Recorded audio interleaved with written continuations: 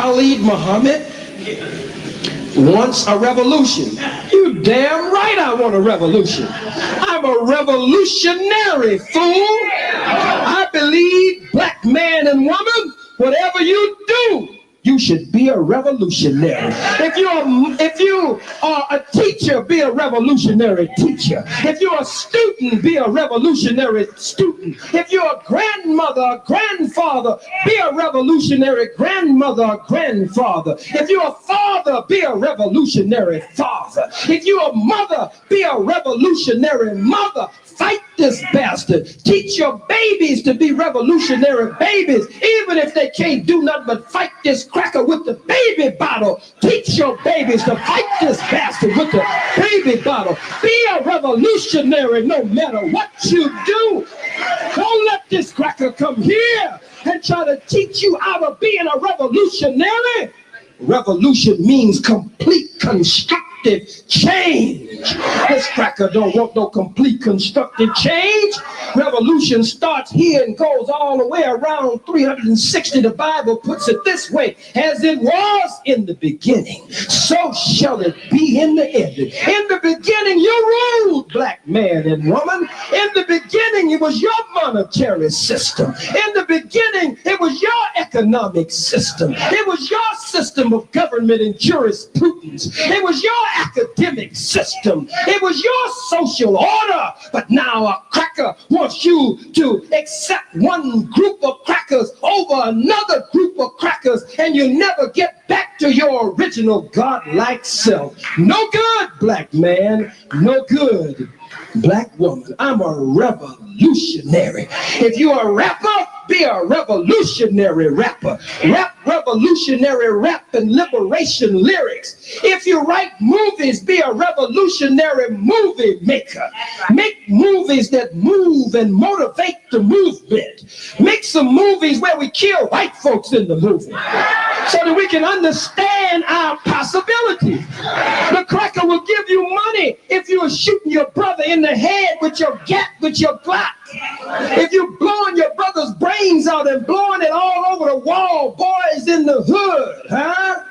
Yes. Menace to society. And if you question him about making movies killing black people, black on black, he says, after all, it's just a movie. Let's make some movies where we kill white folks. Be a revolutionary actor, a revolutionary musician, a revolutionary artist. I love Sankofa. How many love Sankofa? But there's one thing about Sankofa I did not like. We saw them abuse us and misuse us throughout the movie of Sankofa. We saw the cracker rape our sister on the screen every time, brutally rape her. But at the end, when it's time called payback time, we see sister standing with a blade in her hand as the cracker comes riding down through the field. And sister we have to use our imagination that she killed him off the camera. I don't want no movie like that. Be a revolutionary movie maker. I want to see sister, after this misused her a whole movie, I want to see sister take her blade and swish, cut that cracker's damn head off. I want to see his head roll down the field on the movie. I want to go to the cinema, go over to Magic Johnson Cinema. I want to go in and sit down in them plush seats at Magic's Theater. I want to see a revolutionary movie maker put a movie on the screen where we kill crackers so hard and so long until blood is all over the screen. You got to cover your damn popcorn. You think blood is going to get in the popcorn?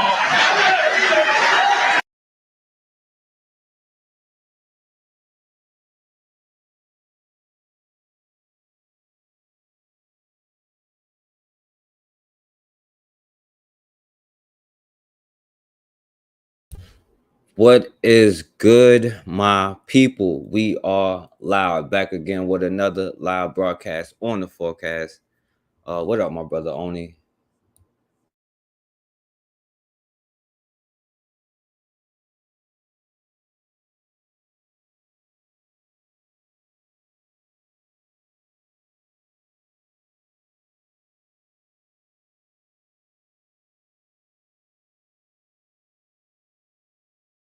Yeah, man. And first of all, let me say happy birthday to my brother Bobby. You know what I'm saying? Bobby Wright, that be in the chat is that brother's birthday. So happy birthday to that brother. And I gotta apologize to my brother Bakari. It's late because I wasn't even supposed to get on today. I was really supposed to be waiting, but I had too much energy. It was like, yo, some other stuff going on. And before I do something that I might not want to do, I'm like, yo, let me get this energy out in a constructive way. You know what I'm saying? So this one is not gonna be too serious. So, and I gotta apologize to my brother Bakari because I know he's supposed to be on this one. And I know he's busy, but hopefully he can come on here. And I'm gonna put the link in the chat right in a minute. But so like I said, man, y'all just gotta indulge me because this one is like more so of a personal one for me. You know what I'm saying? And also, I do gotta get this energy out, but this one is not necessarily, it's like a sidebar. It's something that we talked about before, right? So, yo, what up, Pelage? Been a minute. You know what I'm saying? And like I said, like I should have waited because I don't really have that much time today, you know what I'm saying? But I just still got to do this. So to set it up though, before I even get into it, you know what I'm saying? I just want to play you something I saw on a brother's channel earlier, and it's just giving you another thing of context, about where you stand if you don't know already, right? Because it's something that I got to talk about that is not like really serious, but like I said, I talked about it before, and now it's kind of coming to a head. That's why I wish my brother Bakari could come on, but I know he's busy. Hopefully he'd be able to come on before I get off of here. But if not, I even go through it again. You know what I'm saying? But I just had to show this. Well, I had to just get this off though. So let me show this first. Yeah, absolutely, Pelage. All right, so what I'm gonna do is I'm gonna start with this one, right? Just to kind of, this is not the main topic, but this is just kind of just set the tone, because I want you to know what they think about you as much as you try to reason with them. And I've talked about, the your frame of reference last time, but just listen to the people who you love so much, not y'all, but I'm just saying. So if nearly half of all blacks are not okay with white people, according to this poll, not according to me, according to this poll, that's a hate group. That's a hate group. He said black people as a whole as a hate group because we not okay with whites. Now I don't know what the question was. Like, are you okay with whites? And most people say no, or no context to the question, or do they think there's racism that exists, right? And then he's probably projecting and all of this stuff. But you heard dude, he just said, well, black people, as a group, you're a hate group, right? Not even particular groups, just as a group, you're a hate group. According to this poll, that's a hate group. That's a hate group. And I don't want to have anything to do with them. And I would say, based on the current way things are going, the best advice I would give to white people is to get the hell away from black people. Just get the fuck away. Wherever you have to go, just get away. Because there's no fixing this. You hear this? All right, now, am I supposed to be mad at him or am I like, well, maybe you'll listen to him, you may not listen to me, but maybe you'll listen to this dude. Shouts out to Afro Think Tank for posting this video, you know what I'm saying? But I just want you to get a frame of reference from where we starting at here. Fuck away. Wherever you have to go, just get away. Because there's no fixing this. This can't be fixed. Right? This can't be fixed. You just have to escape. So that's what I did. I went to a neighborhood where, I have a very low black population. Because unfortunately, there's a high correlation between the density. And this is according to Don Lemon, by the way. So here I'm just quoting Don Lemon when he notes that when he lived in a mostly black neighborhood, there were a bunch of problems that he didn't see in white neighborhoods.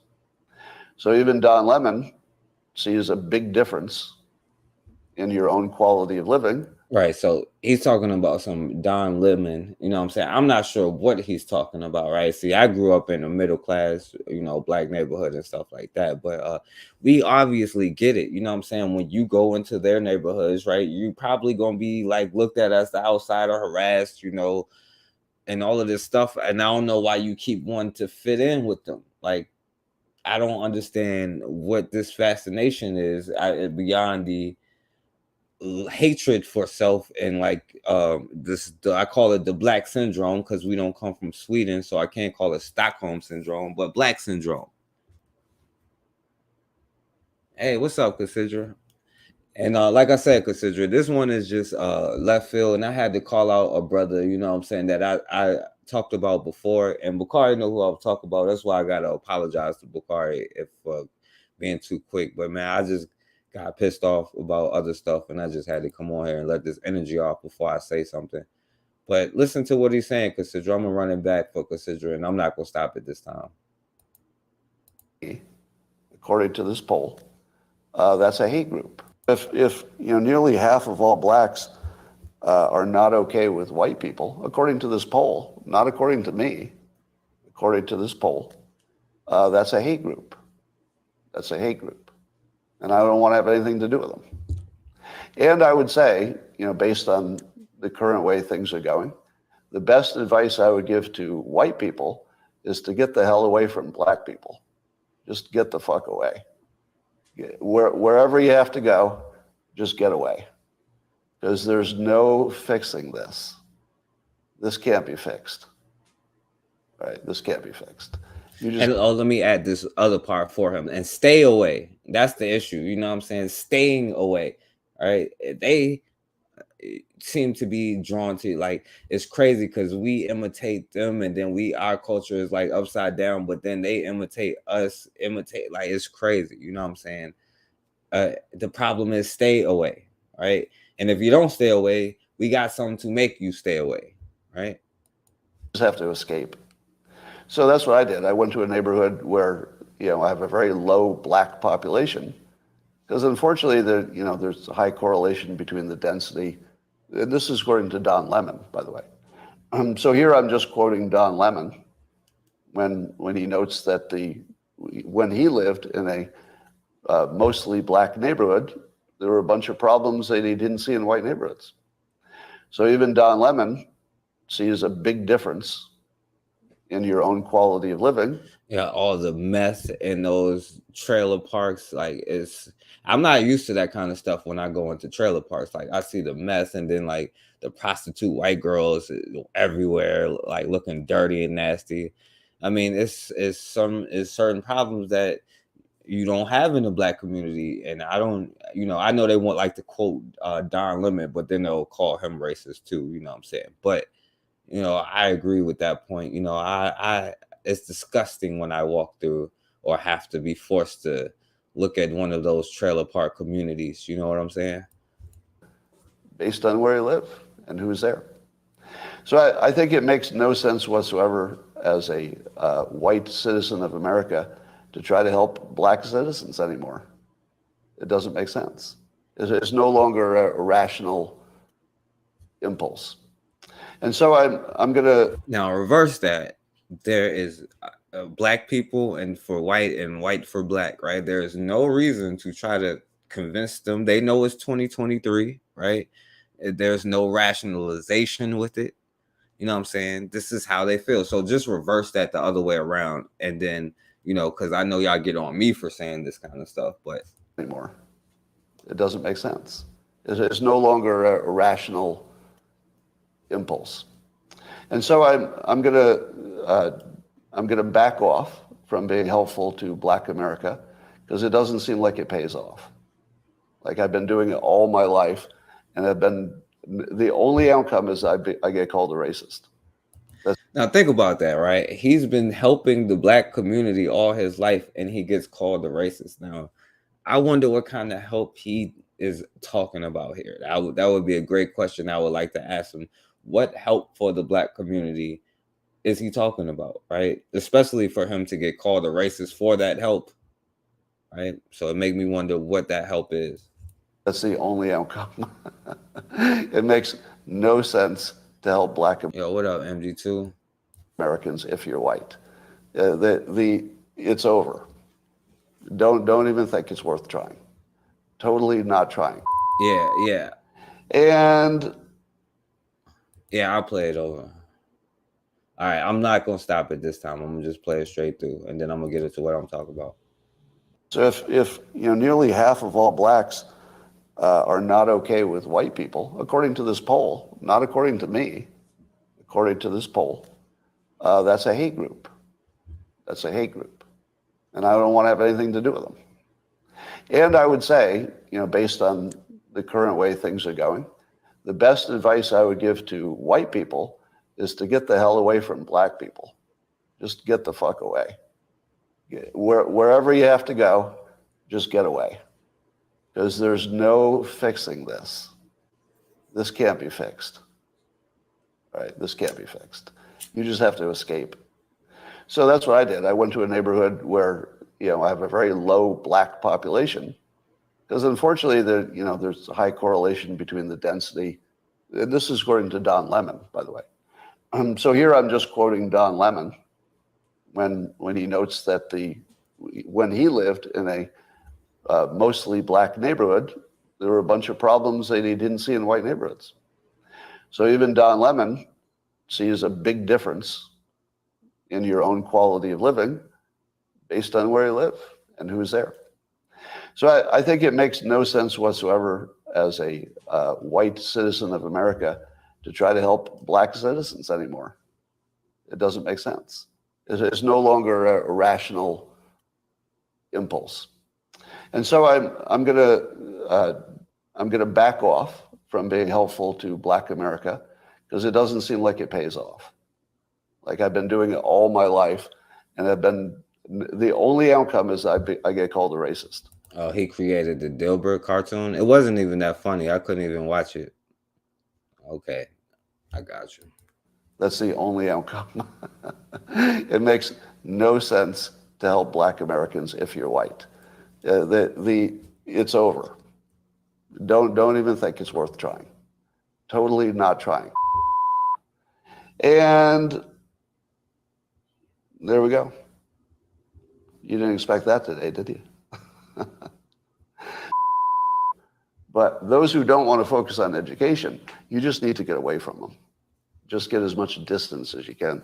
You ain't that something? Those who don't want to focus on education, just get away from them. I guess I had to bring this dude on here to tell y'all this stuff. Don't want to focus on education, you just need to get away from them. Just get as much distance as you can. That's my recommendation. And I'm also really sick of seeing video after video of Black Americans beating up non-Black citizens. I realize it's anecdotal, and it doesn't get. Okay, now replace that with like your people being murdered and stuff like that. I'm really tired of seeing. Now replace that, all right? Okay, and then move forward. Yeah, a full picture of what's happening. But every damn day I look on social media and there's some black person beating the shit out of some white person. I'm kind of over it. I'm over it. Right? So I quit. Okay. There we go. You know what I'm saying? So I quit. Now, facts MG2 and Considra.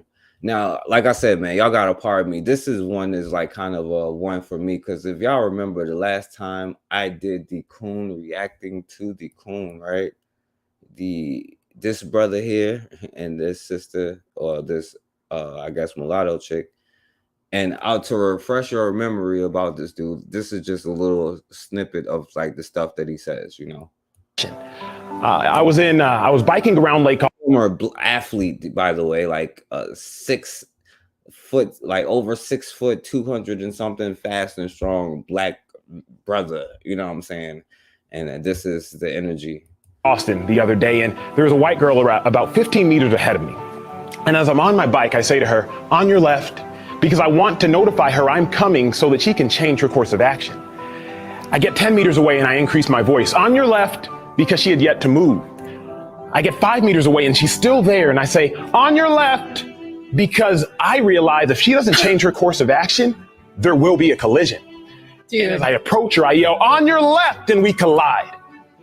My goal was never to hit her, but because she had her headphones in, she didn't hear me. Taylor, tell me what you're thinking, because you just had to laugh. You had to It laugh. sounds like you just ran into a girl who couldn't hear you as she Right. was riding her bike. Right. It sounds like you just ignored the fact that, okay, this person's not responding to my warnings. So All I'm right, and a It's little to, bit because I know So, it's to raise some people awareness. agree with this. Chick. Yeah, to talk about oppression, raise awareness for oppression is what he said. Often, when I'm standing in the street of Minneapolis and I'm Now, all right. So we did a whole video on that. So if y'all want to watch that, then y'all would have to do that. You know what I'm saying? And the reason why I even brought this back up is because the dude got called out. You know what I'm saying? So that's why I'm saying I was hoping Bakari would be here. Hopefully Bakari could come on here. But the dude got called out for cooning it up. You know what I'm saying? Or being a Mobutu. You know what I'm saying? So I just wanted to play this. So let me play this video. All right, Higher Learning family. We have a special guest. And let me ask you this, First Rifleman. Would you say that he hates black people? Right? Would you say that he's racist? Or would you say that he hates black people because he said that? In the building, best-selling author, host of Uncomfortable Conversations, the Black Man. On your left. And then I got 5 meters away. And she still didn't hear. I said, on your left. That's like how racism is. We're just constantly saying, sir, I'm on your left. And they don't hear us. I wonder why. Illogical is the book, and it is out on paperback when, Emmanuel? It is out here shortly in about 2 weeks from today. So out at the end of January. Out at the end of January that you were angling for your own show. Basically, Sel said that you did him dirty. Your response, did you hear it? Did you see it? What did you think? Have you and him talked? See, that's interesting, First Rifleman, because there's been many times that you sit here and say that I hate them and that I'm racist. You know what I'm saying? And I just brought the dude on to repeat what I've been saying. And then now he has a point because he's reacting to what he sees. I mean, are you telling me there's more validity in what he sees than what I see? Or, like I said, I talked about the frame of reference last time, but anyway. Of course I saw it, bro. It's funny you said you want to give me an opportunity to respond. Man, it's 2023. If you want to respond, you got all the opportunities you need. It's funny. I mean, I don't know. Sel threw that into like a beef post. But Okay. Your show, the show that kind of catapulted you to the next level. I've watched it. I gotta be real with you. Everyone that's listening to this, it's just reality. I've been very, very critical of different Emmanuel Acho situations over the years. you have. I've for sure. And I went back to watch the show and try to research more and get a deeper understanding of what the aim of the show was before you came on. Yeah, just ignore it, consider. Yeah, don't even trip. You know what I'm saying? That's what I'm saying. They don't realize they're half serious, but they try to make it like they're trolling to, but don't even trip. You know what I'm saying? Just use it to prove a point. The podcast. And I have to admit, like, I just cannot fuck with it in any way. It almost feels, bruh, like I watch it and the show angers me. Have you ever had anybody else that's had that reaction to it? Of course. I mean, if you want to avoid criticism, say nothing, do nothing, be nothing. Mm-hmm. So if I wanted to avoid criticism, I would have to live my life inside my house and keep my mouth shut. So no doubt about it, man. I've had that here all the time. More often than not, I hear positive feedback. I recall Akbar Abajabi Emil is someone I greatly respect. I'm sure you all have crossed paths with him at some point in time. Like, hey, thank you for saying what I did not have the words to say. But truth be honest, truth be told, bro, like the show wasn't for you. And I think I've had to realize, like, the show wasn't for everybody. The show, you're educated. No, he's saying the show isn't for him because he's a black person that knows what's up. You know what I'm saying? and the other black people is going to fight him to death. Now, she was on this first show with her white boyfriend or something like that, and it was talking about interracial dating. You know what I'm saying?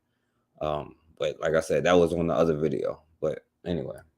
And you are more than educated on what it takes to be a black man, because you are, in fact, a black man. You have lived in America as a black man. You know exactly what that looks like, feels like, sounds like, particularly based on generations. Show wasn't for you.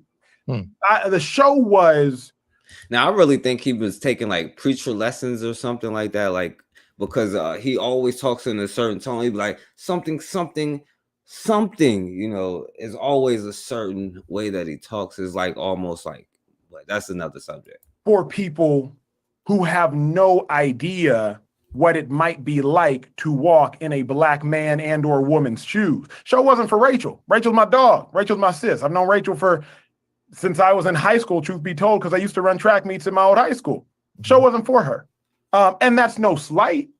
It's just to say that I created this show with the intention of enlightening people's eyes who had their eyes closed. Rach? We talked about it on this podcast before. And I remember this was like, man, when we first started. And I remember I even told you, Emmanuel, I was like, listen, I said this black people don't get it. They don't understand it necessarily. It's not necessarily for us. And I told you that we talked about that on this very podcast. From what I have heard when it comes to criticism about uncomfortable conversations is that black people feel like you are too accommodating to white people in your conversation. Now, I'm sure some people in the chat have probably heard that comment before. You are too accommodating to other people except for your own, you know what I'm saying? When you're trying to express what you're trying to express. I'm sure some people in our comment section now have heard that criticism before. Got it on this podcast before. And I remember this was like, man, when we first started. And I remember I even told you, Emmanuel, I was like, listen, I said this black people don't get it. They don't understand it necessarily. It's not necessarily for us. And I told you that we talked about that on this very podcast. From what I have heard when it comes to criticism about uncomfortable conversations is that black people feel like you are too accommodating to white people in your conversation. How would you respond to that? You catch more bees with honey than vinegar. Oh my. That's how I would respond to that. But is honey what is necessary? I think is the thing. Because in 2020, we were in a completely different mindset and we were outraged. And so I think the response was negative because from black people, because they didn't feel. Now his show is called Uncomfortable Conversations, right? And it's about to start getting real uncomfortable. Now let's see his reaction when he can't, you know, break down why you should love me, you know what I'm saying? And now he's talking to some black people. It's like, yo, stop out. You setting us back like 60, 70 years out here cooning the way that you are, bro. Like you're literally setting us back like 60 years or being a Mobutu the way that you are. Feel like you should be handling it with kid gloves or with honey. And it seemed more accommodating to them that you were giving them too much space rather than telling them certain things that we were going through. I respect that. I think, like we all say, black people aren't a monolith. So you have my dog Toby Nwigwe, hip hop artist. That's my dog, Nigerian, and he gonna say a song, "Try Jesus, don't try me, cause I throw hands." He gonna say, "Arrest the killers of Breonna Taylor." He's gonna sing X, Y, and Z. You have Amanda Seales, and Amanda Seales gonna. Let's listen to this, right? You know, I don't know the other brother, but it sounds like he's on some March stuff. You have now. I don't know if y'all know who Amanda Seales is. This is who he's saying is the militants of among us. Amanda Seales. I don't know if you know who she is, but if you do, then like you'll be like, all right, you know. But come on, man. Yeah, she gonna come at you. Incredibly educated. She gonna come at you. You have Sean King. He's gonna say what he's gonna say. Now, this dude brought up Sean King. He's your John Brown savior here. You know what I'm saying? Like, listen to who he think is the militant ones, right? This is the ones, the militancy that he's okay with, right? The really the militant integrationist, but like really, this is who his militant was. And he's even softer than that. Now, this is a former football player, like over 6 foot, 200 something pounds, fast, strong. You know what I'm saying? Like this, and he's talking about Amanda Seales is more gangster than him when it comes to approaching the issue that he's trying to solve, which is getting acceptance from white people, pretty much. You got Ibram X. Kendi. He's going to deliver the information incredibly didactically broken down.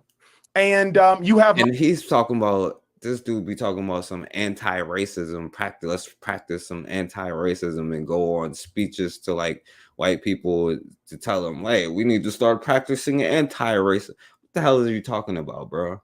Like, no disrespect to him. You know what I'm saying? Like, I even have his book right here, you know, stamped from the beginning, you know what I'm saying? And I really bought it to see like a blueprint or whatever on like books and stuff like that. Not necessarily for the information, but like even in that book, you know, he'd be like, yo, from the eyes of Cotton Mathers, a slave owner, in the eyes of such and such and such and such. It's just really to get other people comfortable with it, not to get, and this goes back to your frame of reference. But anyway, these are the people who he's saying is the militant ones. Jesus, don't try me because I throw hands. He gonna say, arrest the killers of Breonna Taylor. Find me. Like there's different types of everything in this world. You got different water bottle flavors. You got different types of TVs. You got flat screens. You got plasmas. It's all good. So what I am more often than not frustrated by is like, bro, you don't have to like it. Sis, you don't have to like it. Not literally y'all, but the proverbial bro and sis I'm speaking to is like, bro, it's all love. Like, I don't necessarily agree with what so many of these other people are doing. I'm like, you know, what's that doing? How's that moving the needle? But I know people don't agree with me, but what I'm not going to do is publicly undermine them, because then now it looks like we fighting against each other, which is what people want to see from us in the first place. It's black people fighting black people. Go ahead, man. We'll get to that in a second. When you said your method, what is your method? My method is this. This is his method. Okay. I'm sorry. I'm gonna play it. This is his method. I believe that if you really want to understand something, you have to immerse yourself in the culture. Mm-hmm. I grew up Nigerian American. What that means is I have the privilege of knowing where my parents came from. I go back to my village in Nigeria. Okay, I'm track with me because I'm going somewhere with it. But I went to a private school, majority white, in Dallas. But then I went to church in the hood. Rachel can attest to that. Rachel, I think y'all went to Concord. I went to Oak Cliff Bible Fellowship. Right down the street. Mm-hmm. No doubt about it. So I grew up with black people. I grew up with Nigerian people. I grew up with white people. Now, hold on. Time out, right? Now, because y'all get into this ADOS thing, and I think that's like a lot of people that be getting into that argument and stuff like that. Like, I reserve my judgment, you know what I'm saying? And that's why I be like, yo, I'm not hard on the coons, because like, damn, I wouldn't have talked to nobody. Lord have mercy. But anyway, did you notice he was like, yeah, black people, Nigerian people, white people, as if Nigerian people are not, you know, black people. You know, I had the privilege of knowing my, you know, my culture and stuff like that. That's what he was saying, like, really. And when it comes to like this, you know, I'm like, and so he was like, then I went to private school, so I know that there is a connect. Like, he's pretty much saying we can bring it all together, and he's the middle ground between black people, right? Because he's Nigerian, and then white people, and he's the middle ground that somehow will get accepted by white people, you know. As a result, I know when white people say, well, racism doesn't exist, I know why they say that, because I've been in them rooms when they saying that. Mm-hmm. When I kick it with black people and they're like, all white people are racist. I know why you're saying that. All the while, I have the privilege and luxury of not having generational trauma because my parents were born in Nigeria. So man, my method is removing some of the sting because I don't have that sting, and trying to deliver a message in a manner that people can receive it. No, he's like, yo, try to do, and he's talking to like white people. Because First Rifleman don't want us to give him that sting either. So somehow he don't have trauma, or did he say that already? White people say, well, racism doesn't exist. I know why they say that, because I've been in them rooms when they saying that. Mm-hmm. When I kick it with black people and they're like, all white people are racist. I know why you're saying that. All the while, I have the privilege and luxury of not having generational trauma because my parents were born in Nigeria. So man, my method is removing some of the sting because I don't have that sting, and trying to deliver a message in a manner that people can receive it. Now, so he's like, yo, I didn't suffer from colonization. You know, Nigeria, we was good. You know what I'm saying? Like, because y'all black people, y'all, I understand why y'all feel the way that y'all do, but I haven't felt that sting, even though I'm in America speaking English like like everybody else, you know, and I'm not, you know, like what's going on in my country, like all of our countries. This is not about, see, that's why I try to be like, yo, I don't get into that whole ADOS thing, but that's why I'm like, yo, like if y'all want to bring it up, like, yo, like that'll probably make a lot of people mad about that whole subject, because like I said, like I don't get into it because I see shaky stuff on both sides. I see cool people on both sides, and I know that what the ultimate goal is, right? But see, you have this brother here thinking that somehow he avoided some kind of trauma or whatever. You know, I feel you on it. Yeah, and it's not like Cassandra said, you know, it's just, and because it's some here that is straight coons, you know what I'm saying? And that's why we call them out, you know what I'm saying? But I'm like, yo, this is a sickness, you know what I'm saying? And he really think that he is coming from a different perspective, like other than the black perspective. Like he is not a black person. He went to church in the hood, you know what I'm saying? He went to private school and he got 2 parents from Nigeria, right? I got 2 parents too, but you know, that's another subject.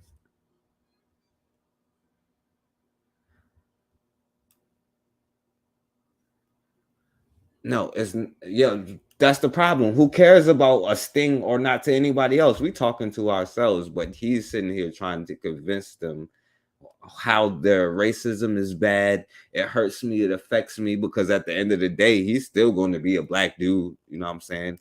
Even no matter where he comes from or what he thinks, that he doesn't have any trauma, right? That his history hasn't been tampered with, destroyed, and all of that stuff, you know?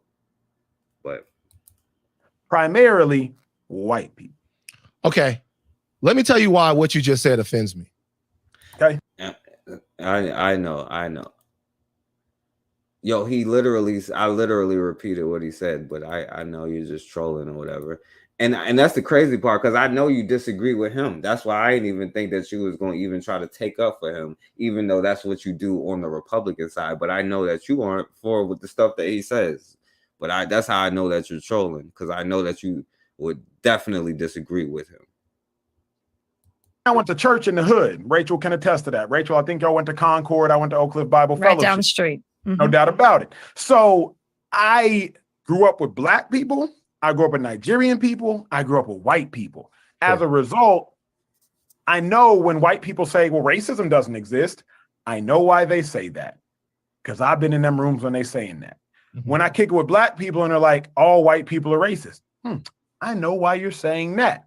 All the while, I have the privilege and luxury of not having generational trauma because my parents were born in Nigeria. So man, my method is removing some of the sting. Literally said, I don't have generational trauma because my parents come from Nigeria. Bro, I think that you don't have trauma, right? Like, it's trauma in itself.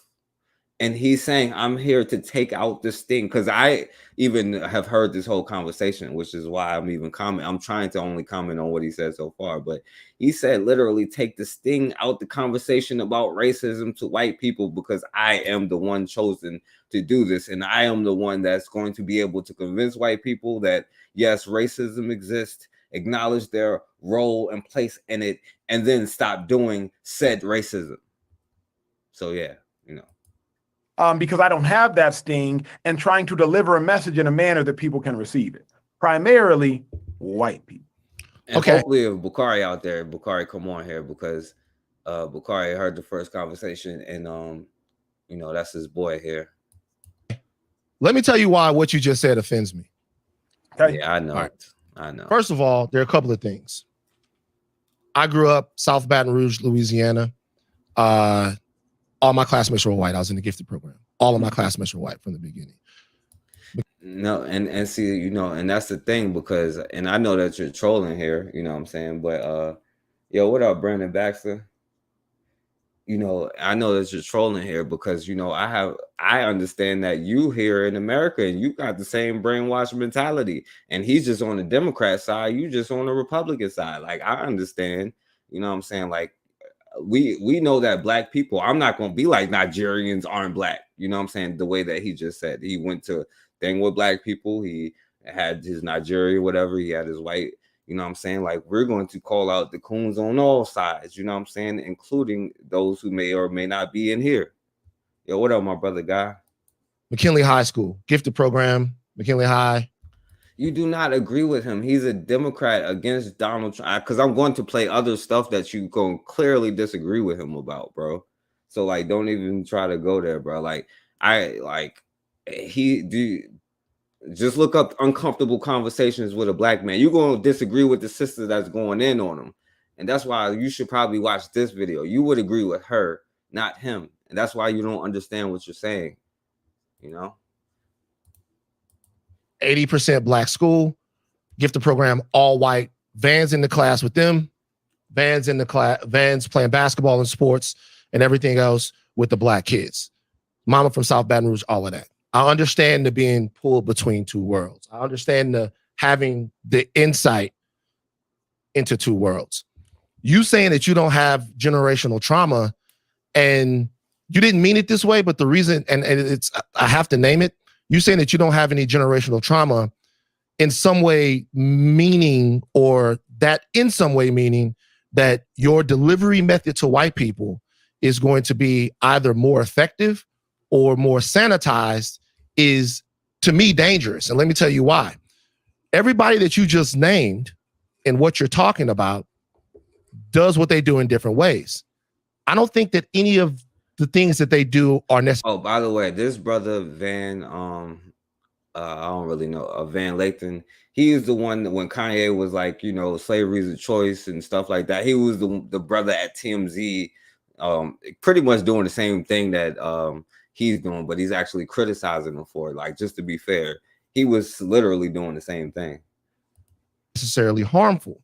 But what I could say is a black man, a prominent one, acting as an emotional butler for white people and serving them the most milquetoast, unspicy, unseasoned brand of racial discourse and accountability possible could definitely be harmful. Oh, let me play that one more time for First Rifleman, just so he can hear that.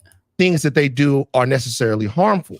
But what I could say is a black man, a prominent one, acting as an emotional butler for white people and serving them the most milquetoast, unspicy, unseasoned brand of racial discourse and accountability possible could definitely be harmful, because of what it does. I saw episodes where you were on there with Matthew McConaughey, and Matthew McConaughey out and out said, "When will Black Lives Matter end?" He goes, "Oh, what up, Awana?" Yeah, that's what I'm saying. Facts, my brother. Like, yo, just from that comes alone, you know what I'm saying? It's the brainwash stuff that comes with him, and also, you know, what it may or may not be tied to. What up, Sankar? What up? You got ripped off? "Well, when is it gonna be time for it to be over?" But that's an outrageous question to ask at the time that he's sitting down with you. And it's an outrageous question to posit when we're going to be able to say all lives matter after everyone just watched George Floyd get his head blown off. I watched you also sit down with the police. Did you say my response? In the conversation with the police that I watched you have, there was nothing tangible that addressed the systemic issues of policing that lead to unfair and deadly outcomes all over the country. It was about whether or not the police liked black people, whether or not they were nice to black people, and even, as I wrote it down, the police are human too. Emmanuel, who gives a fuck? Like, we're fighting for our lives. And to me, having a conversation like that at that particular time it's not that it's a different method. Everybody has a different method.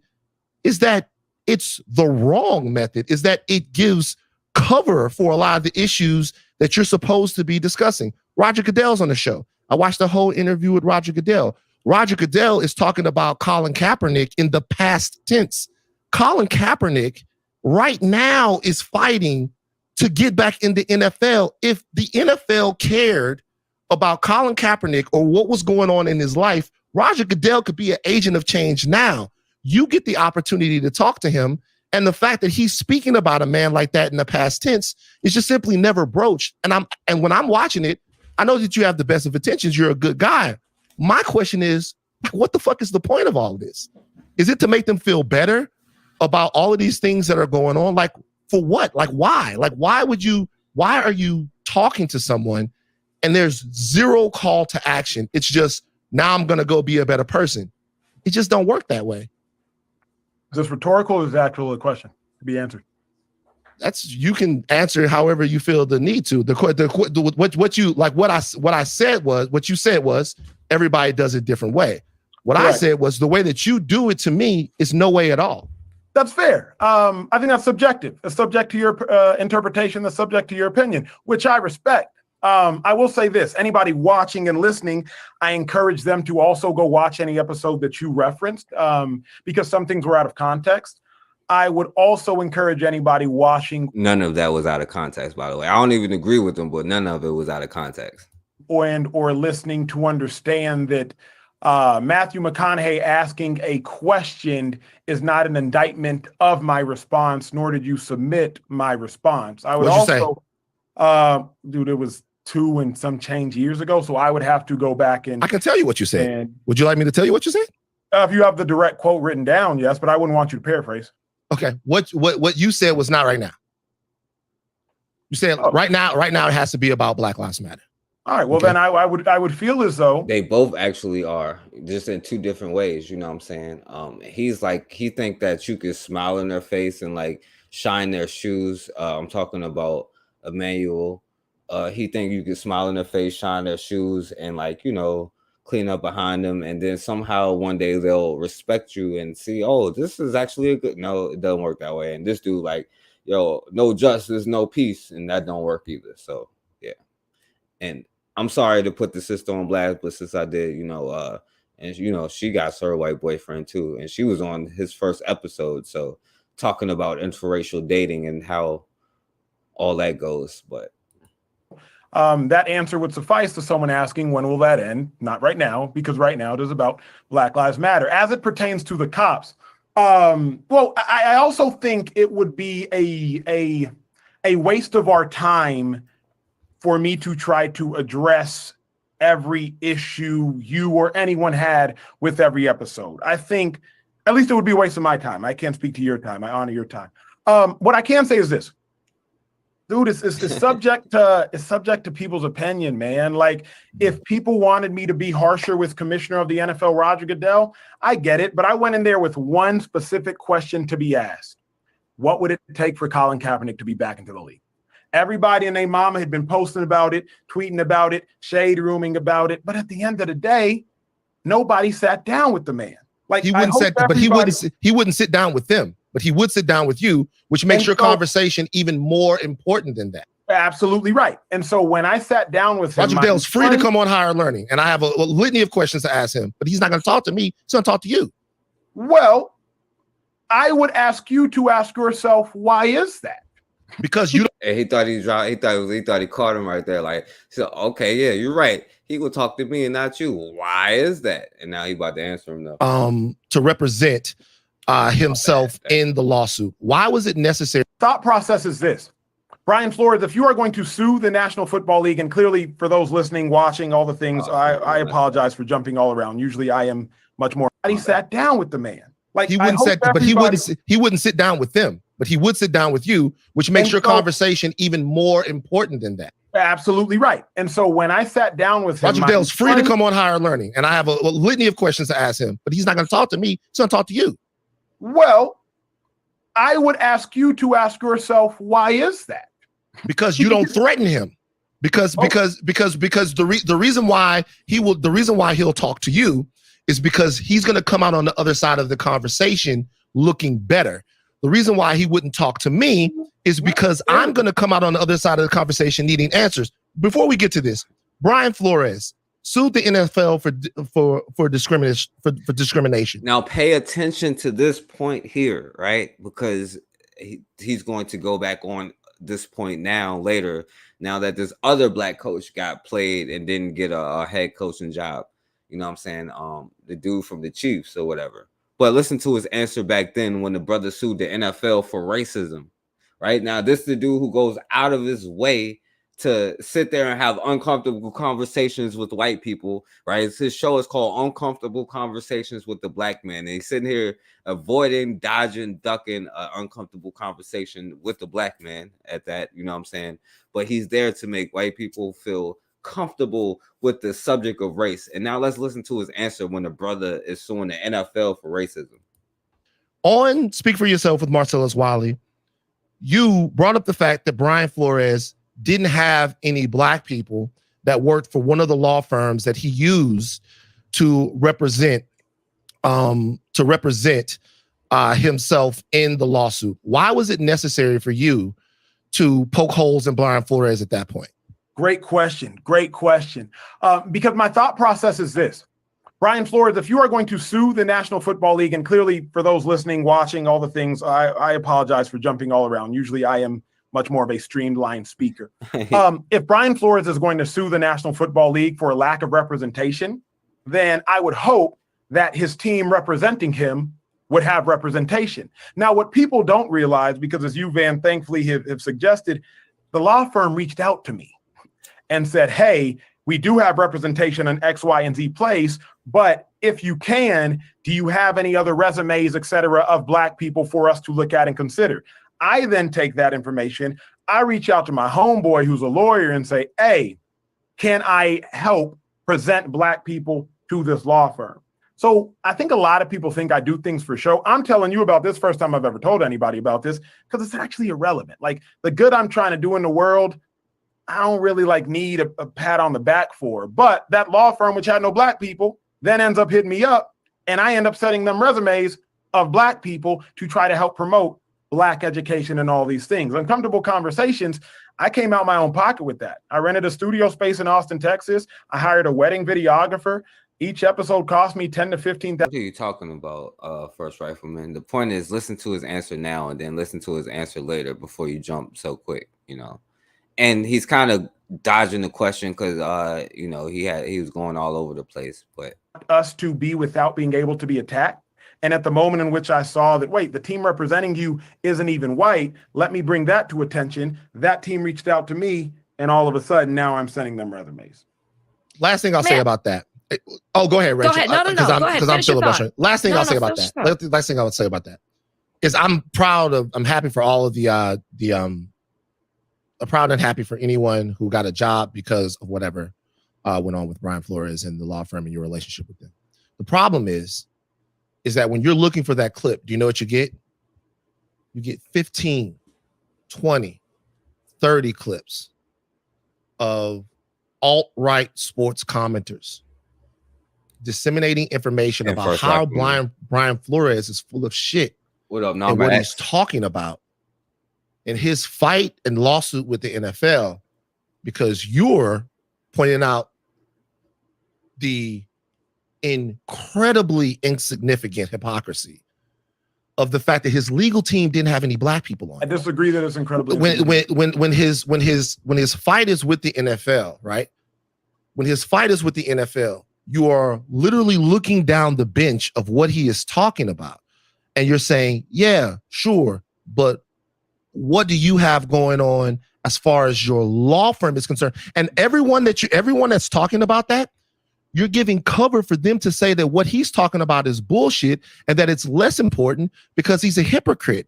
And when I say this is not conjecture. I'm watching people going, wow, both guys who represent the industry that you played in, they're getting kicked in their ass by the NFL.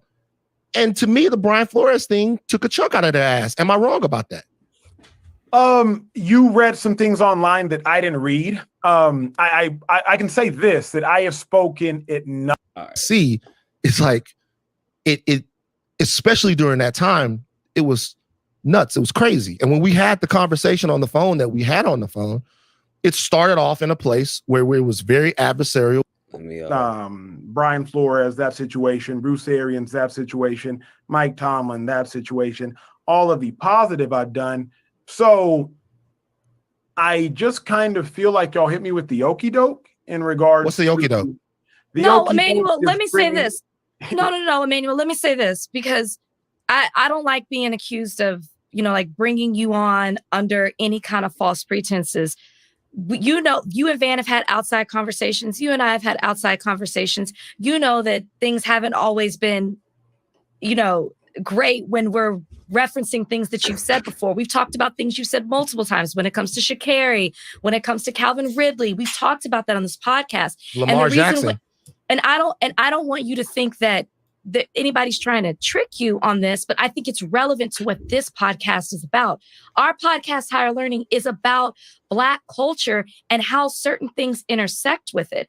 And you do things that are about Black culture. So I think it's fair to have a conversation, even if you and Van are on totally different sides of it. It's fair to bring that to this podcast because that's what we do.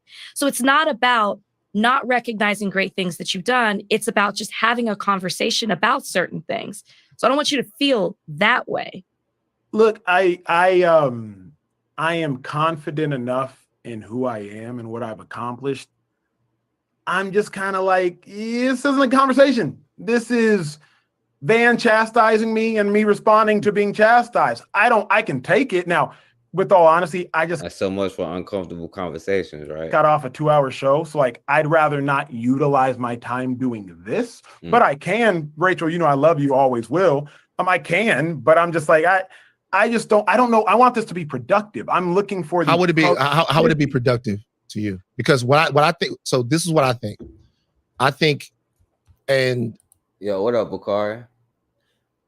And all right, so I'll put the link in the chat, right, real quick. And this is really for Bakari, and Bakari missed too much of it, and I can't go back on this one. But Bakari missed way too much. But I don't know if you saw it before, but he can see it. But this is really for Bakari and like Casidra, and really I just ain't trying to have trolls right now, First Rifleman, because I don't got that much time and I don't want to get hung up. I just want to show the videos. But you can say what you want to say, but we're not going to get into no debates today until the end, and then I'm gonna shut it down after a certain time. But this is for anybody who want to come on here though. So all right, I'm gonna keep going until y'all do. But hopefully Casidra Bakari come on here.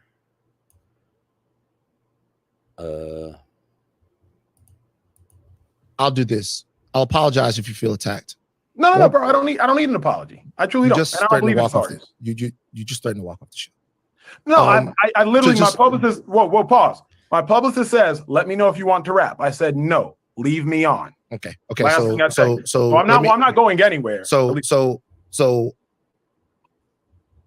this is the honest feeling that I have, and I do the talks. I've talked with Jason Whitlock. I've had to talk to brothers in the Nation of Islam, had pro-gun guys. Like, this is kind of what I do. It's no problem. I think that your brand of what it is that you do is harmful. And I would be lying if I did not say that. I think that it's harmful. I think sometimes that what I do is harmful. I have all kinds of ways that I am fraudulent, that I am inconsistent, that we're people, right? The reason why I have so much nonsense in the middle of the things. Examples of this is I researched for the interview, actually hoping to be like, yo, I have this guy all wrong. There are a lot of things that I disagree with. The last thing they need is another cozy blanket. There we go. Do you not see that someone that's trying to build? The last thing we need is another coon sucker. He's saying you setting us back 60 years by sitting here kissing these white folks' ass, talking about kissing these white folks' butt, talking about some 10 meters. I still say racism. I'm on the left, and all this other crap. All kinds of ways that I am fraudulent, that I am inconsistent, that we're people, right? The reason why I have examples of this is I researched for the interview, actually hoping to be like, yo, I have this guy all wrong. There are a lot of things that I disagree with. What I want to understand is from you is like, for someone that looks at things like me, for someone who thinks that we have sort of made way too many beds for white America. We've given them way too many soft beds, way too many pillows. The last thing they need is no more pillows, First Rifleman. No more pillows. Another cozy blanket. Like, do you not see that someone that's trying to build something that's challenging to America and challenging to the status quo and challenging to the idea that a white person could wake up in the morning and be like, oh my God, I have all of these internalized sort of issues inside of my brain, and now I can go out and play. Yeah, but yo, I don't know, man. Yo, like you can come on here, but like not long-winded. I don't got that much time. It's super late already. You know what I'm saying? Because I can't be on late. But you can come on here, and we can't get into like debates and all of that stuff to the end. But yeah, sure. But post something on Instagram. It's all good. Like we need people who understand that co-conspirators and allies mean getting your hands dirty. And sometimes I think the way that we talk about these things, we have to be very intentional. And so for me, that's the thing. It's not anything personal. It's like when you said the javelin thing and we talked, I'm like, dog, I don't have no problem with you, but that statement was wild. Oh yeah, so he went in on Sha'Carri Richardson, right? I vehemently disagree that what I am doing is harmful. I can meet you in that what I am doing is not as contentious as people might like. I can agree that what I'm doing is not as aggressive as people that might like. I can agree that what I am doing it might be too kind for what people might like. But no, honestly, like it's just how I grew up. So I am going to fight the way I know how. And what I mean by that is, like, I don't curse. I don't have an issue with people cursing. I just don't curse. So if people want me to like curse, I just don't. I use my words. I just like, I don't have that natural predisposition. All right, hold on. Yo, what up, Bakari? What up, First Rifleman? What's going on? What's up, my brother? Not much. All right, yo, what up, Bakari? You was all here first, and then First Rifleman, and then we'll keep going. Yeah, man, I saw this about a month ago. I told you, man, I meant to send it to you. yeah, I know. That's why I was, my bad. I wanted to tell you about a month ago, man. Let's do a show about this. Yeah, I couldn't hold it. I'm sorry, my brother. No, you good. Nah, you good. Like I say, I had so much caught up, I ain't even had a chance to do it, man. But he's soft. He's scared to go in. But yes, Acho is from Nigeria, I think. No, what's that? No, my ex. Yeah, I think he's from Nigeria. I think he's from the United States, but his parents are Nigerian. Yeah, so I can't remember about him. He asked, was he from another? He asked if he was from another country. But no, man, it's you meet a lot of people like that. It's like they want to say something, but they're scared. They're scared they're gonna mess up their dollar. They're scared, whatever it is. I don't know. And you meet a lot, and he always trying to get to a subject and touch the subject, but then he want to dance around it, and he sure ain't gonna have no fire toward the other side, with that. Go ahead, though. Yeah. Well, go ahead, First Rifleman. What's up, my brothers? This is the resident coon here about the troll. No, I'm just joking. But shout out to you, brothers. Look, my thing about this, I understand the divide in Black America, where we're talking about racial relations, especially with white people, it's always about white people 95% of the time. And there's always a cohort of Black Americans that go through life that they have to have, for whatever reason, because of history, because of whatever, they have to have either adversarial relationship with all white people they come across, or at least have that type of adversarial rhetoric, or anytime they talk about American history or American history dealing with black people, it always goes from, we were slaves, the white man beat us down, they did this, whatever. Okay, cool. And that's fine. You can be like that. You can tell it to the white man hard as hell and tell what you're responsible for and all that. My only thing with that is there's other people that are going to just be like, here's the history, take it or leave it, or try to introduce it to white people in a way where it's palatable to where their sensibilities aren't either threatened or it offends their sensibilities. White people are just like black people. There's things that they hear that trigger them and that offend them too. You know what I'm saying? So while black people like to clutch their pearls and like, oh, how can somebody say this and how can somebody say that, or this white guy said this, but at the same time they want people to hear what they're saying. You know what I'm saying? So and also the last thing, the reason why people are mad at Africans like Emmanuel is because they don't hit the ground running in America and just start getting at white people. You know what I'm saying? No, Because our part, hold on, I'll finish and I'll shut up. Part of our identity, unfortunately, in Black America is always how the white man beat us down, like the tragedies and the crimes and the Holocaust committed against blacks in America. That's just part of our identity.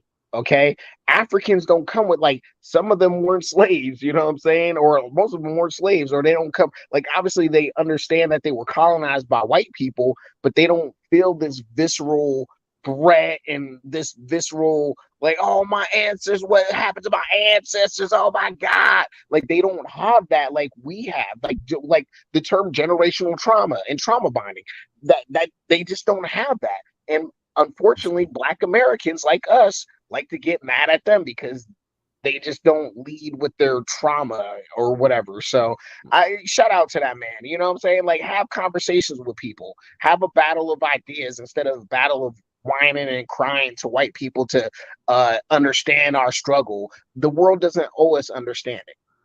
Do you actually listen to have you ever actually watched this show?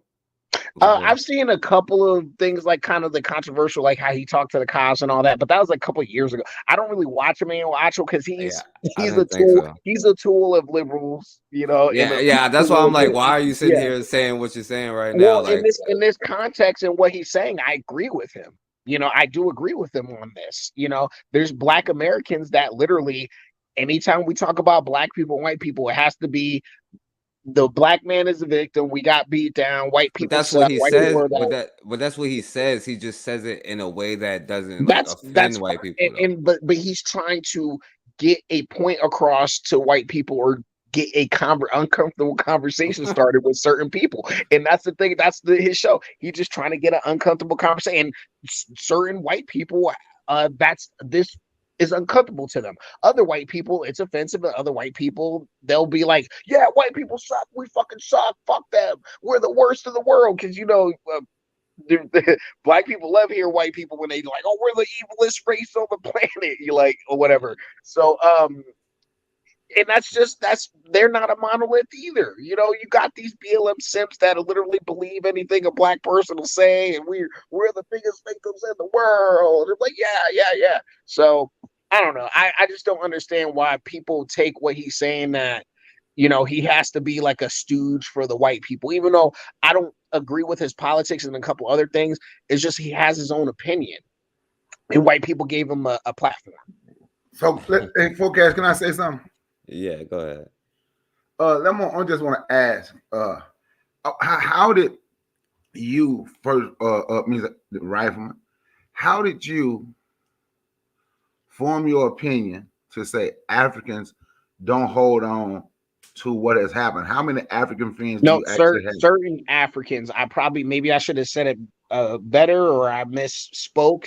There is a law, and I'm coming for, I don't have a scientific poll, but the Africans I've come across and the discourse I've seen on digital spaces when it comes to Africans, they aren't as they aren't as big on revisiting the colonialism argument and the traumas that their ancestors endured and they're enduring now because of Western colonialism. They just don't make that a huge part of their identity, but they're still able to talk about it. And some Africans go overboard and like, oh, white people, blah, blah, blah, blah. But there's a good amount of people that are just like, dude, I'm trying to get, get along in this life. I don't see how that's overboard when people discuss history, and I don't see how. I never said it's overboard. You just said Africans don't go overboard with it. Yeah, I don't. Hold on. When I say overboard, it's just like hyper focusing. What I should have said is just hyper focusing on the. I understand. Okay, I got you. But but you say down go overboard. Then you say you call some people like I'm not a Black Lives Matter person, but you say a Black Lives Matter guy that believe anything that a black person say. So I'm also not a White Lives Matter guy where I know the history of this country and I know what black people has been through, where if a black person say something, I have to search above and beyond, flip over every rock to make sure I find the right evidence to prove that white people did something wrong. I'm speaking on an incident the way you speak on what happened in Colorado. Well, I searched this and I searched this. So even though I haven't proven they did anything, even though I haven't proven they were lying, I just don't see the evidence. So it's a lot of black people that just ain't gonna sit back and say, well, white people is just right about whatever it is they say.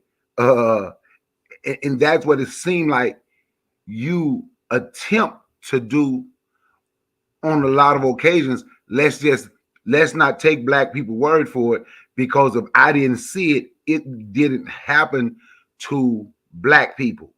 White people is innocent until proven guilty, but black people is guilty until proven innocent. Why do you always have that narrative? I hear a lot of people with your talking points. Why do you always come with that kind of tired narrative where it's just I assume white people are the the innocent party? No, what I'm saying is I've seen You came on here one time where the white dude was like, "Yeah, all white people are being attacked. We need to do this." Like earlier, the white dude came on here and was like, "Yeah, we need to stay away from black people because black people is a hate group and all of this stuff." And you said, "Yeah, I agree with that. Is that true?" Well, it was a bit of a rant. I'm taking. You was just trolling? I'm dissecting everything he's saying in the context of what he's saying. And hold on, forecast. I know you're getting ready to get on me. I'm saying I'm just saying That's all I'm saying. Okay, look. Here's what I'm saying.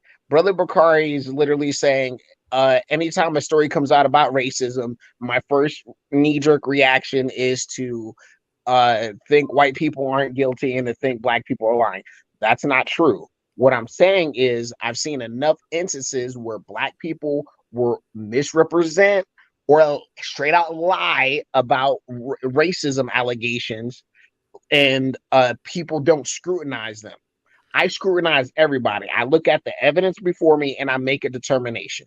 And black people are a lot of times unwilling to admit black people do lie about racial incidents. There's racial hoax. People lie. Tawana Broadley, the Duke lacrosse thing. There's several times the black dude in Atlanta that was freaking marking up his bakery or his restaurant, marking it up, saying, N-words, putting N-words on it. He got caught red-handed. So this happened all throughout the Trump presidency. So what I'm saying is black people actually are not above making up racial, just like the white woman that'll fucking drive her kids off a fucking cliff and or get kidnapped and just say it was the black man that did it, he did it, or whatever, and people are, oh my God, yeah, what, my beautiful white queen, and she gets found out to lie, what I'm saying? It's the same fucking thing. You investigate, you look at the evidence, and you come to a conclusion. I just don't, at this point in my life, I don't believe anybody. I don't believe a white boy. I don't believe a black person. I look at the evidence because people lie all the time. Black people lie, white people lie. Is All that right, so true or not? But you see how after okay, Bakari, and then we're gonna move on. Go ahead, Bakari. After Bakari, well, we're we gonna see move how on. we can name the incidents so easily right off the top of your head where black people have lied. So I'm willing to bet you. In 1993, your brother in Oklahoma lied one Yeah, time, Bakari. exactly. But I'm willing to bet you can name the amount of times. I'm willing to bet you it's way more times where white people actually did what black people say they did than the few times that you can. I bet you it's not even. I bet you it's not even a comparison.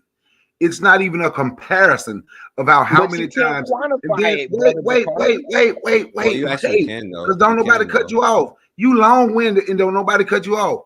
And so these what we hold on to and what we talk about. But Ukrainians complaining and coming here and they getting part of people's social security check because there's white folks looking out for white folks. Ain't no white folks saying nothing.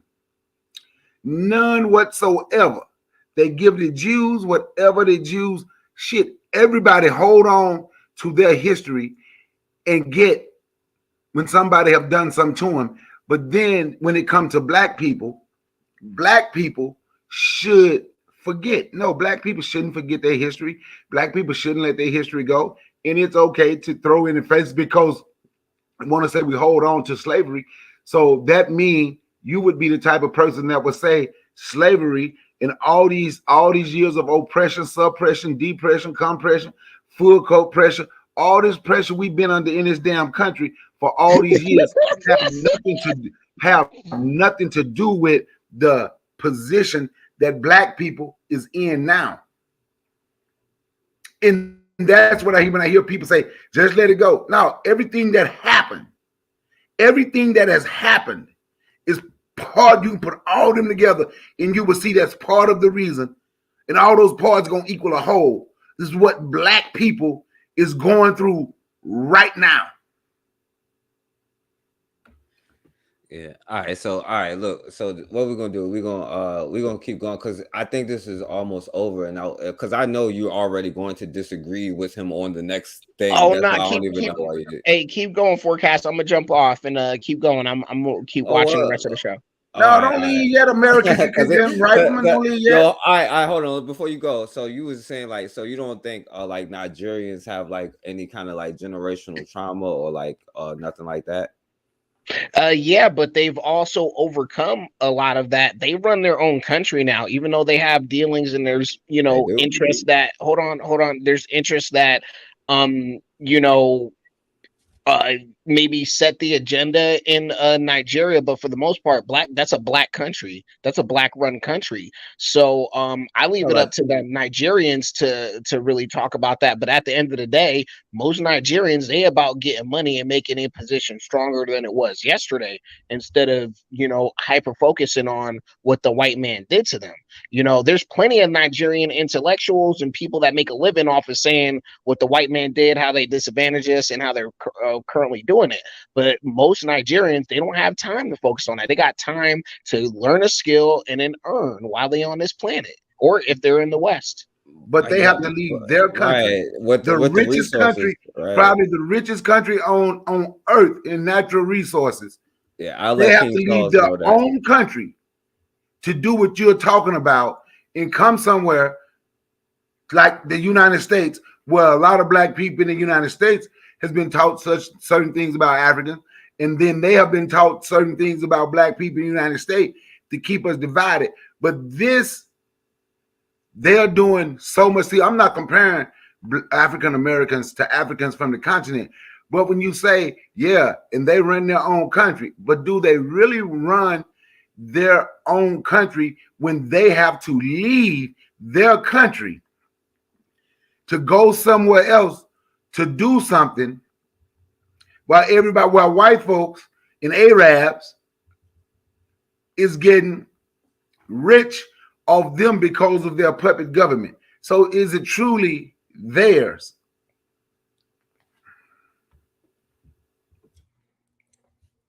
All right, I'll let him say everything he want to say, so because he about to leave. You still there first? Well, Well, when he said that was just rhetorical, so I don't really have to. Not, pretty, not really. so pretty much, yeah, you agree with him. I got you. So okay. No, I don't agree with him. Oh. It's just like I agree with him as in like, yes, there's generational trauma that Nigerians are currently dealing with, but by and large, or maybe I've used the wrong words, they got over it or something like that. But by and large, most Nigerians in their daily lives aren't going on and on about how the white man, colonialism fucked them up. They're actually more talking about how do we, get past tribalism? How do we make our state stronger? Like other more local questions that kind of have more importance in their lives than how the white man, put his foot on their neck 100 years ago or 60 years ago or whatever. So and this is from my perspective, talking to Nigerians that I know in real life and in digital spaces. So I don't have anything to quantify what I'm saying. Just like Brother Bakari doesn't have anything to quantify the whole, like, how many racist things white people do against black people, and just like we don't have numbers. You do have, well, you could you Yes, could you have, do. like, that's another thing. Okay, let me say this. that's So a you whole, can continue. I'm gonna say this, Yeah. forecast, then you can continue with your thing, right? Yeah, hold on. And consider cheese. Like, shouts out to Matron earlier, because Matron said something. I forgot to shout her out. So, I just wanted to do that. And she said, consider said, ask Tanzania president. But yeah, go ahead, Bakari. I'm just gonna say this, then I'm gonna let you continue with the video, right? If you go through my channel, I have something on me. I was at the African Culture Festival, right? And I was literally there with the elders. Matter of fact, Ted on Erica Howard in the chat. She remember. I don't know if you remember when I did the interview with Ted on Zone. So I'm in there with elders from Cameroon, at the African Culture Fest, Nigeria, Ghana, Ethiopia, Egypt. Then I even, black people from all over the world, right? The type of Africans that he's talking about that don't say nothing, the elders, they don't even go around other Africans, because the Africans who understand. Oh, come on, Brother Bakari. That's not fair. The Africans, like I said, I'm gonna say it again. The African Culture That's Festival. not fair. The African Culture Festival is on my channel, and they don't go around because they are not around. The elders say those are the ones that are still selling us out as we try to come together. I'm just saying what they say. No, I got you, but I don't think that's fair. But I got you. We got all our different perspectives. But I think about it as like, I have no place to talk about African affairs. You know what I'm saying? That's why I'm just going off of like the Africans I've met. So would they have a place to talk about, since you don't have a place to talk about their affairs, would they have a place to talk about the affairs of black people in America? I mean, we all talk and gossip about each other. That's black folks. So we all got something to say about every black person on the planet. No, but, like you just said, because we can go over there and gossip, but you just said you don't have a place to speak for them on and what's going on in their stuff. Like, so would you say that they have a right to come over here and speak, like, for us and our stuff? If that's they have a First Amendment if they come over here. That's the one first and foremost. So if they come to the West, they're protected by the First Amendment. Second thing, no, there's spaces where Black Americans talk about Africans, FBA, in disparaging ways. And that's not what I'm talking about. I'm talking about, like, you go over there and speak for them. You know what I'm saying? Like, you like host programs on like TV, or you run for political place in politics or a position. Oh, in an African country, me? Yeah. No, I can't do that. I'm pretty sure that's not legal. No, well, I'm saying, like, say you have children over there and they still kind of not do that, but you do. I'm just asking your opinion on it, though, like, not whether it's legal or not. Well, so do you think I should be able to go over there and do that? No, I'm asking you. That's what I'm asking you. Oh, should I be able to go over and do that? Just run for office and do? No, hell no. Well, should they be able to come over here and do that and, like, speak for us? Or No. Well, I think that's why the brother is calling him out, though, because he's, like, going on the platform like he's speaking for Black Americans, but he also separates himself from like Black America, because he goes on here talking about all the liberal things. Like he's just a straight liberal Democrat. Like he's like on some Joe Biden stuff. That's why I'm like, I don't know why you was defending him. That's why I asked you earlier, have you heard about I'm an issues based person. Like I said, Emmanuel Acho, but he's talking, that's what they're talking about, is like racism. Like he's going on there to explain how racism and how it hurts Black people to white people. I get it. He's just one. There's just two forms of whining to the white man. I get it. Right. But the thing about it is, I happen to believe, or I err on the side of, you do get more flies with honey. I think if you get a receptive white person that's willing to listen to history and you come at them a certain way, they're not going to dismiss what you say. If you just come like, your ancestors threw our Black babies and made gator bait, you know what I'm saying? What are y'all going to do about this? Like, a lot of people aren't going to react, you know what I'm saying? But if you're just like, hey, there's this historical context, is this, and this, and white people are responsible, they probably be a bit more receptive. They probably be shocked or like, oh my God, this is shocking. But it's just like, you didn't say you were responsible for this. You know what I'm saying? They didn't internalize that it's their fault. They internalize that it happened. And then from there, they can say, okay, collectively, it was a white systemic thing that happened. And then they can go. All right, man. Look, hey, Bakari, as long as you say yes, sir, keep your eyes to the ground and don't say that. But let me ask, I'm gonna tell you something, right? I think I should be allowed to run for office in if I go to a country, West Africa, Nigeria, Ghana, whatever, Cameroon, and I wouldn't have a problem with them. But if they came here and they had a position and they spoke for us, you understand what I'm saying? Like when Arnold Schwarzenegger, what's up, Matron? I ain't even see you. When Arnold Schwarzenegger became the governor of California, who is a Nazi, by the way, who was raised a Nazi because his mama and daddy was part of the Nazi regime, right? So, but when he became governor of California, he spoke for white people. See, that's the problem we have. We're easily to see. It wouldn't be a problem if he spoke for Black people, but he ain't speaking for Black people. He want to speak for himself. How, oh, I lived here. I went to church in the hood. His show is called Uncomfortable Conversations with a Black Man. That's the name of his show. Yeah, his conversations is uncomfortable with Black people. Yeah. I would love to have a show like that, because Negroes would, they start crying like, it's not my fault. Yeah, we know. Just call Ben Shapiro. He'll come on. Yo, what up, Oni? What's up, Oni? I ain't gonna hold y'all. I was kind of uncomfortable listening to that guy.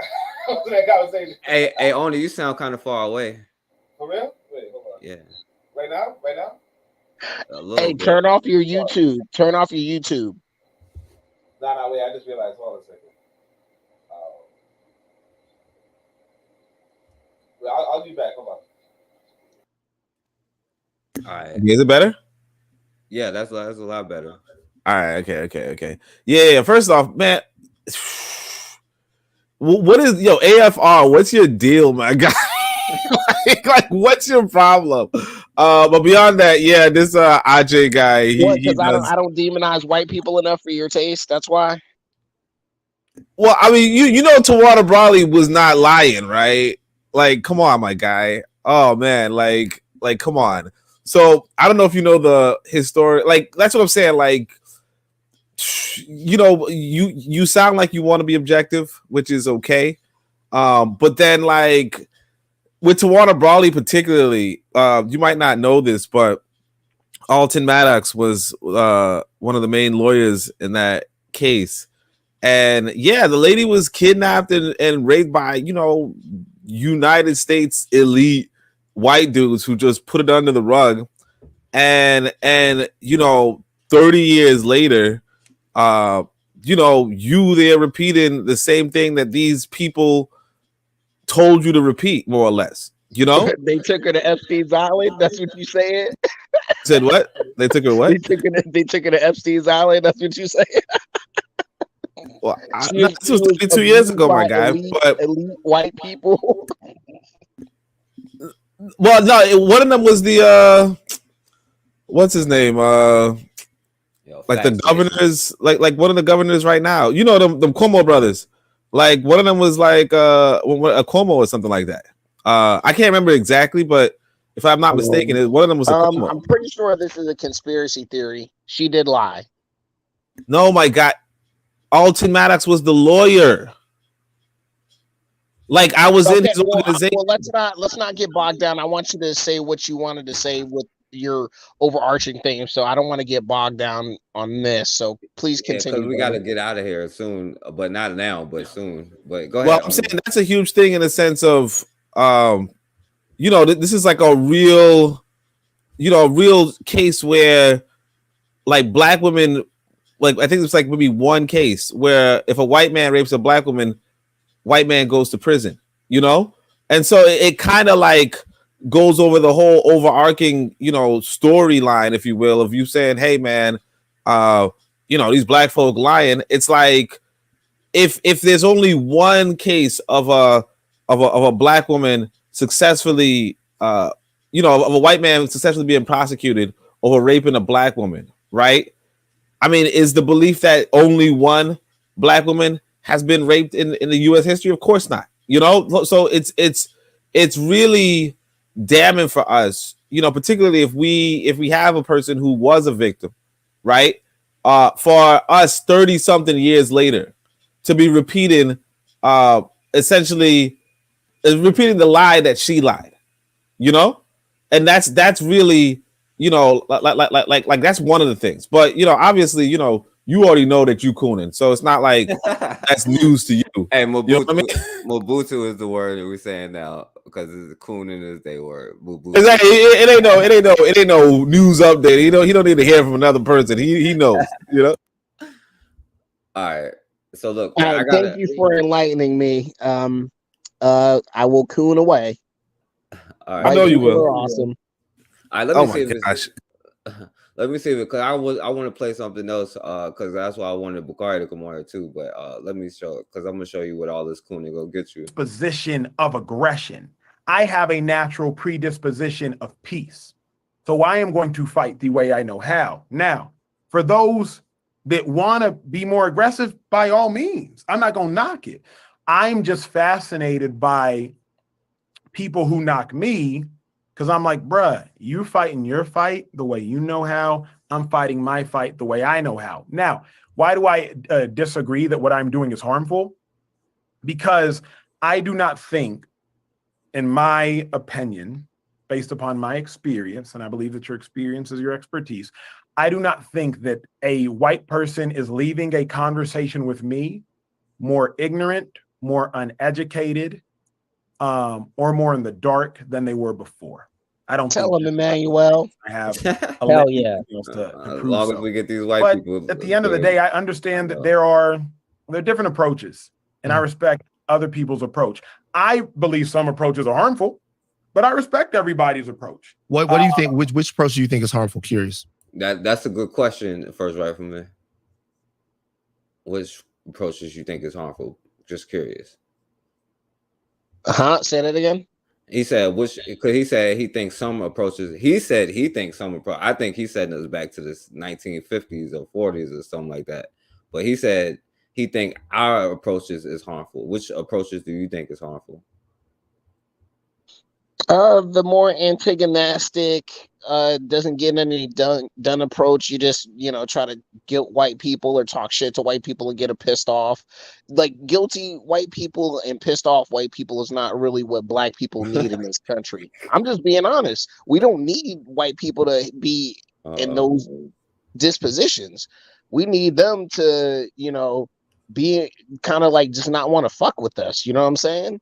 And but the thing about it is we as black people, we're not serious as a collective to like build power anyway in this country. So it's just like people like Van Lathan, he wants to just like browbeat white people until one of them get pissed and kill one of us. All right. So kind of like this dude here.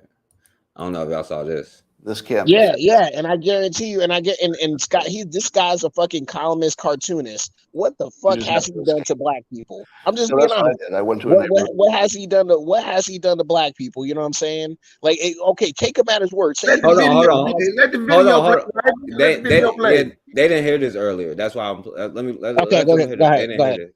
Yeah, That's a hate group. That's a hate group. Oh, And I don't Say, all right. half of all blacks are not okay with white people, according to this poll, not according to me, according to this poll. That's a hate group. That's a hate group. And I don't want to have anything to do with them. And I would say, based on the current way things are going, the best advice I would give to white people is to get the hell away from black people. Just get the fuck away. Wherever you have to go, just get away.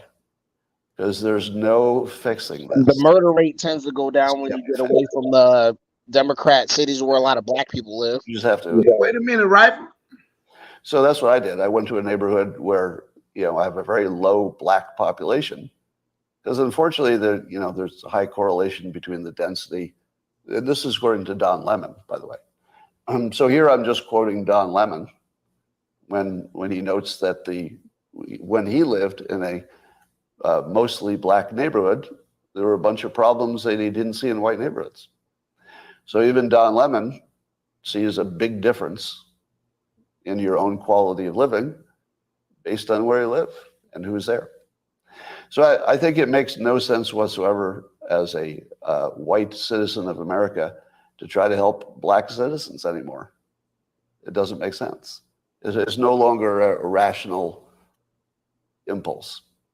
And so I'm gonna back off from being helpful to black America because it doesn't seem like it pays off. Like I've been doing it all my life, and the only outcome is I get called a racist. That's the only outcome. It makes no sense to help black Americans if you're white. It's over. Don't even think it's worth trying. Totally not trying. He's been on Twitter a lot. But those who don't want to focus on education, you just need to get away from them.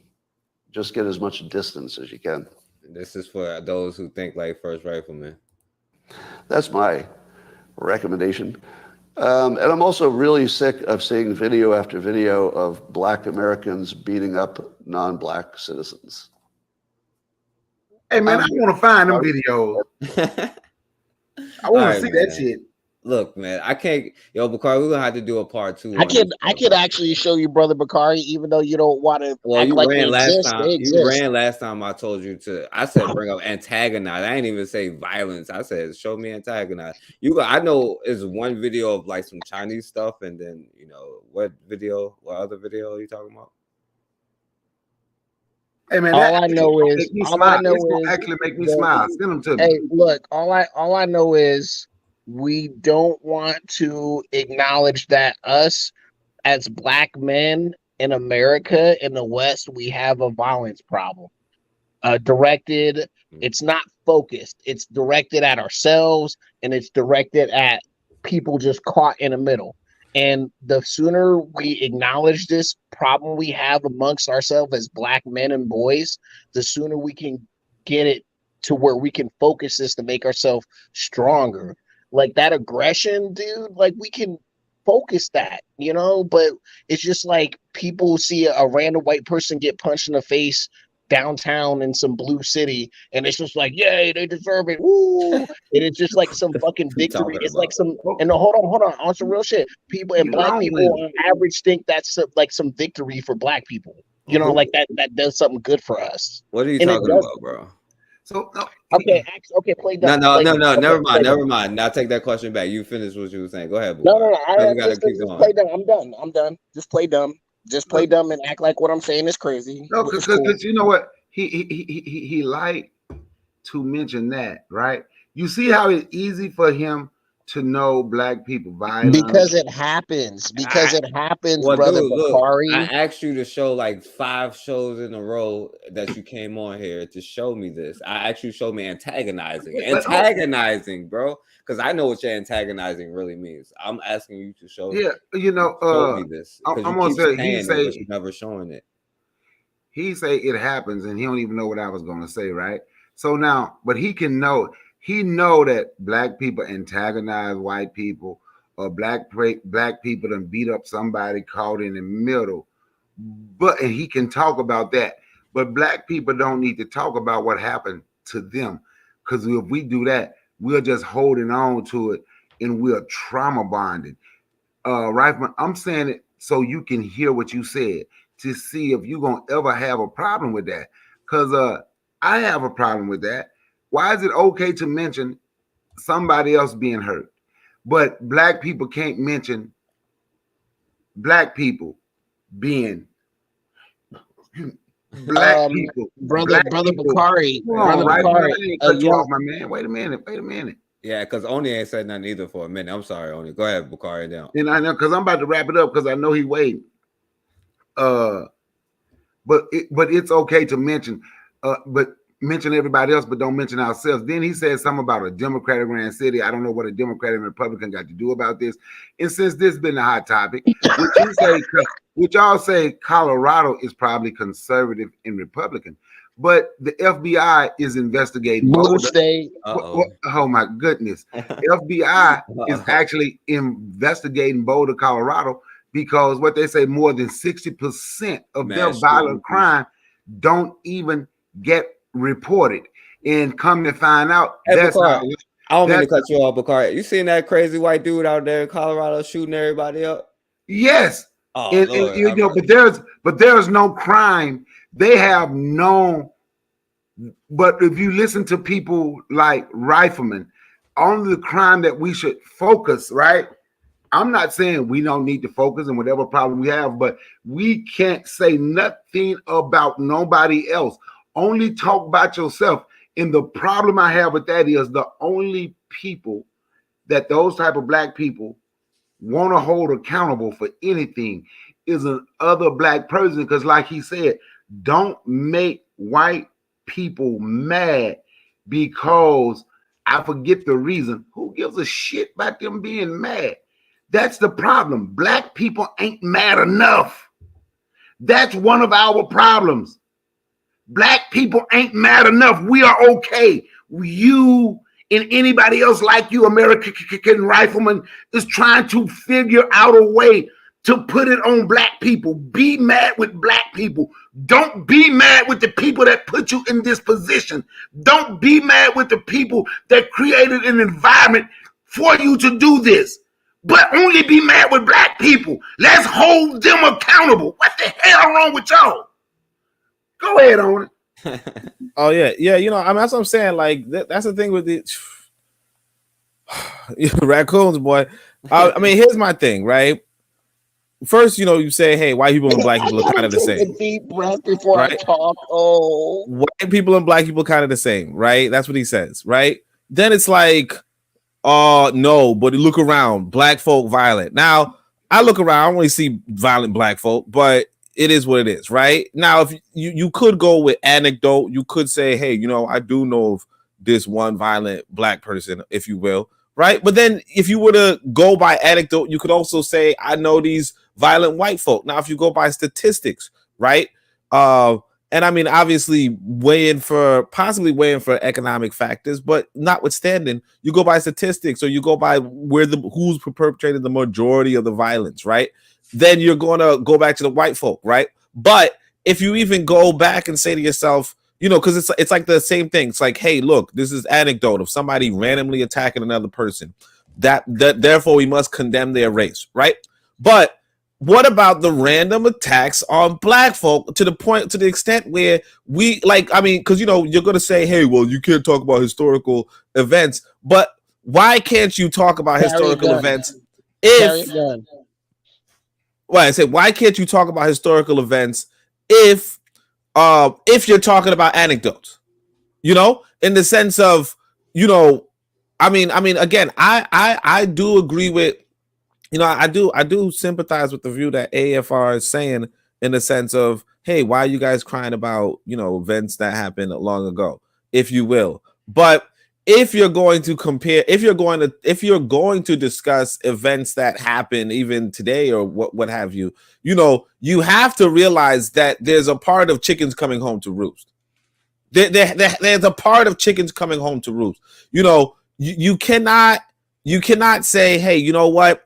Let's kidnap a people. Let's put them into this permanent underclass, and let's deprive them. Let's give them less. Let's wave carrots in front of their head. Let's wave carrots in front of their face, and then let's hope that they're just peaceful about it. They're just peaceable about it. Let's disadvantage. Let's discourage. Let's destroy a people, and let's just make sure that they're peaceful. And it's like, realistically, no, you can't expect the people to be beaten up, and then when they hit back, be like, oh, well, look at their violence. Well, of course, like anything that's like, if I kick a dog, in fact, I saw like this videos of videos of children falling, I guess, right?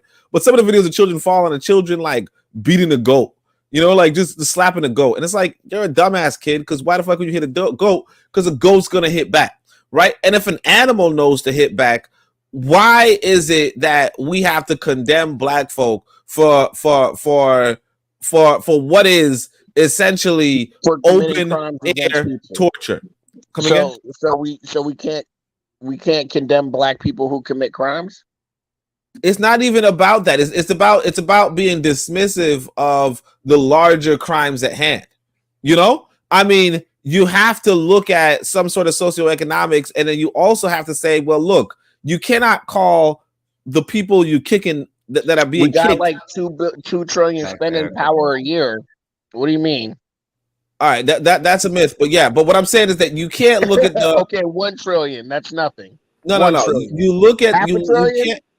Right, let me finish, right? No, the spending power thing. The spending power thing was just a consumer report thing. That it wasn't. It's not a realistic. It's not a realistic measure, and even if it's not a realistic measure, but I saw the critique to it. Go back to your point on it. Don't let them get it off your point. Yeah, right. Sure. Shit, he was successful. I ain't gonna hold you. I don't know what I was saying. But no. But what I'm saying is that you can't just say one of them is violent. You could say that they're both violent because and you could say that one of them took the other out of their country, took them from their land, to the point where you hear Bakari saying, hey, I would love to run an election in a country where my origin may be linked. And he can't. And then the reason why he can't is not because that other country is not allowed. I mean, it's partly because that other country. You can go to Angola. If you take a DNA test, you can go to Angola. Let him finish, because I don't got that Yeah, much bro, time. you ain't never heard the phrase "let him cook"? Come on, man, I'm cooking, boy. Yeah, let him finish. Right. Anyway, but I'm in a little cooking. He's like, yo, how about take away some salt? Like, what the fuck, my guy? All right, but what I'm saying is that, yeah, man, you can't it's okay if you were to say that there's this mutual relationship of violence, but to turn it around and be only to make it seem like white folk are the victims, right? When they went out of their way to kidnap folk. Victims. You saying that they're the victims of violence? Individuals are, not white people as a whole. Well, but you think these black folk ain't no individual, ain't no victims of individual victims? He did say that just earlier when I showed the white dude. He was like, "Yeah, I can totally understand." Exactly, like this white boy doing the comic book. Ain't no black man attacking him. Hey, look, he just went to the wrong side of Twitter, and now all of a sudden he making a little cry video, and ain't nobody saying, "Look at your victim play." Come on, my guy. Let me say this right quick, Forecast. Let me say this right quick. All right, go ahead. When people say we should forget the past. How the hell you gonna forget when you walking around with a tag? This ain't my fucking last name. I got a tag on me of the motherfuckers that owned my family. How the hell I'm gonna get past that? And I got to wear their fucking tag my whole fucking life unless you change your name. Look, You got a tag. That's not my fucking name. That's my tag. My mom tagged me with the Arabic name. Should I be mad at Arabs? Bakari, don't say the F word. You know, I'm gonna get in trouble. You know what I'm saying, for that. My bad. But that's a damn tag. That's a tag. It's not a name. It's a tag. It shows ownership. Like I was watching the one movie, and the black, she was me and my friend was watching, and she tried to get her right after slavery, and the little girl tried to go find her family, and the white dude said, "Who you be for?" "I don't be for nobody. I's free." "Well, get your little free ass away from here then," because she refused to test, because she ain't for nobody. So now you don't have a name. You don't, because we don't know our name. Forget it. What's your name? "I don't know. I got these white folks' name. I got a British name that the family that owned me. They took my name. I don't know what the hell my name is." So we get creative and we create names because we don't want to be. So when they make fun of the Laquitas, okay, and you can sit and you can make fun of it all you want it, but I see the creativity in that because they don't want this white shit tagged to them their whole life, so they trying to create something for them. But instead of us understanding that, let's make fun of someone with that name because white people. Somebody named Delonte. Because white people. I would never name my son Delonte. Good. Because of white people. Bro, how is that funny though? Like, because white people said, if you see your name, people were so concerned with having a real name, get an African name. Mute him, okay? Get an African name and be bro, all names are social constructs. All of them are random. Come on. Hold on. Let Bakari finish, and then I want to say something real quick. Go ahead, finish, Bakari. But just like when they laugh, oh, Lakeisha, if the name start with a law, you know it's black, and you know what type of person. But have they ever studied Lakeisha? Have they ever studied the origin of the name Lakeisha? You know, La is French. Now go study Keisha. It's amazing how a lot of our people have African names and don't even know their names of African origins. And then we'll get some black people that will laugh at it. Go find some of these names. But you know what? They never say laugh at Sylvia because it's okay to be a Russian. It's okay to be a Russian, but don't think of something for yourself. But Sylvia, the Russian name, is a great name for a black person to rap. To hell with that. But we should forget. How the hell you gonna forget when this is with you forever? I'm just wondering. That's it. Hey, look, let me say this, right? Because look, and people get, and I don't mind it, you know what I'm saying? But and let me say this, people get upset, you know what I'm saying? Because he's here to troll, and that's what I'm saying. And like, you can't logically have. I'm not trolling. You kind of are, but you mean what you say, but you kind of are. That's why you keep jumping in and saying like, because I said the same thing with Hardcore. Like, you keep jumping in saying things that you know will get people quote unquote. Well, Hardcore isn't even black. No, you are the same thing as him though, but that's the problem. No, that's not true. Hardcore is Native very American. true. You say the same talking points, but just on a different scale. It's like I might as well. Are you serious? Very serious. And that's what I'm saying. Listen to what I'm trying to tell you. And this is because I want to ask you a question, you know what I'm saying? Because they like giving you logical arguments and you're not going to really take that. Do you think that black people have a violent gene? Of course not. Okay. Yeah, I just wanted to figure. Do you think black people have a low IQ? No. Okay. All right, yeah, I just wanted to. But on the scales that the white man uses, we're apparently not enough of us are high Q enough. And I will add, and this is not me saying the white man had nothing to do with this, but we don't foster our children in environments of learning. So we can talk about how we were slaves. Bro, where you get this we shit, man? We are Black Americans. What are you? Damn. Okay. Exactly. Exactly. I'm not a Black American either. I don't know what a Black American is. There's no such thing. Now we're okay. So we're born on the continent. No, I'm African American. I said what my ancestors say. I don't ride with this new shit, Black American. I'm Black American. My ancestors said African American in 1782. I'm an American of African descent. I do. What about it? But no, like you can't just like universalize. You can't just universalize. And look, if you're being real, if you're really familiar with the school systems,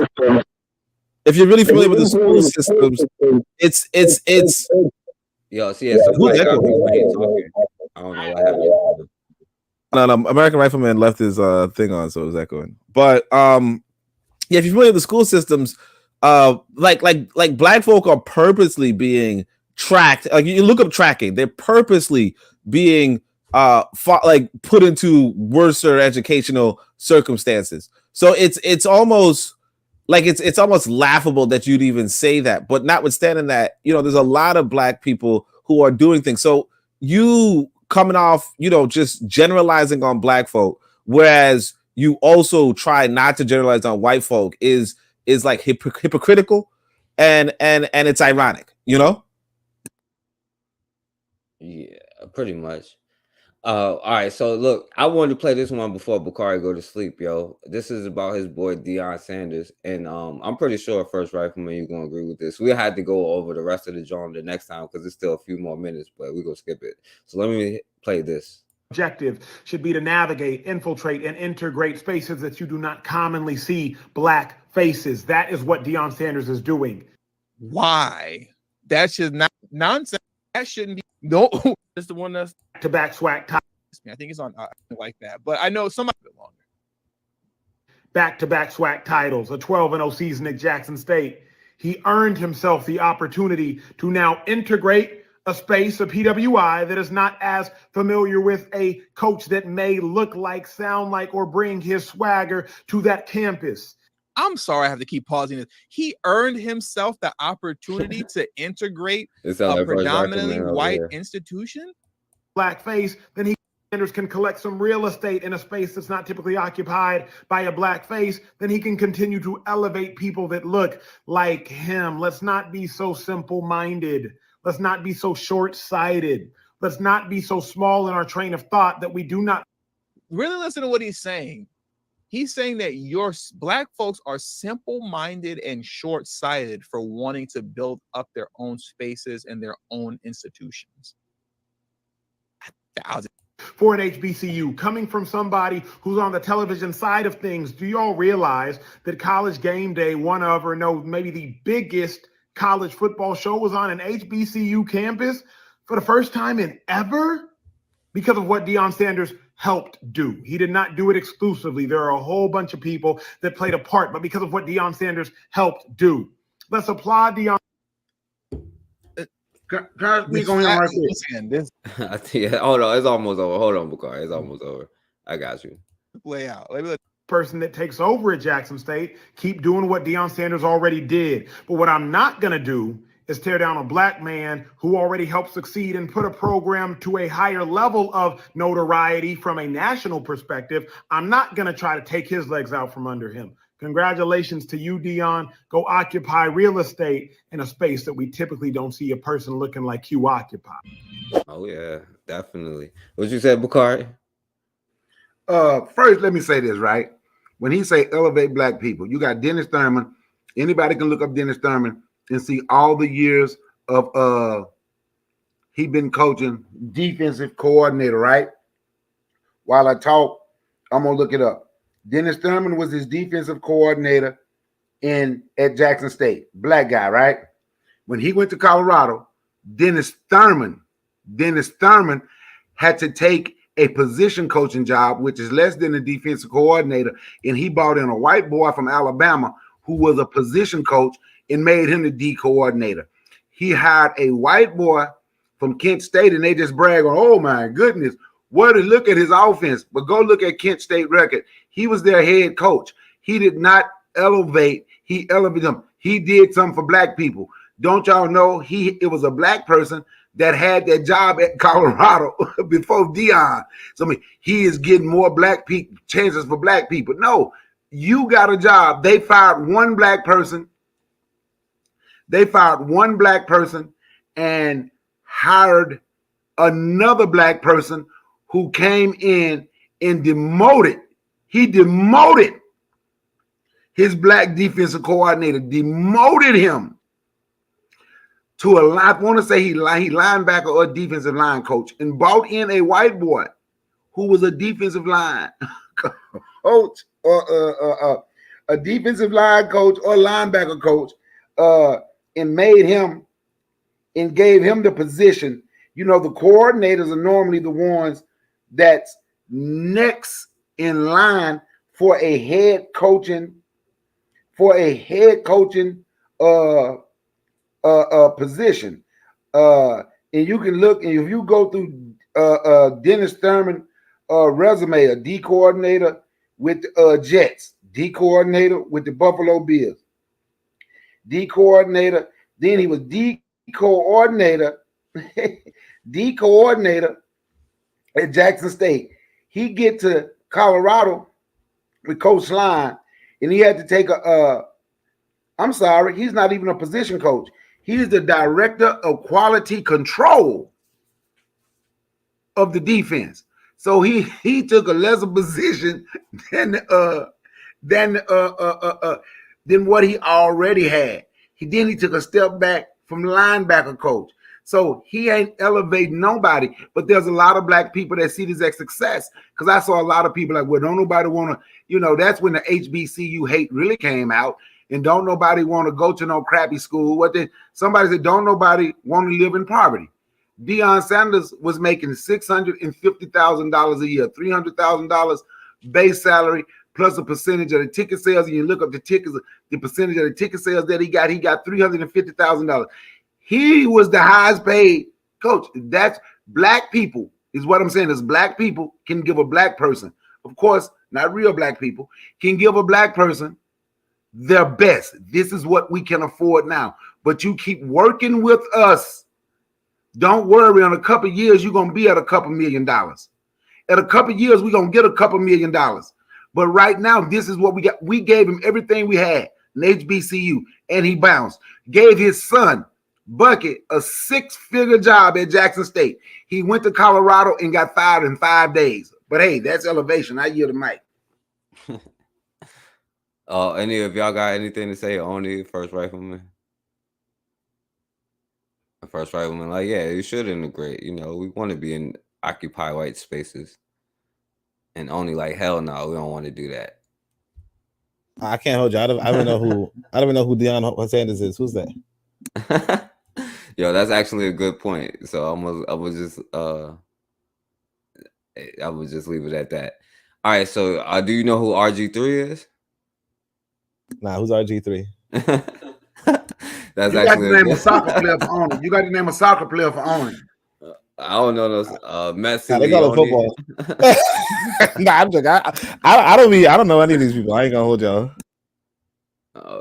I mean, hey, I think that's good. So, yo, you see what RG3 said. All the things RG3 been through, but they mad that Eric Bieniemy didn't get a head coaching job. He's a black coach only in the NFL, and they hired a white coach. You know what I'm saying? So himself after winning 2 Super Bowls as the offensive coordinator coach, have been hired as head coaches in the last. That'd be the dumbest thing he could do. Identify the problem, and then you can identify the solution. Eric Bieniemy is not a head coach because he's coaching under Andy Reid. Matt Nagy became a head coach coaching under Andy Reid. Doug Peterson became and is still a head coach coaching under Andy Reid. So Andy Reid's not the problem. Almost you got to have an uncomfortable conversation with the NFL owners or something. If Eric Bieniemy is not a head coach because he's black, well, coaching the Commanders ain't going to take away his blackness. If Eric Bieniemy is not a head coach because something happened criminally in his past, well, coaching the Commanders ain't going to change his history. So coaching the Commanders is facts, Erica, and facts, Matron. Not going to all of a sudden prove that Eric Bieniemy is a quality and competent head coach. I don't know, maybe the Chiefs winning 2 Super Bowls in the last 4 years while he's been the offensive coordinator should prove that. If Matt Nagy can become a head coach and Doug Peterson can become a head coach. See, now he's crying about the same thing. Blame. Of course, you got Stephen A. Here. I'm not saying blame as if it was done intentionally. HBCU graduate, Bukhari, by the way. We think about what's holding Eric Bieniemy back most. It's Andy Reid. Andy Reid has cost Eric Bieniemy a head coaching job in the National Football League. Oh yeah, shit. Your boy Shannon Sharp, HBCU graduate, Bukhari. Matt, okay, here's the offensive He coordinator. didn't want to go to no HBCU. He had a 1.6 GPA and wasn't happy that they let his ass in college. I'm just saying. This is HBCU graduates. Go ahead. They did not call plays. They got jobs. Matt Nagy. That's a good one. Doug Peterson. That's a better one. Brad Childress. Mm-hmm. All of them got head coaching job without calling plays. Eric Bieniemy under Andy Reid for damn near a decade. Well, he doesn't call plays. Almost like those uncomfortable conversations ain't work, right? A lot of guys. Skip, Joe Judge never called a play. So, guys, you can see this has been a topic of discussion. So let me see. What was the last thing? Oh, Acho. Let me get to Acho. Oh man, Acho and I never had beef. I knew Acho before he came on Speak for Yourself. So I didn't have beef with Acho. But I think what Acho went in different directions in that way. When you want to be a star, you want to pop off. You want to get it in. You want it to play big. And I didn't have that. Yeah, I just playing this because this part. Was there some scheming going on behind the scenes for Acho to also know that Acho and I disapprove of a white dude trying to put a black dude on blast. I still disapprove of that. These wannabe John Brown as fools were hosting, SFY or Speak for Yourself, which was rebranded with Joy Taylor, LaShawn McCoy and company to be called Speak. What on the show where when you're not pulling in the same direction, your occupation become who you are. Really not saying. Acho would then put out the single worst tweet in all of 2021. I mean, epically bad. After that, he went on Fox Sports and talked about how the rules were stupid, but then said, you've still got to adhere to the stupid rules. Let's please not make this racial. Karan J. Phillips would note for Deadspin, then this would happen. Thank you all for shaming me in my opinion of weed on social media because you shamed me into challenging myself and doing more research. Phillips would go on to note in his column, it was one of those moves that people do during competition, which is, to be clear, utterly false. He lied, and then he doubled down. You faster. It doesn't make you stronger. It doesn't make you quicker. Remember, performance enhancing, because so many people are talking about the aspect that weed doesn't make you faster. It doesn't make you stronger. It doesn't make you quicker. Remember, to enhance something is either to add a positive or to subtract a negative. If you subtract the negative, that enhances you. If you add a If you subtract a negative, that enhances you. I don't know if anybody of y'all know the definition of enhance. You know what I'm saying? I don't know if it means. I understand what Acho meaning right there. Come on, because I do. If you take away the bad stuff, that's what the bad. If you can eliminate the negative from you, that can make you better. That's what I think he's trying to say. On that one, that's what I think he's trying to say. Maybe you got to let the whole. I could be wrong, and I damn sure caping for Emmanuel Acho. Yeah, you might be wrong on that one, Bakari. Oh, okay. I might be. That enhances you. Yep, he equated weed to being a performance enhancer. The visual of a former black athlete disparaging a black woman who is the best in the world at her sport for being human, smoking weed after she learned her biological mother died was not bad. I thought he was talking about the white woman. The hell with Emmanuel Acho. I ain't know he was talking about Shakar. This is what he said about the white chick. That Phillips notes, this is the same man that once told Rachel Lindsay, the first black bachelorette, who has since severed all ties with the show due to its overt race tension. So of uncomfortable conversations with the black man. So he would promote a tinge of uncomfortableness where he coddles white people, allowing them to freely discuss their white guilt and apologize for their willful ignorance. It's a complete waste of ESPN, the worldwide conversations are actions, legislation. Two of his colleagues, Clinton Yates and Ryan Clark of ESPN, the worldwide leader, noticed Acho's continued dogging of Richardson, and thus they hit him back. All of that is to say, everyone who has been... All right, so yeah, I just had to play that because we're trying to go on that Shakari Richardson too, you know what I'm saying? Y'all got anything to say about that one? I'm gonna let them talk because I've been talking. I'm gonna let them talk. They probably don't. You got something to say on it? Yeah, coons be cooning. I mean, that's it. You know. I mean, the dude, like you could tell from jump the dude was a coon, and plus, like his opinion of himself and his opinion of black folk and his opinion of white folk. You know, it's just like you know, like a mile away, a coon attacking a black woman. Like come on. Well, you have to understand only that once you dissect the issue of race and see that it is a construct, and then you will be able to liberate yourself, in the words of a first rifleman. You know what I'm saying? Once you sign up with the Trump. You speaking facts? What you say? You speaking facts? I feel you. Yo, it's like yo, they have hijacked. You know, they had used to use the skit about like the Damon Wayans. What was the skit when he was in jail? Like they have reversed that. You know what I'm saying? Trying to make fun of us now. That's what they sound like. The Damon Wayans skit trying to make fun of like black people who's proud to be black. You know what I'm saying? So Bakar, you want to say something? There's one last thing I want to show, and this is totally different. You know what I'm saying?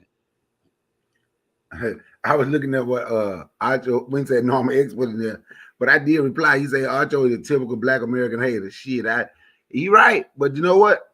Archo probably hate black Nigerians too. Archo probably dislike them black Nigerians too, especially. See, he would not been invited to the African Culture Festival that I went to. Archo could not be around. He would have not been around. They would have run Archo out of there. They would have chucked some spears at him. Yeah, and you know, and that's the point, you know what I'm saying? And it's not to say that all Nigerians like first rifleman is trying to say, but you know, we gonna not sit here and act like he's in America speaking the most proper English that he could possibly try to speak, you know what I'm saying? While his homeland is being decimated, and our homeland and everybody's homeland is being decimated, and you sitting here trying to take the sting out of racism when they doing it to you is sick, you know, in the head, you know what I'm saying? And we had a brother that sit here and try to defend that, even though he really don't, because he would disagree with every point that the dude actually makes. So that's how I know he's trolling, because if I actually show his points, he disagreed. That's why he got probably quiet this whole time. But so the last thing I'm gonna show, and this is totally different, y'all, right? And this is this might like even bring y'all down or whatever. But this is what that conversation gets you, you know what I'm saying, when you try to conversate.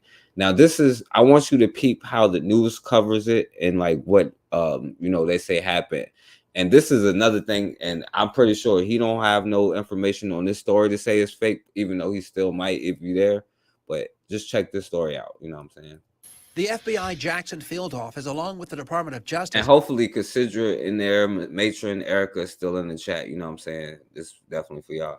Jackson field office, along with the Department of Justice, has opened a civil rights investigation into a Rankin County officer-involved shooting that left one man shot in the mouth. FBI already investigating the January 24th shooting at a Braxton home. The sheriff says deputies were there for drug enforcement activities. Attorney Malik Shabazz is representing the family of Michael Jenkins. They act as if my son was not even human. This is how they treated my son. After shooting him on his knee, putting a bullet in his mouth. According to Shabazz, a deputy put a handgun point blank into Jenkins' mouth. And the trigger was pulled, intending to kill him. And it's only by God's grace that he stands here today, because the bullet escaped on the right side of his neck. The attorney says deputies claim Jenkins was shot after he pointed a gun at the officers. Jenkins' family now calling for the release of the deputies' body cam video. And if they are accurate in saying that Michael Jenkins pointed a gun at the deputies and that's what caused them to shoot, then they would have that body cam footage out here right away. Sheriff Brian Bailey said in a statement, rest assured if any deputy or suspect involved in this incident is found to have broken the law, he will be held accountable in accordance with the law. We were beaten, we were, handcuffed. It was traumatizing, man. It was a lot of hell, something I never thought I would go through. Eddie Price was also arrested and charged with disorderly conduct and possession of paraphernalia. Shabazz accusing the deputies of torturing the man and using the N-word. While handcuffed, tasered over and over again, these two men while in handcuffs. Racial slurs were used by these 6 officers, calling them at different points. All right, now y'all see how the news presented it as if, you know, they was doing a drug bust and they had guns and they kind of had no choice and that they was the criminals and they still got charged. Now, I want y'all to listen to the actual story about what happened, you know what I'm saying? According to the actual people who was involved. Beat, torture a black male for having the audacity to date a white woman. Jackson, Mississippi. Say this one more time. In Jackson, Mississippi, Bakari. He shouldn't have been messing with that white woman down there in Jackson, Mississippi. Shouldn't be messing with no white woman. No, and I ain't saying that to try to blame him. Maybe leave them white women alone. Don't we see what it gets you? We going to have to do something to them folks that doing that to us too. I ain't gonna go talk too much on your panel, but I'm just saying, see, like what you say, they the most dangerous species on earth. Ain't that what you say? Most dangerous species in the universe. And so ain't this what shit, this part of it, right? You seen what the news said. It was a drug bust. He had a gun and all this stuff. He did not have a gun. He was in his house. He was asleep. You know what I'm saying? I'm gonna let the story play, but you heard what he said. But he in Jackson, Mississippi with his white bitch, Bakari. So, you know what I'm saying? I'm just saying. And by the way, they were talking about waterboarding. Don't they got water problems in Mississippi? Like, don't they got to like shut down the water or shut the water off? A whole lot of it in Jackson. Free the water, free the land. They just did a damn movement of free the water, free the land. They just did the thing. Dr. Umar was just down there a week ago. Free the water, free the, yeah, they got water problems. I don't know what the hell they doing. Yo, you seen this before, Bakari? Listen to this story. No, I ain't seen it. Having the audacity to date a white woman. Jackson, Mississippi. Put up the picture, full mass. Now, I'm going to go to one of the lawyers representing the men, sharing the details of what happened. Here it is. On January 23rd in Rankin County, Mississippi, without showing a warrant, cops burst into a home. 2 black men lay inside, Brother Michael Jenkins and Brother Terrell. They were falsely accused by these 6 white officers of dating white women and selling drugs, and that wasn't true. The 2 were immediately subdued and handcuffed in the residence. But instead of taking the handcuffed men into immediate custody for their alleged crime, the 6 white cops decided they would hold the men hostage and terrorize them for nearly 2 hours inside the home. While the men were handcuffed and bound, these 6 Rankin County... My bad. I walked away for a second. I'm going to run it back just for like 10 seconds. In the residence.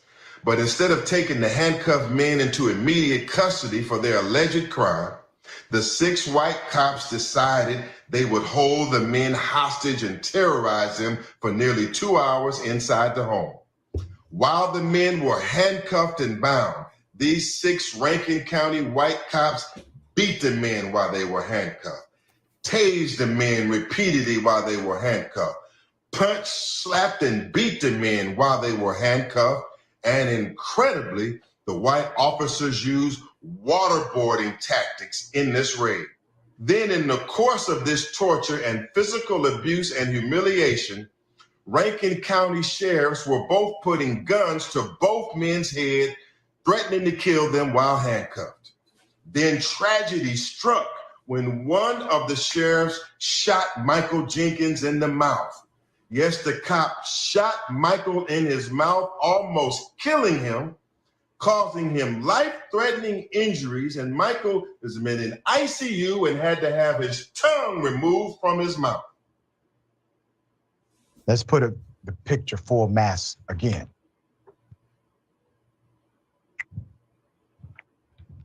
In Jackson, Mississippi, 2 black men claimed they were tortured, beaten, and shot by Mississippi police.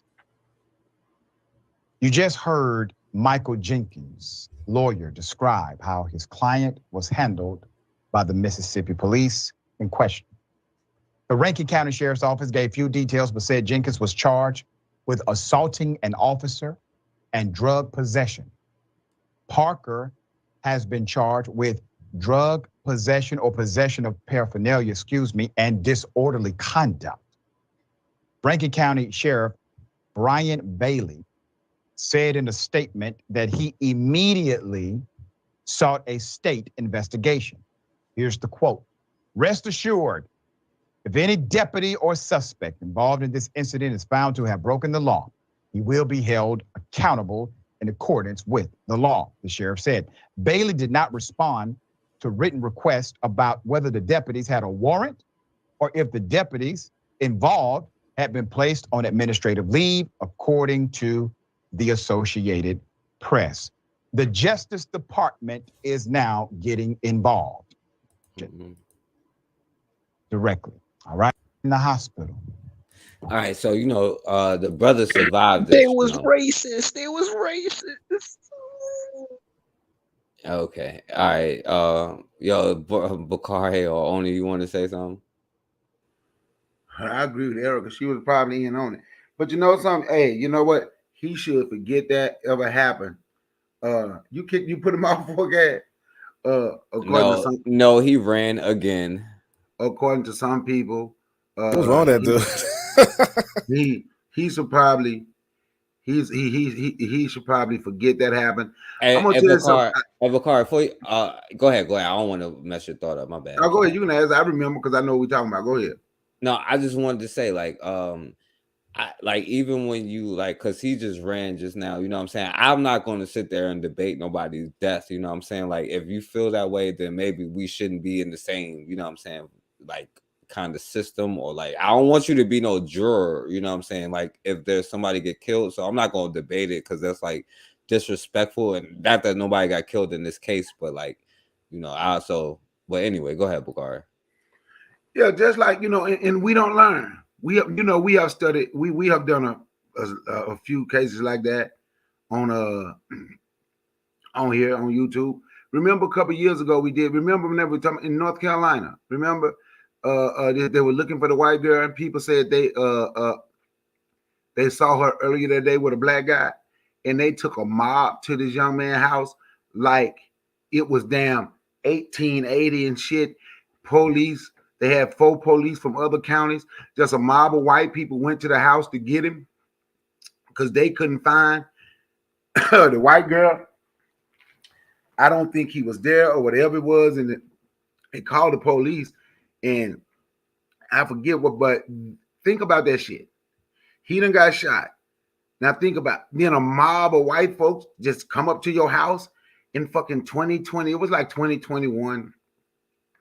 2020, something like that, because a white girl is missing and they saw her with you and they ready to come drag you out your house in the damn 21st century. But hey, we should forget everything that happened because we are pissing white people off and we don't want to make white people mad. I hear the mic.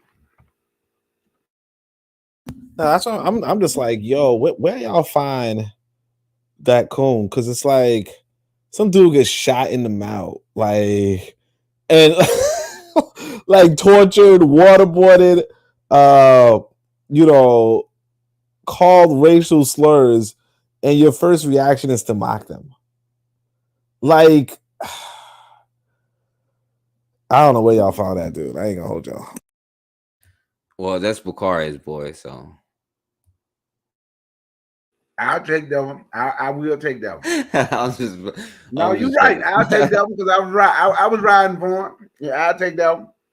Nah, I was just joking. I don't mind that when people I know that's what I'm saying. I know that he's on here trolling, and I want y'all to get accustomed to that because he's not even good at trolling. You know what I'm saying?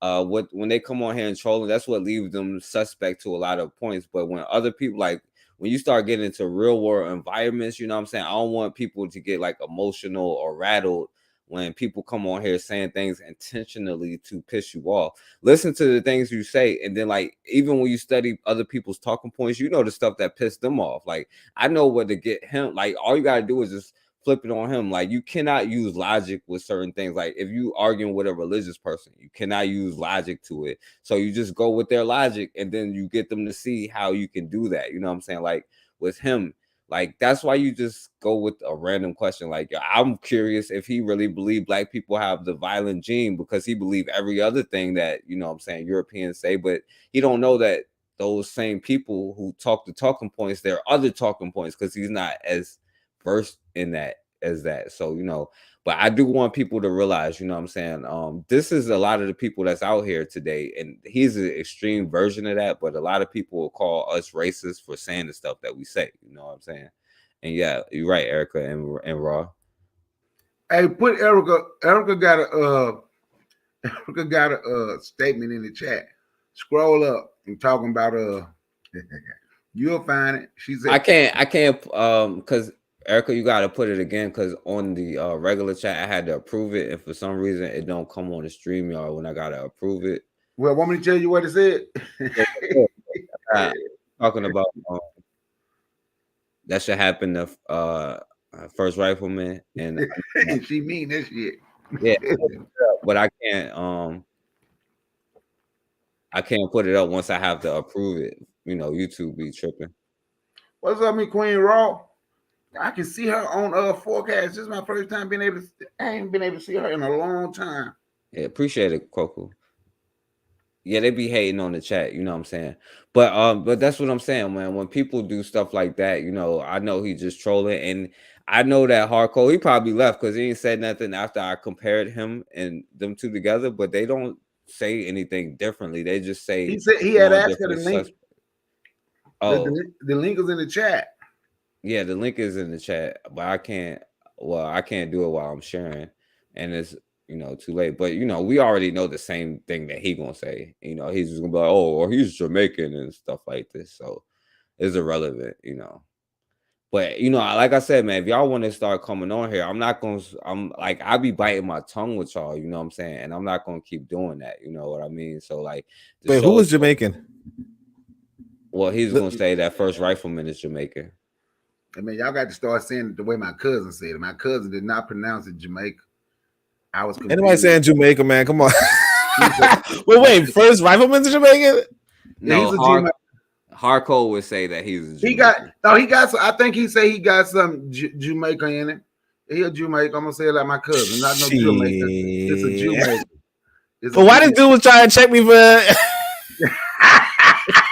He was all, I'm African American. Where you from? And he a whole Jamaican. Come on.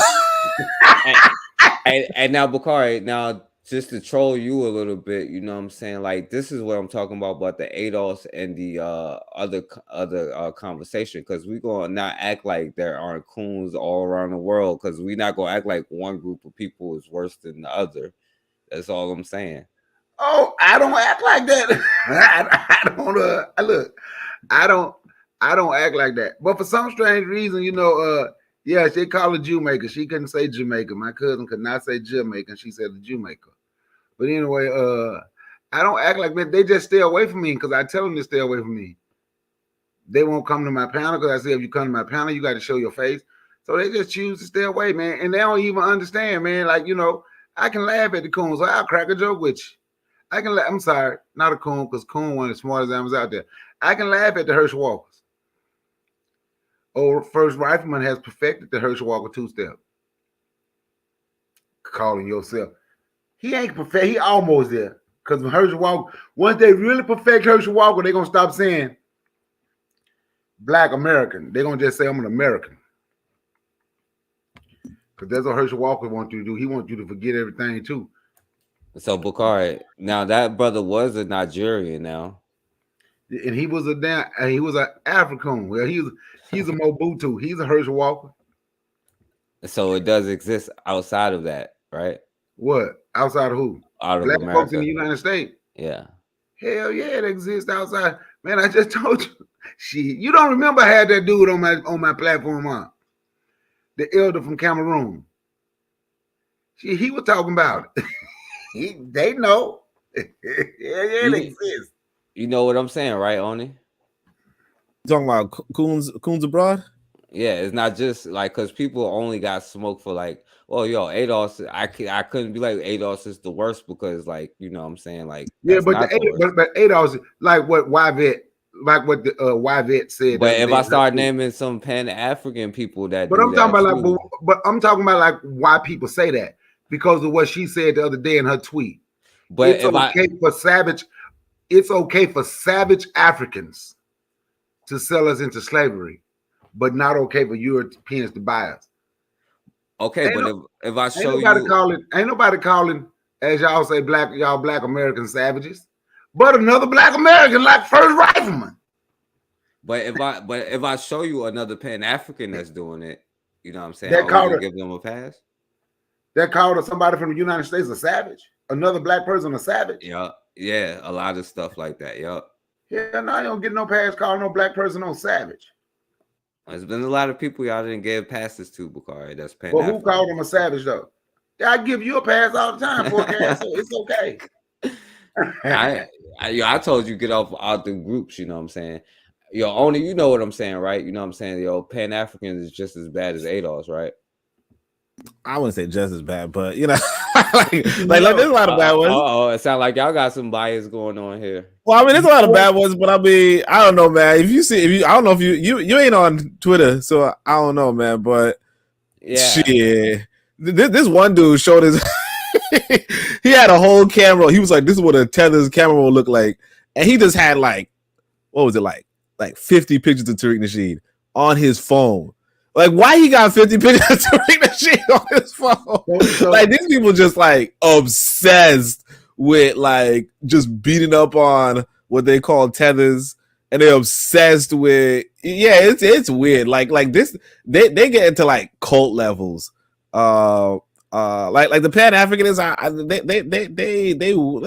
I'm not really feeling them like that, but not that I don't feel them, but I understand what you're saying. Like, you know, a lot of them kind of distracting themselves and all that shit. But like, nah, a lot of these ADOS folks, they like wild. To call somebody else a savage or a tether. Your boy do it all the time. Not a tether. No, because they talk about black Americans. They don't. So the FBA is like trolling like big time. The Pan-African is not trolling like that. They're not. Not like the FBA. You ain't on Twitter, so you don't know. But they trolling. I know it goes both ways. I know that we only look at it. It's cool in both ways, but you don't look and show me where someone. Bakari, your boy does it all the time. Who did he call a savage? If he called Black American people, what is he talking about? Black American. He ain't never called nobody no savage. What? Wait, who? Bakari's boy. He can say it if he wants to. But does cooning go both ways? Hey, I just showed the guy the other day who said he was a Pan-African, and I said, if this what Pan-Africanism is, I don't want to be a Pan-African. Okay, so let me ask y'all this, Oni. Do you think that we should do away with the classification of Jamaican? Do away with the classification of Jamaican? What are you talking about? Like the nation? Like, no, I'm just saying we shouldn't be like, yo, we're Jamaican, Nigerian, or nothing like that. We shouldn't say that. Oh, you talking about delineation? That's what I'm saying. Like, I'm not totally against. Well, like, again, like for me personally, I don't delineate like that, but I understand why somebody would. Because like I remember back in the day when there was like talk of, you know, like what, like let's say what African Americans did in 1920. You know, I wasn't standing up saying that's what my ancestors did, like my direct ancestors did. You know what I'm saying? Like I would say that's my ancestors for being like African, but I wouldn't say that's my direct ancestors type thing. Not that that's anybody, not that that's most people's direct ancestors anyway. But like, yeah, I mean, I'm not really against delineation like that. But like me personally, I don't like I'm not even like, I look at it like we all African. You know what I mean? So I know that there are people who like hold on to like national identities and stuff. But like me personally, like I'm just an African. You know what I mean? So that's why like I went to like East Africa, not because I got roots in East Africa, but because it's a part of Africa and that's where I wanted to be. You know what I mean? So I'll just say, like, for me, it's a little different, but I understand. If So other Oni, people you want kind of doing so So you are Oni, saying let me ask. I'm gonna say what Oni trying to say. Oni trying to be nice to you. no, don't be nice to me. Watch this. I agree with Dr. John Henry Clark. Once you take Africa out of your name, you have completely separated yourself. Dr. John Henry Clark said it was in the 80s, late 80s, early 90s. He say it's gonna get to a time, and we see it now, where African people ain't gonna want to be called African. I'm gonna be Jamaican. I'm gonna be Trinidadian. I'm gonna be Haitian. I'm gonna be a Black American. And you can find this on YouTube. He said, and once it get to that point, African people got to start their work all over because they have accepted the division that white people created and constantly trying to claim. Why do I want to claim America? This white people shit. I ain't saying nothing about America. I said Jamaica. Okay, I'm saying for them. Why would they want to just say, "Ooh, I'm a Jamaican," and separate yourself from Africa? That's because I agree. Because it mentally. Just look at us now. Mentally, that's not true, Norma X. But mentally, I can tell you should go to the African Cultural Fest. That's what was up for the people that was there. The African Cultural Festival. It's on my channel. But mentally, it shows divisiveness. Mentally, because now I'm in what they call themselves FBA or ADOS. So what we're doing when we do that, we're absolutely showing our differences. And once you show your differences and not looking for similarities, you'll never come together, because the only thing you're gonna focus on is your difference. Yeah, but Bakari, that Cassandra showed it. That white dude said he African though. Bakari. Okay, that white but girl, he's not. Black people say they're American. Black people say they're American. Charlize Theron says she African. She's an African. That's cool. I'm saying black people say they're American. Chinese people say they're Jamaican. It's okay that they say that. That don't make it true. Black people say they are Native American. That don't make it true. It's okay that she said that. you know what's wild? No, whoa. One time I was walking with the RBG on. White boy comes up to me and says, "Hey, red, black, and green. I'm African." I was like, "The fuck is wrong with you?" Yeah, that's what I'm saying. That's who Bakari take up for, the Boers and everybody. You know what I'm saying? But the RBG is like, that's black folk flag. Come on, my guy. White boy really recognized the flag and thought it was his. Oh man, I was like, nah, son. Well, Bakari said African. Arabs are African. Okay, if they African, why you? Because y'all get so proper when y'all say that Arabs. So if they are African, why? Okay, East Mexicans. Why are they Arab? How are they? How are they Arab and African? Which one is they? They said what? Which one is they? Is they? You said which one is they? Look, no, you said are they Arab or African? Like me and messing yourself up. Yeah, is they Arab or is they African? See, you can't speak like that. You mess yourself up. No, just like Nigerians are Africans, Arabs are Africans. You know what I'm saying? Look at Ethiopia. That the Africans is like, yo, I'm not African. I'm Arab. You know what I'm saying? Oh, I just realized. So you said Brandon was? Yeah, I think Brandon is like a troll though. I think he a troll. No. He's just, man. I'm not gonna. The other day I saw him like I don't even know him per se, but I saw him one time. He was just like quarreling with folk over some troll shit. I can't remember what it was something stupid, but like, yeah, I think he part troll, like not like an official, like he's part troll. I'm pretty sure. Look, I'm not trying. I'm gonna tell you something else I got a problem with. I also have a problem with those people claiming tribes, putting their tribes before people, before African people. I have a problem with that as well. But the thing with me is I don't deal with those type of people. And none of my African friends, if I've been what tribe? Like, man, we African, but what tribe? If I didn't ask them what tribe, that's gonna be the last thing come out of their that's gonna be the last thing come out. I'm talking about the ones that I deal with. That's going to be the last thing that come out of their mouth, because they are so proud, because they say the movement now. And I go back to Ted on Zone, because he's the only one that been on they gave me an interview, and they say that's the movement now. That's one of the movements now in West Africa. The young people say they want to get rid of, that people is getting rid of tribes, because they say the tribes is divisive, and that's why people can't come together. So you don't think there's no differences between black people in different locations, Bakari? None. None? You what? Speak a different language. Some people don't speak a language that was forced on them. Some people can speak their indigenous language. Well, some groups of people where their elders still eat chitlins, you know what I'm saying? And that's not a difference. Okay, let's say, okay, so your diet different. Okay. But it's not much difference. It's not much difference in the people. It is kind of a different. I'm not saying that it's different, like in the way that whatever, but I'm saying like just different like practices. Okay, let me ask you a question. Okay, because I see you searching for the differences. Is it a difference? Is it a difference in the people from in the white people from Ukraine and the white people from the United States? Is there a difference? Yeah, but they be on code with each other though. I see. See, that's the thing about it. That's our problem. We got to be on a code. No, man, you got to live by a code, because you can't just. Well, they live. Well, that's what I'm saying. They live. That's what I mean. So now watch this, right? So watch this. So watch this, right? When it came time to white folks helping Ukraine, did they try to figure out which one was? Did they say, well, you know, you're not a white American, or them white folk? Did they see the similarities then? You said no, yeah, not then, but then other times they do. Like just like when we be like, "Yo, we're black." I'm talking about now. Do they see the similarities now? Right now, well, yeah, between Russia and Ukraine, yeah, they're both white people, but they definitely see differences between them. I'm talking. Well, they just fighting for power. See, that's the thing about it. They fighting for power. Black people fighting to be different.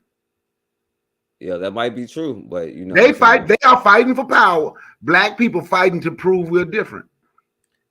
That might be true, but you know, it ain't no my that's that's still a difference, though.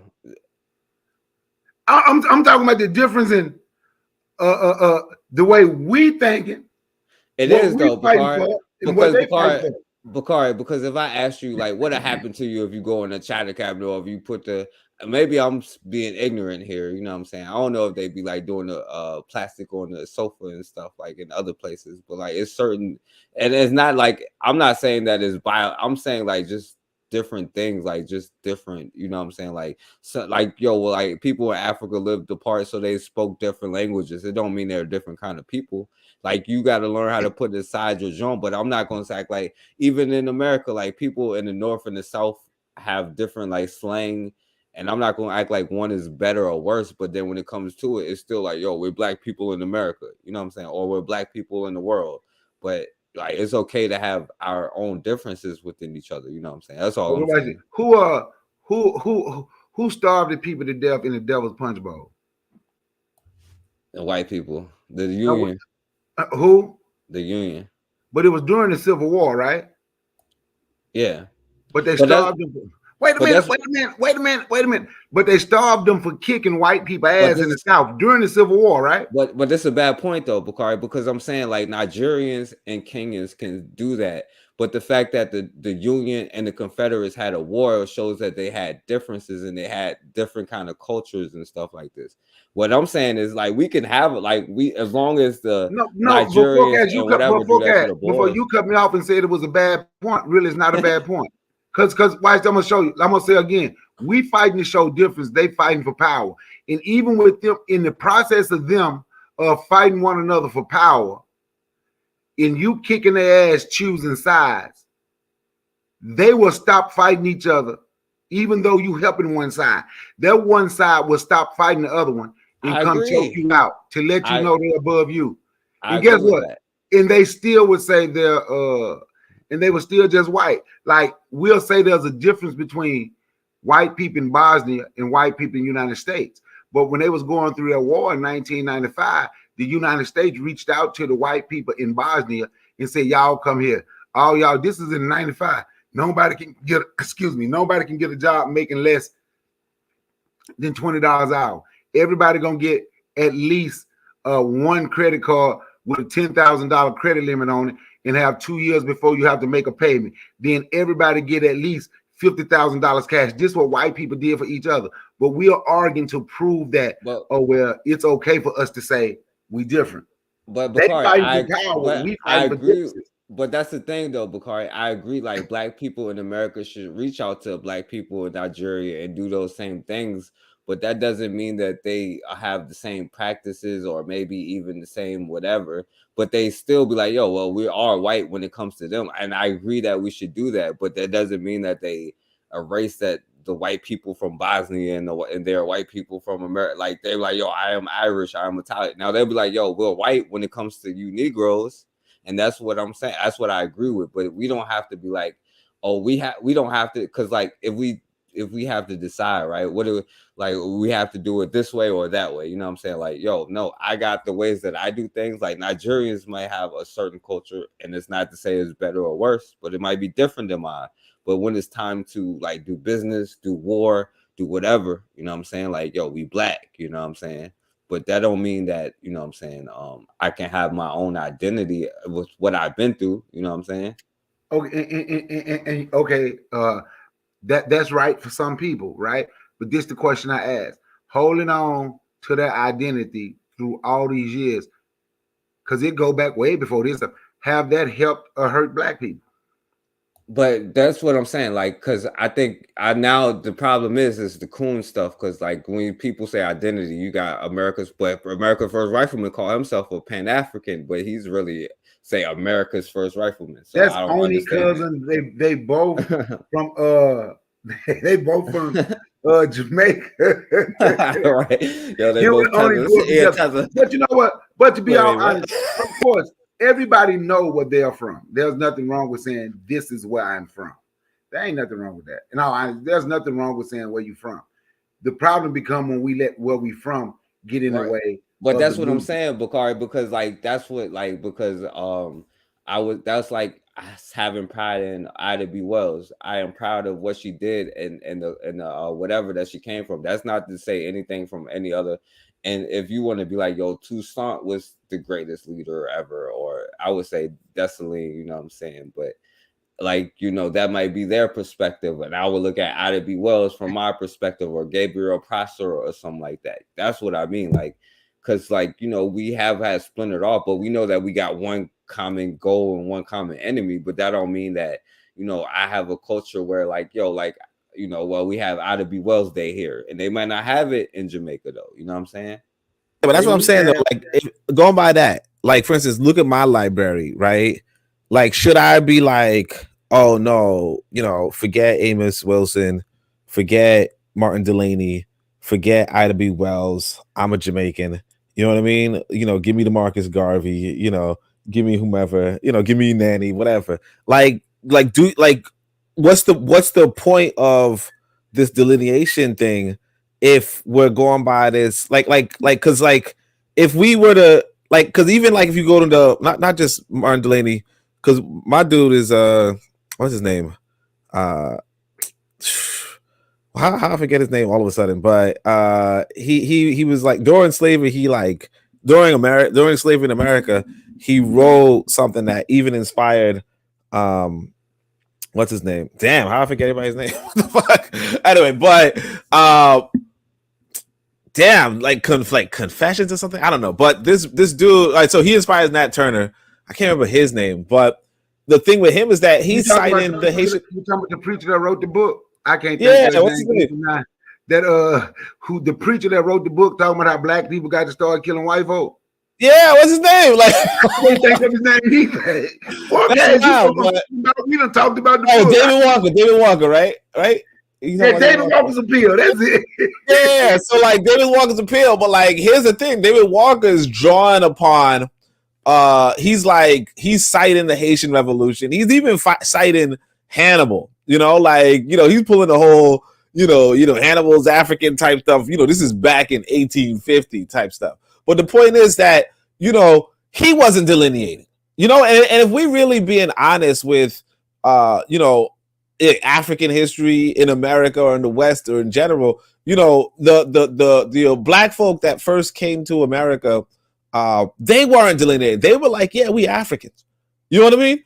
And I mean, I got nothing wrong with saying, you know, hey, look, my history is here. Sure. But like, I'm not going to say that the history in America is not my history.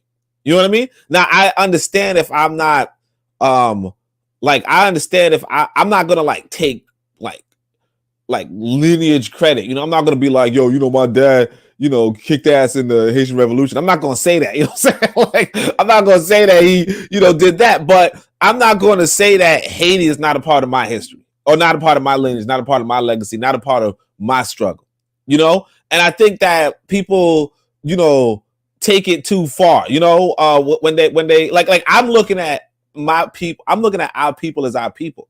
You know what I mean? I mean, I understand, you know, the South African dance style is different from the African American dance style. I'm not gonna say it's not, but I'm also, when the South African, like for instance, I saw the South African sister at a bar or whatever, and she's doing her little dance, and I'm trying to do it too. I'm not saying, oh, I can't do that, you know, because I'm a, you know, or I'm not, you know, I'm a tether. I'm trying. No, I'm just like, yo, you doing the head nod? I'm doing the head nod too. You know what I mean? And I mean, that was even my experience when I was in Tanzania, where it was like, like people were looking at me first off like, you just another damn African, right? You're not damn African, but you just another African. But two, it's like, I just, you know, you just blend in. And I mean, sure, I can't take credit for individual, you know, like I can't say this is like, you know, this one sister said she was a part of these people who fought the Germans and they have a proud history of that kind of stuff. And like, I can't necessarily claim that for myself, but it's also like, that's just a victory of my people on their people. So it's not like, it's like I think that the people who are doing the whole, like their whole identity is based off of, you know, oh, you know, fuck those tethers, right?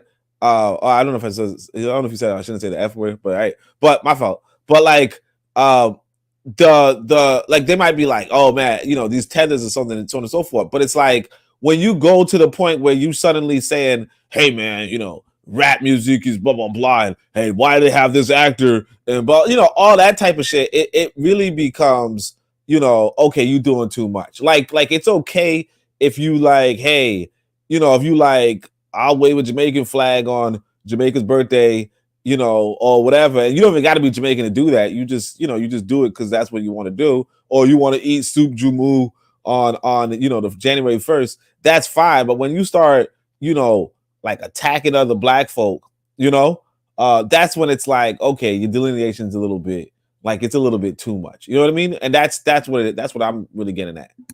No, I got two questions for y'all, and the first one, and I'm like actually curious about this now. Now if I be like the Haitian Revolution, my ancestors did the Haitian Revolution. You know what I'm saying? Do you think that that I could say that because I don't like that I know anyway that no, I have no ancestors like that have any. I can't trace anything to Haiti. So if I be like the Haitian Revolution was my ancestors, do you think that I should be able to do that? I mean, again, like, I mean, if you said our ancestors, it would just be a little bit more whatever.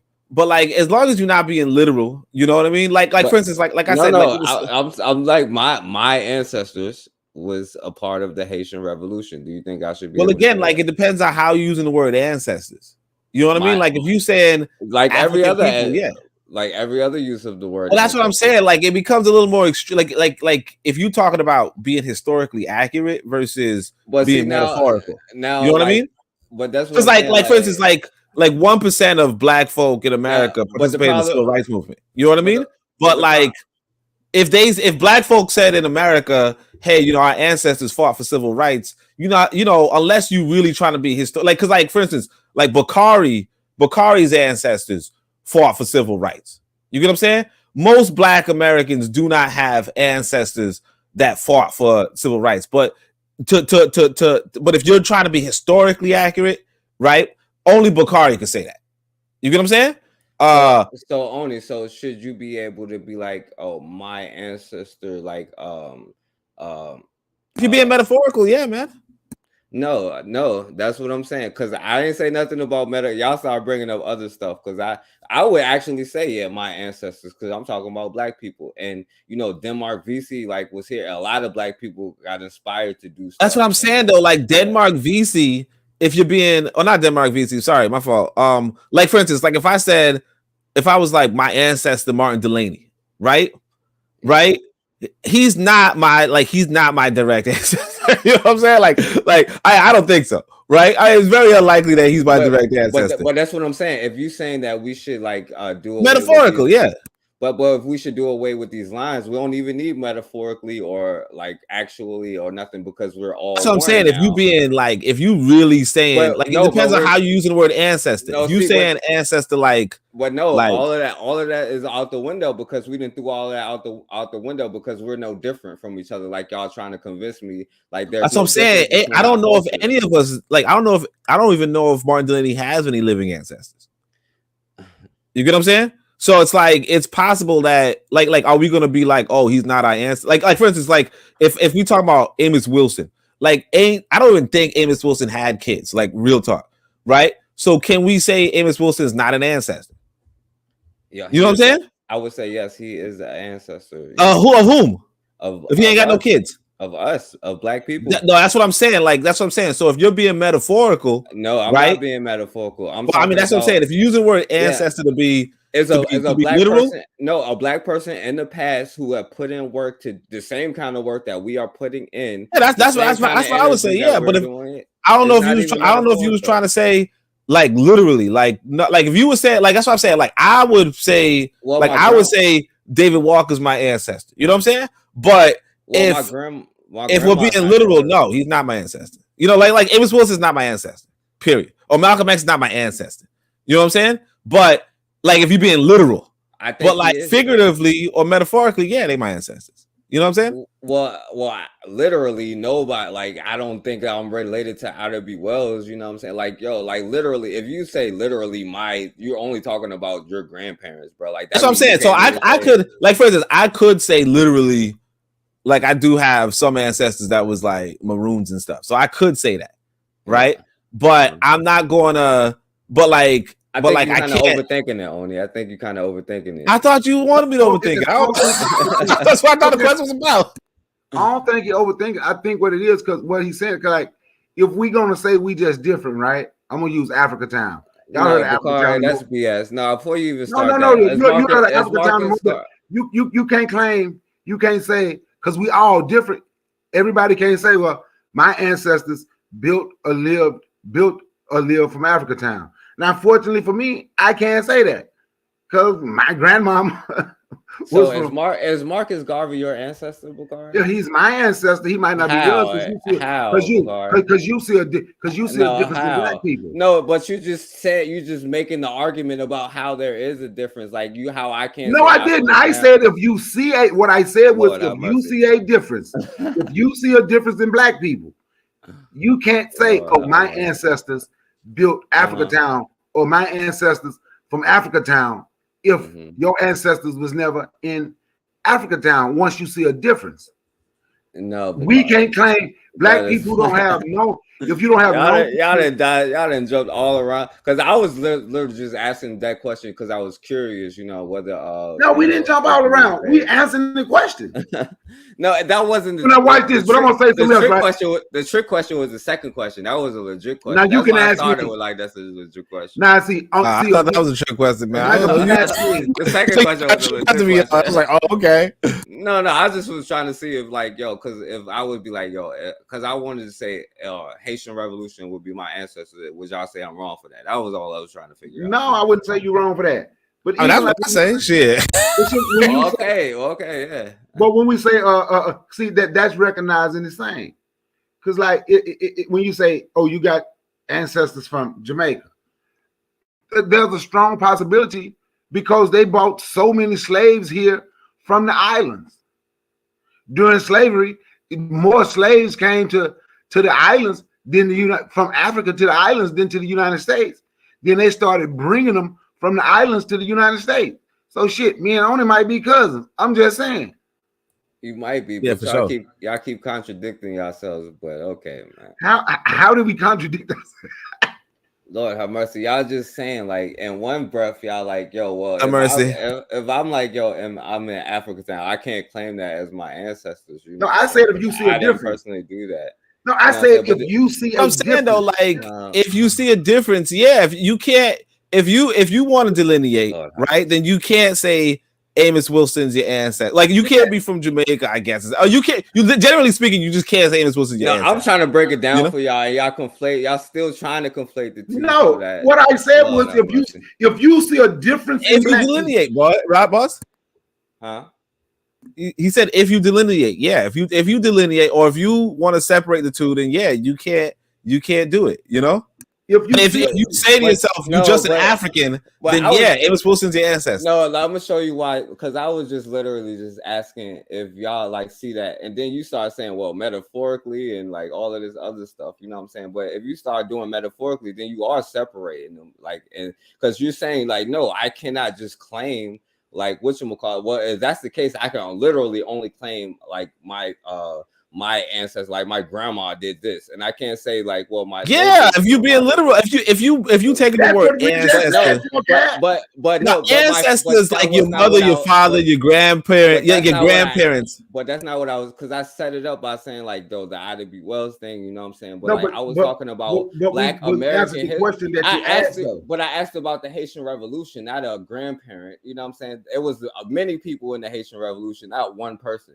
Like that's why y'all keep saying like literal and all of this stuff. Like that's why I'm like, I don't know where y'all going with this. Like I asked about the Haitian Revolution. If I say that that's my history, you're saying like technically no. So if I be like, yo, well, the black people doing something in the 1800s was not sure, like then you'll be like, well, that's kind of hate. That's like, you know what I'm saying? Like, but like y'all, Well, I mean, kinda like, conflate it too. Like, But I never said technically. What I said was. I know now y'all gonna take everything y'all said back. Go ahead. No, I mean, it's tough. We don't know your lineage, yeah, but like, if you it's see tough. a difference, like if you see a difference in black people, if you have less black people that broke themselves down and tried. Only is there technically a difference in black No, people? but see, we say, if you break yourself down in tribes, But then y'all we're gonna answer start two seeing a different ways. difference, right? Y'all answer two different ways anyway, Bakari. That's what I'm No, saying. but You no, said- but No, all right, look, I'm saying that if you going by your individual lineage, right, then you have to do an individual lineage. But most of us not going by individual lineage. But so okay, so you saying that you have an individual lineage that was in the Haitian Revolution? Me personally? Yeah. Well, I don't know. You know what I'm saying? Well, Like, I don't know that. Okay, so is the Haitian Revolution a part of your history? Well, you say my individual lineage? No, I just asked you. I didn't say because now That's what I'm saying. I'm saying that, like, yeah, like, too tricky. That's why I'm saying y'all overthinking this. Nah, but like for instance, right now, like the Haitians right now might be doing some protests, right? Well, I can't say that I'm protesting. You know what I'm saying? They're not doing a Haitian Revolution right now. I can guarantee. No, not the revolution right now, but they're doing some sort of protest. I can't say that I'm doing a protest, but I could say, I just can't say that. You know what I'm saying? So your history has nothing to do with the Haitian Revolution, then, is what you're telling me. Me personally, I mean, I don't know. You was going by. We were talking about you. I don't know. I don't know if that's possible. I'm asking you a question. I'm I told you, I got some ancestors that was in the rooms. They might have been there. You know what I'm saying? I don't know. So you don't know if the Haitian Revolution has anything to do with you. So why even you talk about it unless till you find out? Like individually, you talking? No, I mean again. So as in about some individual, no, as an African, yes. Time out. At the beginning of this, you said the Haitian Revolution is like my history. Like as a Black American, I couldn't necessarily say that that's my history because I'm not from technical. That's why you start getting the technical stuff because it was on the Haitian, and now you're starting to say like me personally, when my grandma and stuff like this. No, my family's from Jamaica, so I don't know. You know what I'm saying? Okay, well, the Jamaican Revolution of like 1831, is that part of your history? Oh, you was asking because you thought my family's from Haiti? Oh, okay. No. Well, no. I would say Haiti because I said the Haitian Revolution. I was like, is that part of? Could I say that's part of my history? But I didn't want to make it specific to nobody. That's why I was. Okay, no. So that's why I don't know. I don't know my personal ties to Haiti. I don't know, but Your You said, ancestors could went you? That's what I'm with- saying. Like I said, like I got, like I said, I got David Walker, Martin Delaney, and I'm like, they're my ancestors. I don't like. I'm not saying on an individual basis that they're my ancestors. I'm saying that they're my ancestors. You get what I'm saying? So like that's the difference. You know, so that's really what I like. What I get from that. I'm not asking as on because like as individuals we get nowhere, right? You know what I'm saying? But I'm saying because we was talking about ADOS and Pan African. Yeah, collectively, if you talking about collective ancestry, sure. Damn, Bakari ran from that question. He saw how hot it was getting. I'm gonna let you off the hook on you, man. Oh, shit. Okay, good. I was like, shit. I was like, who turned on my head?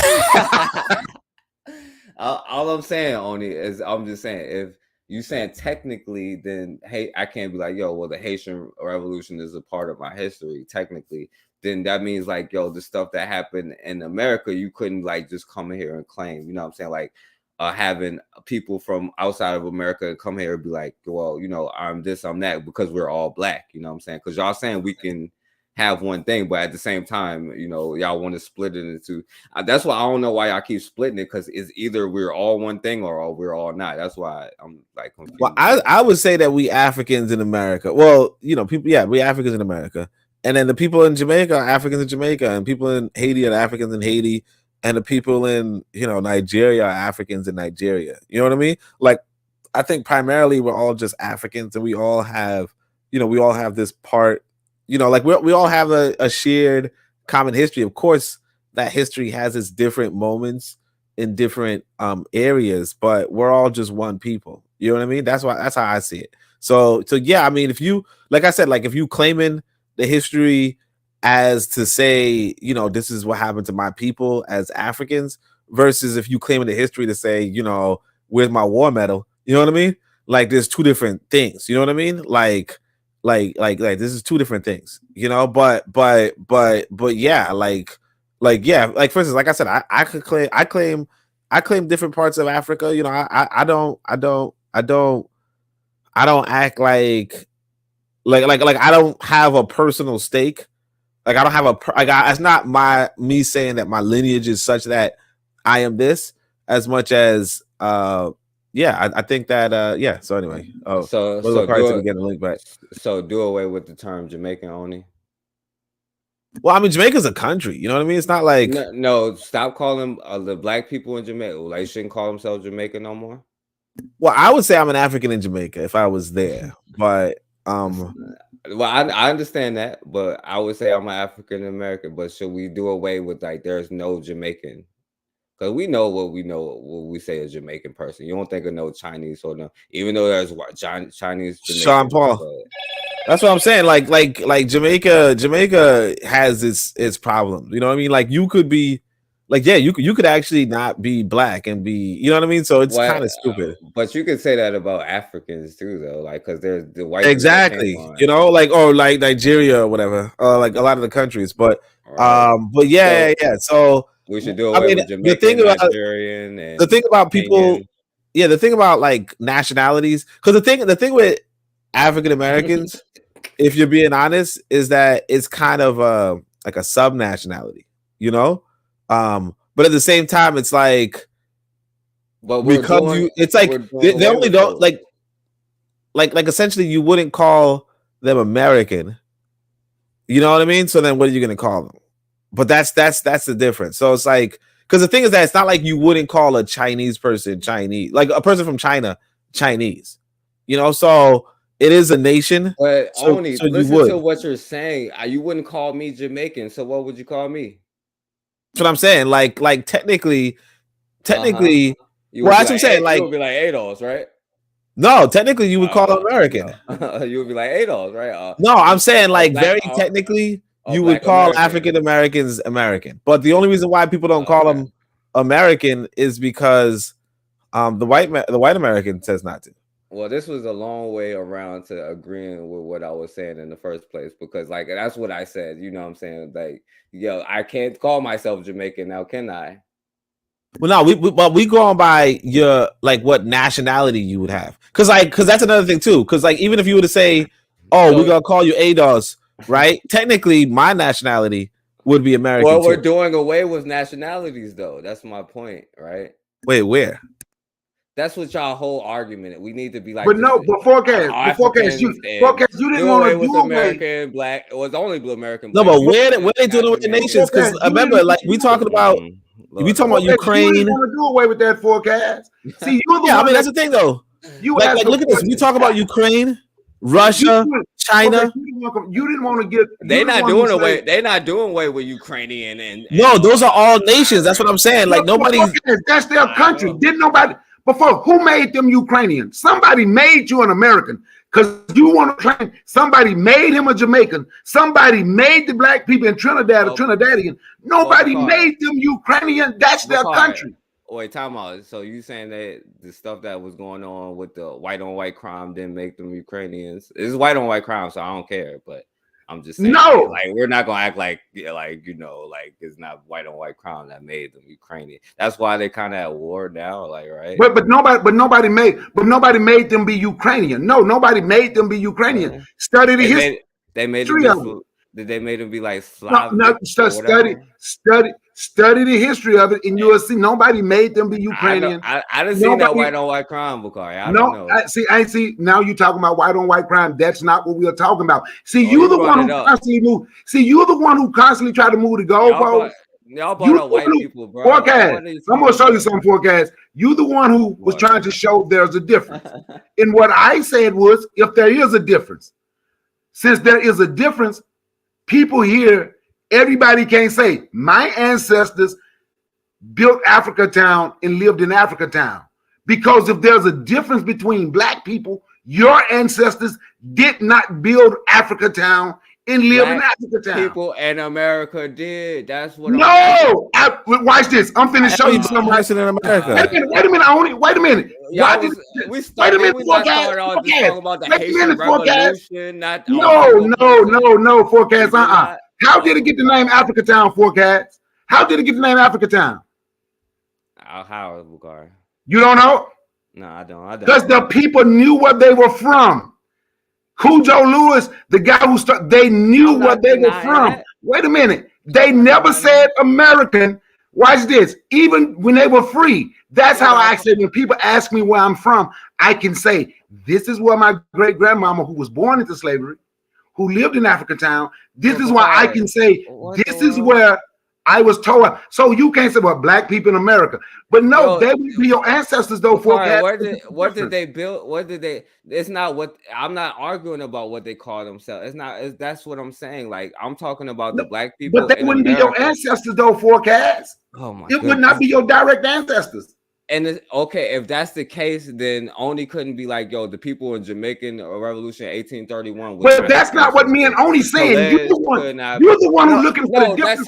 No, that's something different. I'm saying like I cannot be like yo, Pelej could be like, yo, my people was a part of the Haitian Revolution. Like, you know, that was my ancestors did the Haitian Revolution. You know what I'm saying? I'm saying, yo, black people as a whole put together, but like, yo, we have differences, bro. Like, I'm saying you can embrace differences. You can embrace them, not get rid of them. Embrace them. It doesn't mean you hate each other because you have different customs. Don't get rid of your customs. Work together. I'm not saying don't work together, but what I'm saying is y'all trying to act like people don't have different upbringings, and it doesn't make it better or worse. Like that's.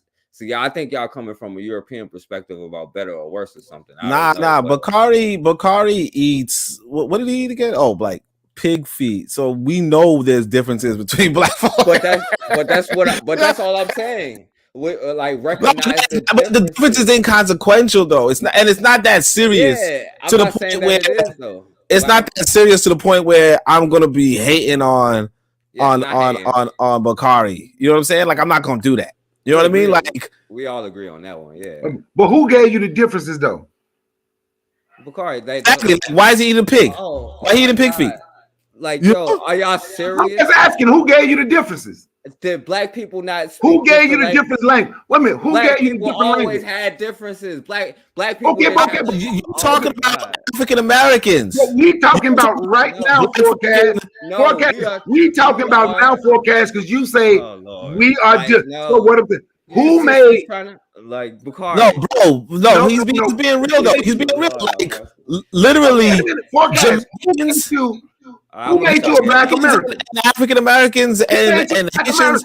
We all the same gene pool. Who made the Haitian? Bukhari, listen. Who made the Trinidadian?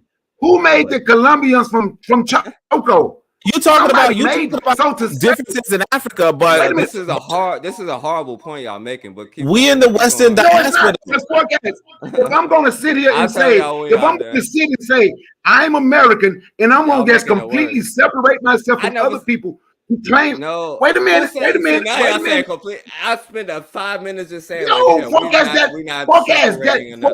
You can say you didn't say those words, and that's why you could. If that's why you cut me off, I understand. The razor cuts hurt. That's why you cut me off. It's not. But what I'm trying to tell you, I'm gonna let you finish before I. But what I'm trying, because what you said was, so what's wrong with?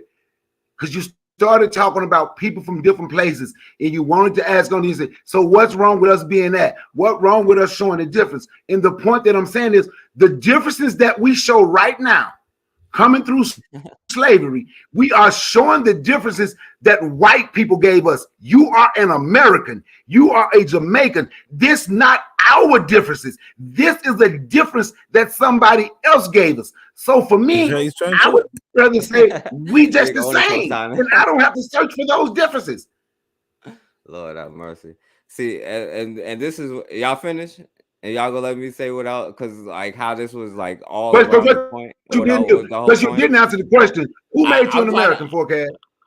See, that's what you caught up on. Like you're talking. He don't want to answer that question. You see that? No, well, the Europeans, they came in and colonized you, and they took your stuff. They got us speaking English right now and no other language, and you can't act like you're not. You want to say that you're not a damn slave, Bukhari, but you are, because you're sitting here speaking English on their. They ain't called you a slave on air. That's crazy. They let you know how bad he got cut. They let you know how bad he got cut. No, because the point is, y'all keep saying like, because y'all are so entrenched with the white man that y'all act like it wasn't differences between black people before white people showed up. I'm like, y'all like, who got you saying American and all of this stuff? Like, nah, even if there were differences, my fault. No, you all right. But what I said was like, yo, differences between. I never said this difference. Like black people in different places have always practiced different things, and it's okay. This group over there can practice this. That group over there can practice that. But there's no reason why you could not get together. But if you're gonna say like, well, like, because my question the second question that I was gonna ask y'all is like, who gets to determine what is the proper thing? Like, so are we gonna start doing like, well, the Nigerians say that this is the right way, or the Jamaicans say this is the right way? Which thing is we're gonna get rid of, or like which practice that a Black Americans might do that y'all be like, oh, we shouldn't do this, since we have no culture and all of this stuff. People always say, not y'all, but y'all heard that before. You know what I'm saying? But so which things should we get rid of? You see, y'all wanted to move the goalposts all the way to like languages and who told you. I never said one time about American. Or like, I don't even care about the word black, you know what I'm saying? But you're not going to act like people didn't speak different languages. People didn't have different cultures. People didn't call the same, even if you could say it's the same God, they didn't have different names for that God. But you can still interact and not make another group of people have to submit to your way of life. You know what I'm saying? Like, I don't get, like, y'all sound like some damn Europeans on here today. I don't know what's going on. So, well, maybe the Europeans that's the language. That's the language, right? But I am speaking a European language. The American First Rifleman come back on here. What the hell going on? Back here? What the? Not the cool. Okay, you sound like a European. You speaking a European language. I know. We got colonized. No. What I would say is this. No, but if you talking about us in the Western diaspora, like the African diaspora, if you will, right? Of the victims of Maafa, we are the same people. We're like a blend of the same people of Western Africa type thing. You know what I mean? So that's moot. But like, as you said, like, yeah, there were differences on the continent. The continent is huge. It's not like there was this one.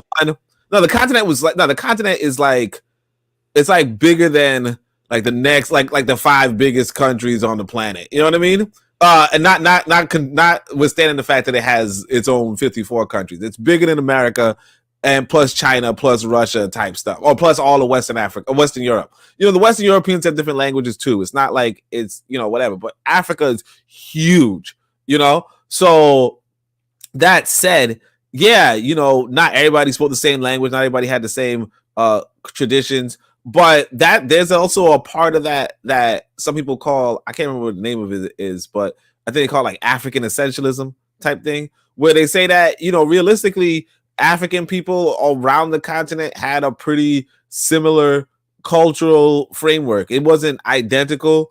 Chancellor Williams actually identifies it in what's it called? Destruction like of Black Civilization. That kind of sounds like what we got going on today with Black America. It wasn't similar, but it was kind of identical. But they respected each other's stuff though, didn't they? Hey, what's the Bantu language in forecast? How many different countries spoke some from the Bantu language? Yeah, exactly. Like a lot of us descended from that one. In the Bantu language was spoken over most of. That's why you meet people today from what they would call Nigeria, Cameroon, Ghana. You meet those people today, and they're in the same places, and they can speak their indigenous language from different places, and they all speak in the exact same language, because the Bantu language was carried throughout the continent of Africa. So a lot of those people had from different, even from even on the east. In East Africa, some of the Bantu language was carried there. So you found a lot of people that literally spoke the same language. Yeah, including Swahili, which is like the biggest language on. That's part of the band. So pretty much everybody in Africa was all speaking Swahili. No, that's not what it wasn't. They wasn't debating about what language we should teach in our school. It's okay to look this stuff up, forecast, but Swahili come from the Bantu language. I'm asking y'all. I'm saying everybody was speaking Swahili and Bantu. That's what I asked y'all. Bantu's a language group. So I'm asking y'all. Right, it's simple. Like you can break it down. It's 100. Well, if it's a language group, then that means you could be easily to say yes, because everybody come off this one branch, right? Is that true? Like maybe like 60%. Oh, okay, 60%. That's good. Okay, but it's like there's like Nilotic languages. There's also, you know, like other languages. Yeah, but like other languages, right? But notwithstanding that, you see the thing about what the Bantu did was that they showed that you could spread across Africa very peacefully, and you know, bring technology type thing. Like they're a historical group that did some pretty good stuff. I mean, obviously some Europeans are going to try to make it seem worse than it is, but and the thing is, like, but yeah, it's pretty good. And I'm just acting like there's not like a language of trade and stuff like this between Black people, because like I've been telling y'all, we could interact with each other the whole time, but it's okay for this group in a southern, like whatever country they're in, to have whatever practices they have, and it's okay for another group to have whatever practices they have. That's all I'm saying. All right. Yeah, but they're the same people though. The thing is that they're the same people. It's not like they're different people. It's just that they just speak a different language because they're on another side of it's like people in Brooklyn speaking different from people in, I don't know, the Bronx, or even people in Brooklyn speaking different from people in Detroit or people in LA. You know, it's not like they're different people, but you know what I mean? Yeah, but they're all Black Americans, right? You would say, like, just for the conversation, you would classify those people as Black. You have the northern, southern things. That's what I'm saying. Like everybody in Africa is African. So they, you know what I'm saying? They just speak different languages. People would be considered African in forecast. Yeah, exactly. Just different dialects. You said what? Of the same language. So those Black people would be considered African. In America, they speak the same language, but yeah, in Africa, you saw what you just did, forecast. You search for wait a minute. You search for the similarities. So y'all just gonna ignore I know. I've been talking about the similarities. No, you search for the similarities in Black people in the United States. But then when it came to Black people in Africa, you made sure you said y'all gonna act like those people weren't different. You search for the similarities here, but you search for the differences No, there. I said the differences. I said the differences between North and the South. I said that's what I said just now. Like and before, I said the differences. But you say they all one people. Right, and I still They that. hugely different. Oh my goodness. Dress different, eat different, Right. different swag. So should they all dress and eat the same way? I'm saying, but you recognize they one people. Oh my God! Did y'all not hear how y'all cutting yourself? I'm saying you recognize they one people, and it's okay if they're one people, and it's okay to have different cultures within that one people. Am I right? Yeah, but you're not saying they're different people. Oh my goodness! I never said black people was different people, did I? Because Yes. that's what I've been saying. Yes, that's how it started, Forecast. Yes, you did. Now you can. You didn't mean to say that, but you did say different. You said different. Yeah, they just like he just said different when they have different this. And No, you different said that. different people. Oh my goodness, yo! You said different people. You did. No, Forecast. I started with a soliloquy saying how black people are this and how they should unify, but there are different cultures. And I don't even know what no soliloquy is, man. You done went to the dictionary. I don't know what dictionary All word. right, we don't know what a soliloquy is, man. Okay. I don't know no dictionary words, Forecast. Yeah, huh? You said soliloquy. I don't know no. Like you were singing to us.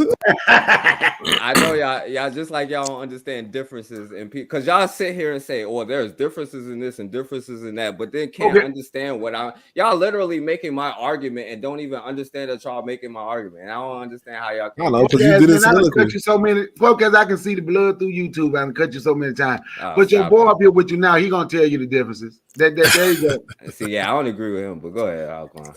Yeah, first of all, man, I am disgusted that you would actually compare me to the American Rifleman. Same thing. He was disgusted just like you. That's the same thing. Y'all just alike. Yeah, but Y'all both he's a coon and an agitator. I'm a realist. Oh boy. And I tell it like it is. Without if he's a coon and y'all just alike, then see, okay, well if that's how you feel, man. I don't know what to say.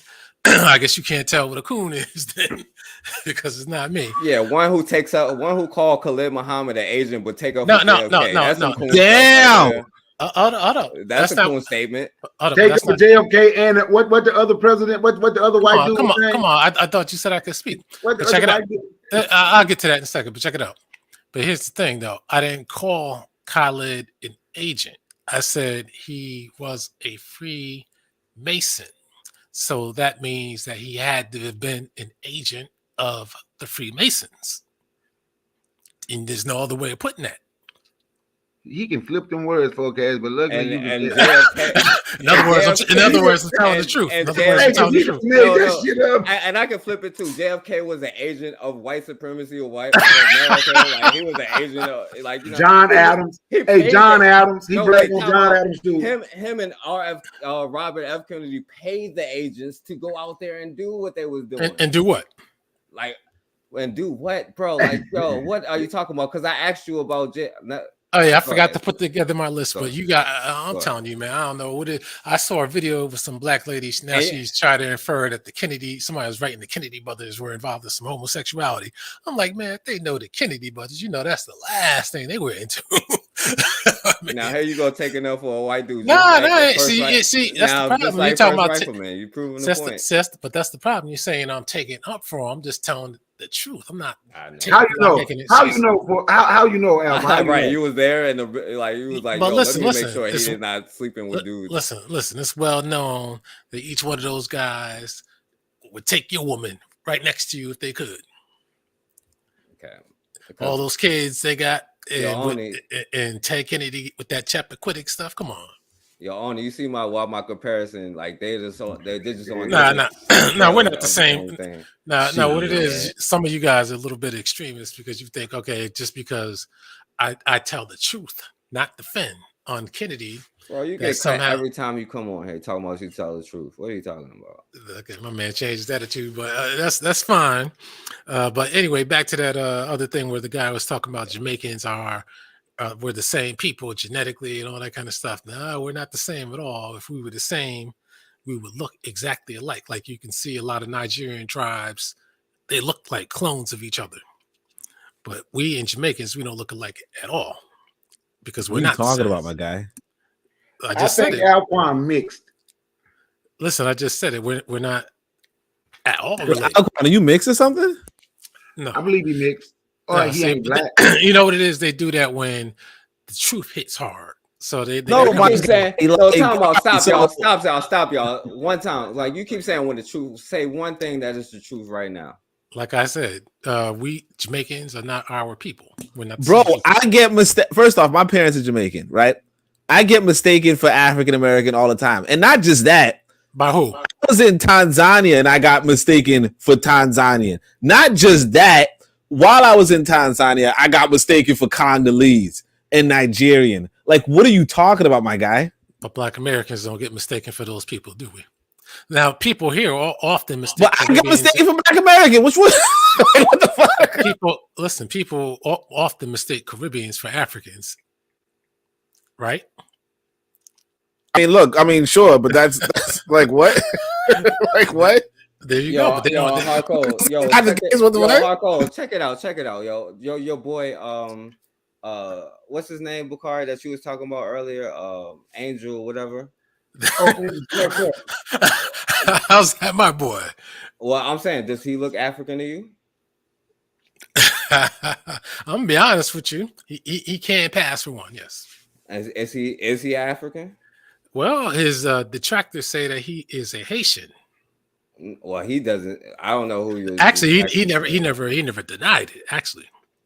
Well, he says I don't know, because like He say you're a Black American. That's what I heard. But every time I asked him, because he get mad when you actually say it. Because Bukari, like a long time ago, Bukari said that and he got mad and flipped out. So I don't know what you're talking about. But she is right about his name though. His name that is French, Lauren Ray. And your name is English. Is it? Oh, I don't know your real name, but I'm pretty sure it's not. Well, what is it? Is it African? See, why does it have to be African? Is it Native American? No. What is it? Oh, Redford over here. Right. That's what I'm saying. No, That's his what I'm name trying is to not. say, bro. His name is not he who howls like a wolf. Like a wolf. Hopping rabbit. Yeah. Anyway, the point is, we have to stop this fantasy of one Africa, one, and when I mean by that, I'm gonna say this. Sorry, my God, I can't even get a sentence out. My fault, but like, let me just say okay, this. for sure, fault. Then own it and let me continue to speak. Okay. No, I'm gonna say this. Let me say this quickly. How you gonna say no? But you said it was your fault earlier. Because we don't want the mulattoes to speak right now. Yeah, that's what I'm saying. Like some black Americans, like especially if they really mixed, like for instance, Yvette Carnell. I mean, kind of, but like Yvette Carnell, sure, she's not gonna look like so on and so forth. But like Tony Moore, yeah, he look like an African. Rihanna. You said what Rihanna. Rihanna. I think Rihanna. They say Rihanna's mixed. Rihanna's also Caribbean, so I don't know what that got to do with anything. The same reason why you brought up Yvette Carnell. Rihanna is a milky, green-eyed woman. I don't get it, man. But I mean, what was the point you were trying to make about Yvette? No, I'm saying, yeah. If you were saying like most, like a lot, like you go deep into like the hoods of America, and yeah, you're gonna see some people look like they just came off the boat. You know what I mean? Like generally speaking, off of a boat from where? A boat from Africa, like a lot of like actually Jamaicans are the ones in a lot of Caribbeans look like they came from a boat, but we don't. Yeah, both of them. Everybody look the same, my guy. In fact, I can tell you this, my man. How come I can point out most Jamaicans and say that these people are Jamaican? How come you could point out who's Jamaican? And maybe you in Jamaica. I don't know. But or maybe you hear their accent. Even with Rifleman, I could look at his Jamaican features. Rifleman. Yep. That dude's I don't know if he's Jamaican. What is his Jamaican features, bro? Tell me his Jamaican features. Is it the hairline?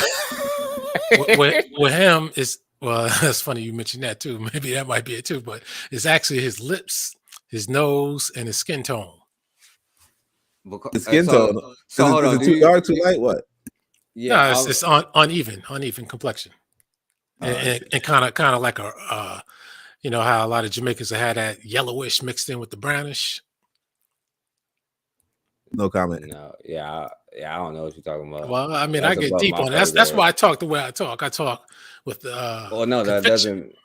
Well, no. No, but like, I don't know. no, I could tell you this though. In fact, there is this Black American woman, right? She was made in the 1910s, 1920s, and she would tell you that African Americans were progressively getting lighter, based off of you know, like the miscegenation that was going on in the 1900s.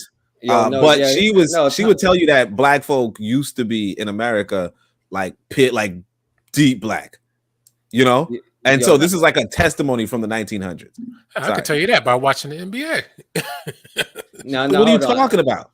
No, because I didn't want to get into it, but what are you talking about with the yellowish brown thing? Like you see a lot of the skin tone,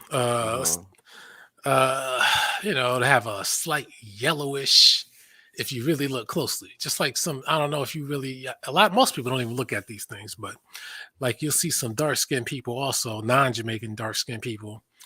And you'll notice that sometimes in the ears, the nose, and the lips, you might see a little bit of pinkishness going on. And that's kind of like a yellowish thing like Tyron got going on. No, see, you want to joke. I'm trying to be for real.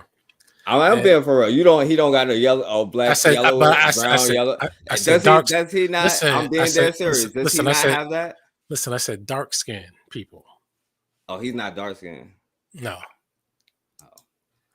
And that's indicative of white admixture and a dark skinned person. That's what I'm trying to understand about yellowish brown. You saying a yellowish brown and a dark skinned person? That's why I try to access some reference. But see, when I need get references.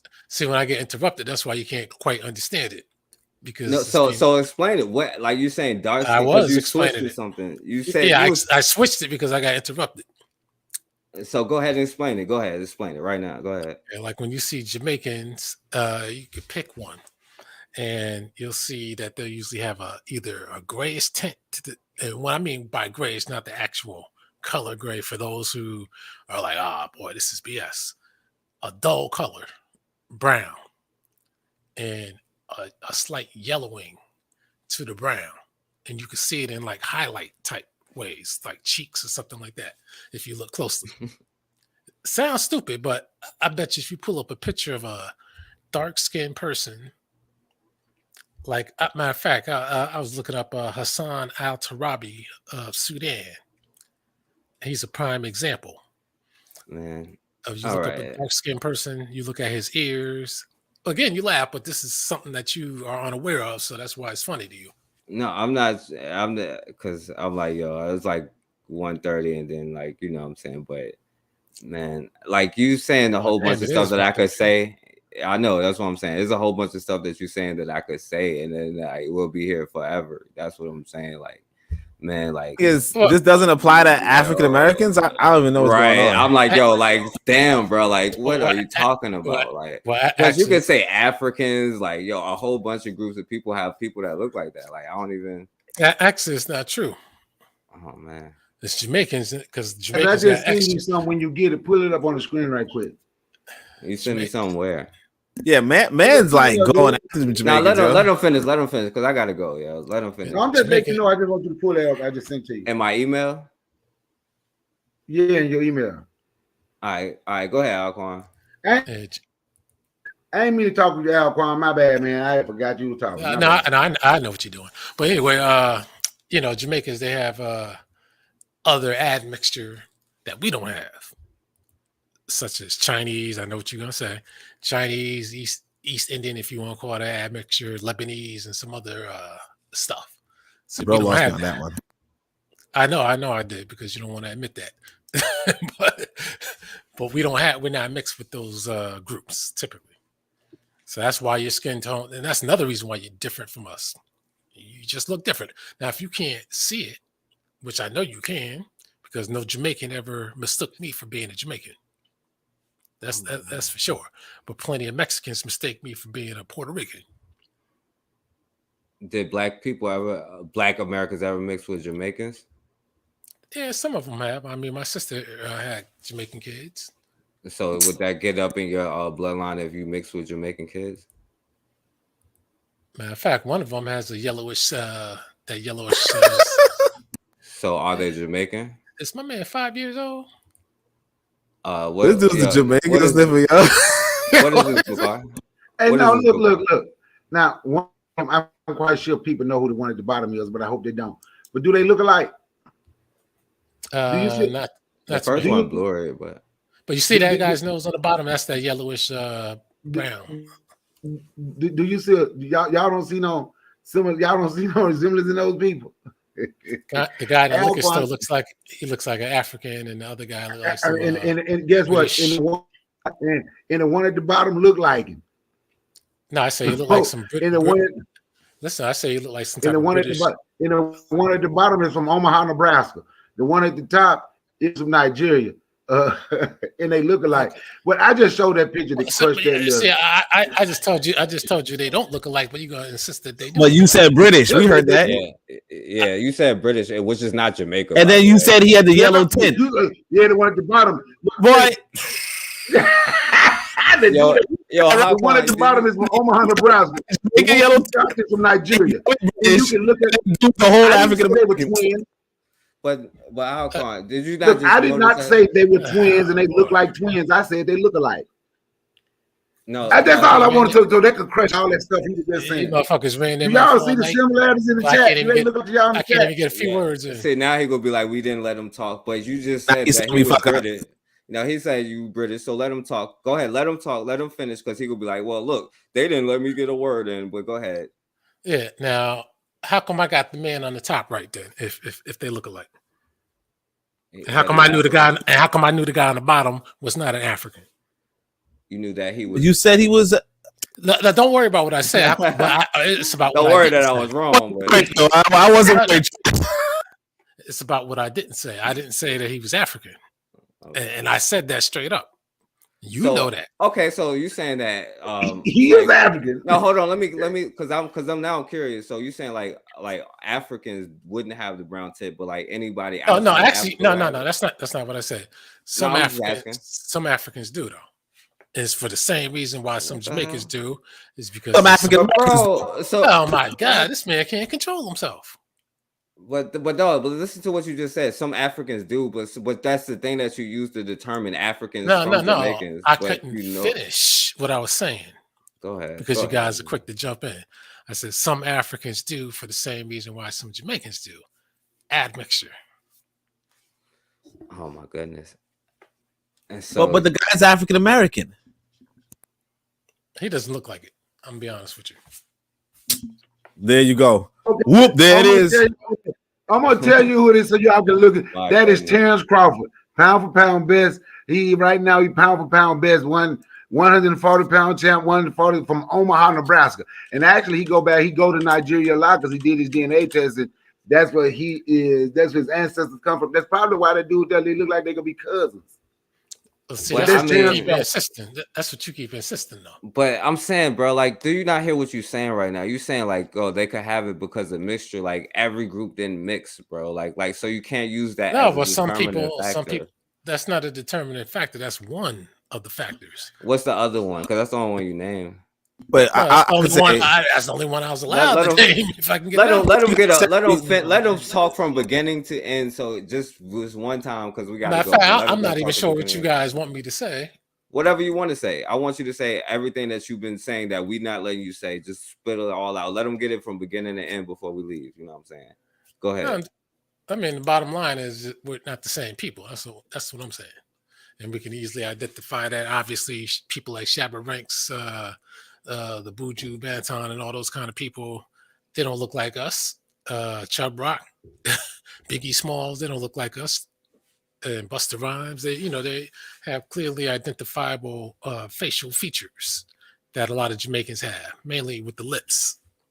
And other groups can have different facial features as well. So just like you can see with Sade, she's African and half white, but she still looks like one of those Nigerian tribes, despite being white. One more, folk. One more. Let's do that. One more for him. There you go. Okay. Some people gonna know one and some people ain't. If you know one, don't say nothing. I'm gonna just take this test again. I just want to do this test again. Somebody in the chat says, "What did Jamaicans do to make this man that mad?" What am I mad about? The only thing I'm mad about is people keep interrupting me when I speak. That's all. I think what it really is that people, they figure, okay, well, if they don't agree with me, it has to be a battle, a conflict, or something like that. It's not a conflict. It's just that we disagree. And some disagree because they just haven't studied. And other people are more dictatorial. They think, well, if they disagree with me, I can't have it. Now, what's your question with these two guys? Hey, Oni, people in the chat, which one is African, which one African American? I'll say neither one. Neither one is what? What do you mean by African American?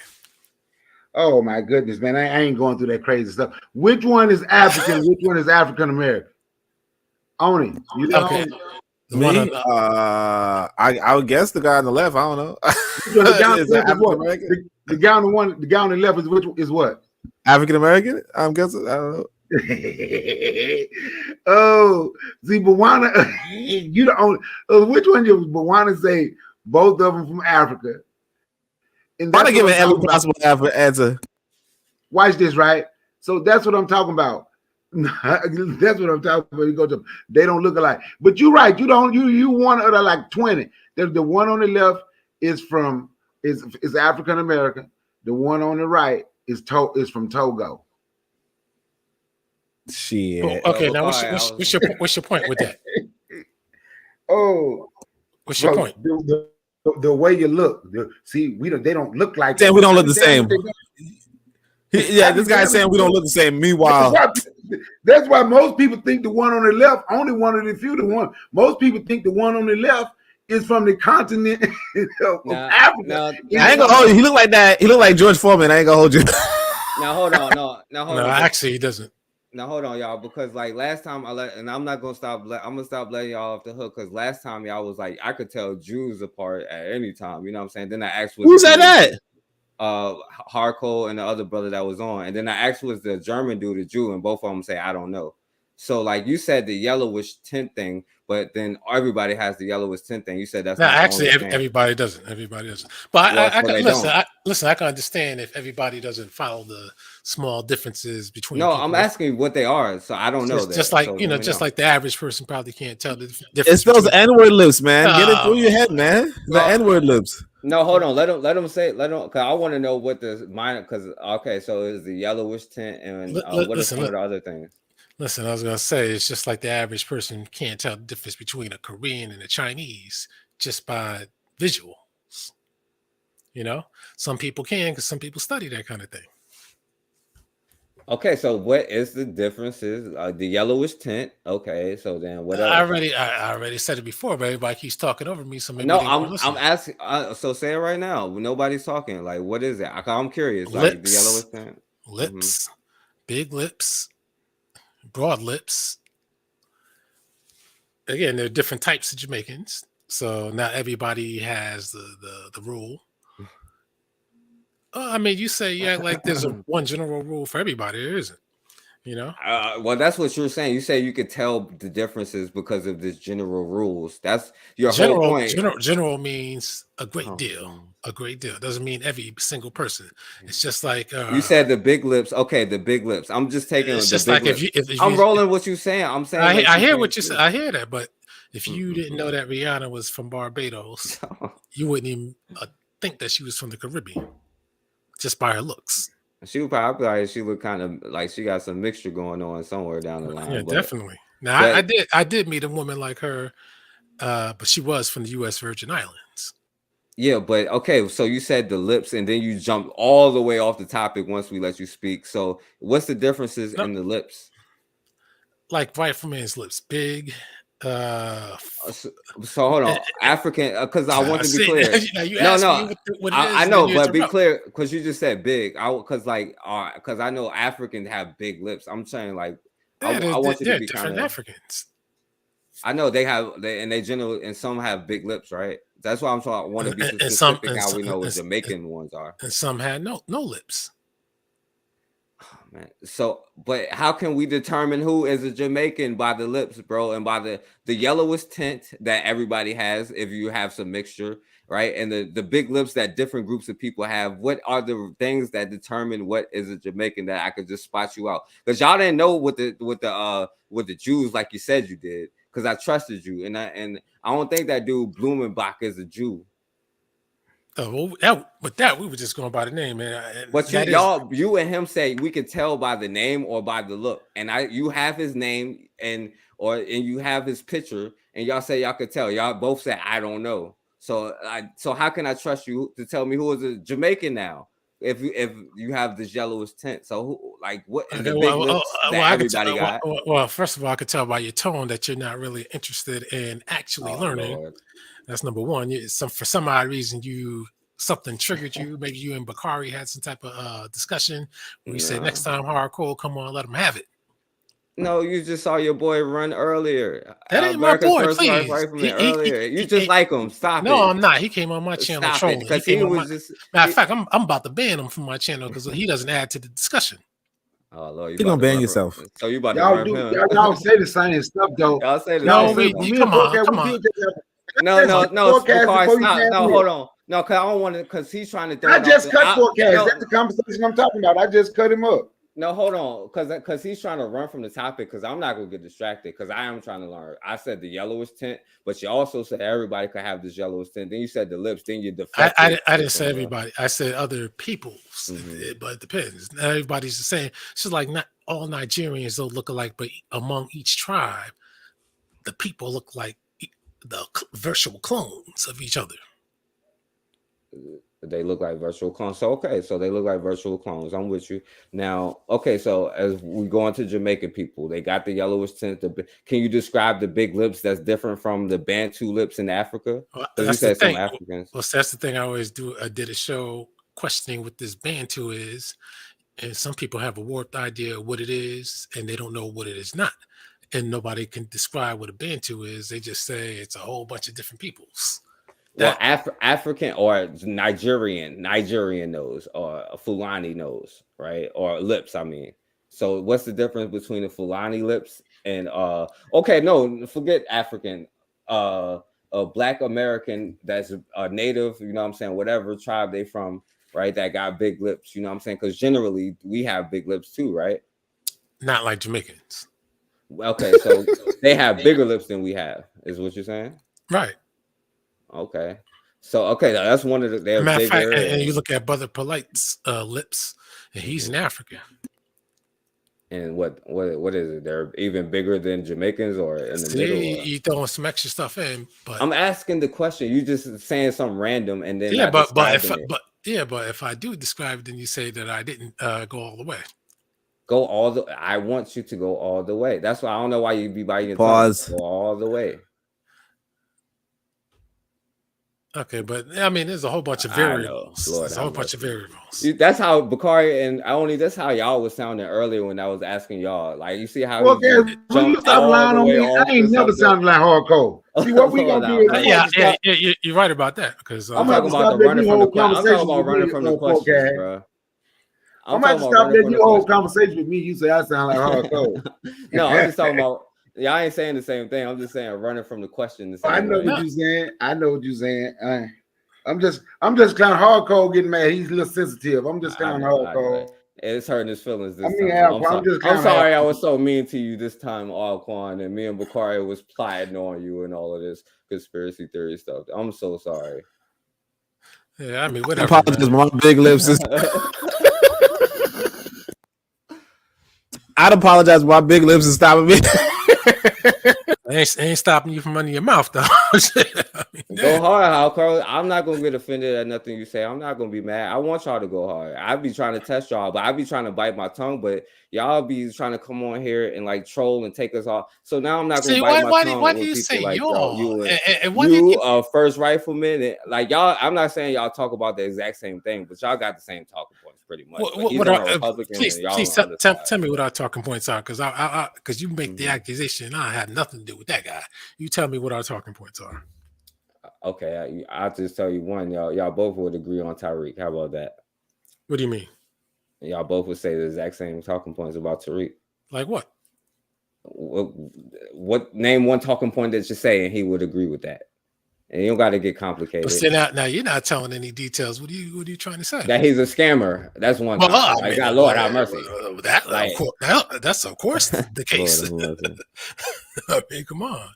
Oh man, y'all both. Well, Alcon said he's a scammer. I take that back. The 50-year-old boy Tariq ain't never scamped nobody.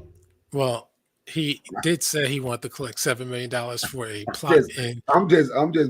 How much you want to collect? You want $7 million for that plot on what's the name of that Spot Crenshaw? He showed us the plot. He said, "I'm no. Do you want to? See, now I'm explaining something in detail. Now you don't want to hear it now. See? No, you talking about like some like Tariq stuff. Like I'm getting into the details because to show how he scammed. And he said he had the mock up. He said, I'm gonna have the theater in there. I'm gonna have this section in here, souvenir section, all this upstairs, downstairs.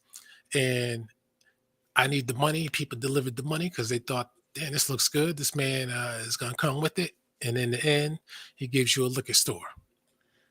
All right, so now I'll let you get that out. Okay. Oh yeah, so, Usain Bolt, he does have big lips to number X. Now, the same thing that you and him talk about, number one, y'all both actually deny history and act like things, y'all both conspiracy theories, you know what I'm saying? Like he would deny, it's just y'all would deny different kind of things, you know what I'm saying? He says John Adams was his favorite president. You just say JFK, you know what I'm saying? Y'all are no different. See, no, that's the problem right there. I never said that any president was my favorite president. You did, bro. No, I didn't. I never did. You was literally on a whole campaign defending him, bro. See, you say defend again. I'm not defending. The only thing I'm doing is correcting the lies and the propaganda. That's called defending, bro. No, it's not. Defending is defending him at any cost. Like I can't defend his. That's at any cost. You just added at any cost. You can defend something not at any cost, bro. Listen, I tell you what, I don't defend. I don't defend his adultery. Oh, there you go. That's weak. Right. Do you I mean, come on. Well, do you not defend his racism, or do you defend that? See, you have to show me the racism first. Oh God damn! I had a whole program. See, I don't want people. I don't want people to tell me about something. I need you to show it to me. I showed you a whole like my goodness, like the dude, like no. That after the bombings, like it was like several bombings in Birmingham, and he literally said it was because of black people that they got bombed. You know what I'm saying? He was blaming it on them. You know what I'm saying? I didn't hear that, and from my experience with JFK. Well, look up his response to the Birmingham bombings. Why wouldn't you know that about your favorite president? See, once again, I told you he wasn't my favorite president. Or the best president of America. Then I'm sorry, I didn't say that either. So you did, bro. No, quote me on it. Find where I ever said that. I know what I said. I know what I say. I know what I say. What I don't say. There's a reason why when I speak, I never commit certain things because I'm not right now. You should.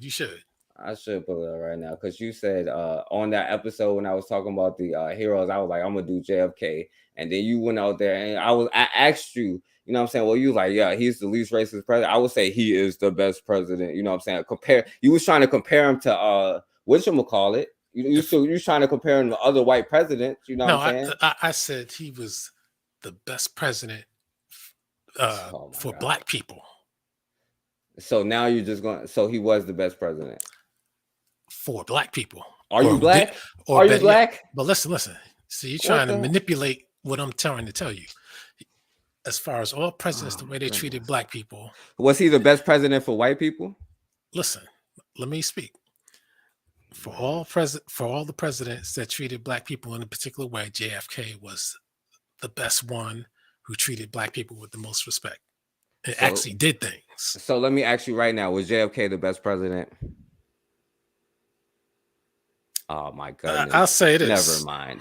See, now you asked. It's a yes or no question. You will give me a 30-minute answer, and it's late as hell. No, it's whatever I want to answer it. Type of answer. That's what it's actually like, yo, is JFK a good president? Because even if you talk for 20 minutes, you're still going to either say yes or no. Like, I don't. Okay. That's what I'm saying. Well, sometimes it might be yes, sometimes it might not be that. But anyway, here's the deal. Even though we weren't born or even around that time, that man saved the world from nuclear war. Now, the military didn't give a damn because they wanted to go to war. But in that case alone, would you not consider that to be a great president? Because somebody else could have misstepped and things could have turned out differently. What makes you say that?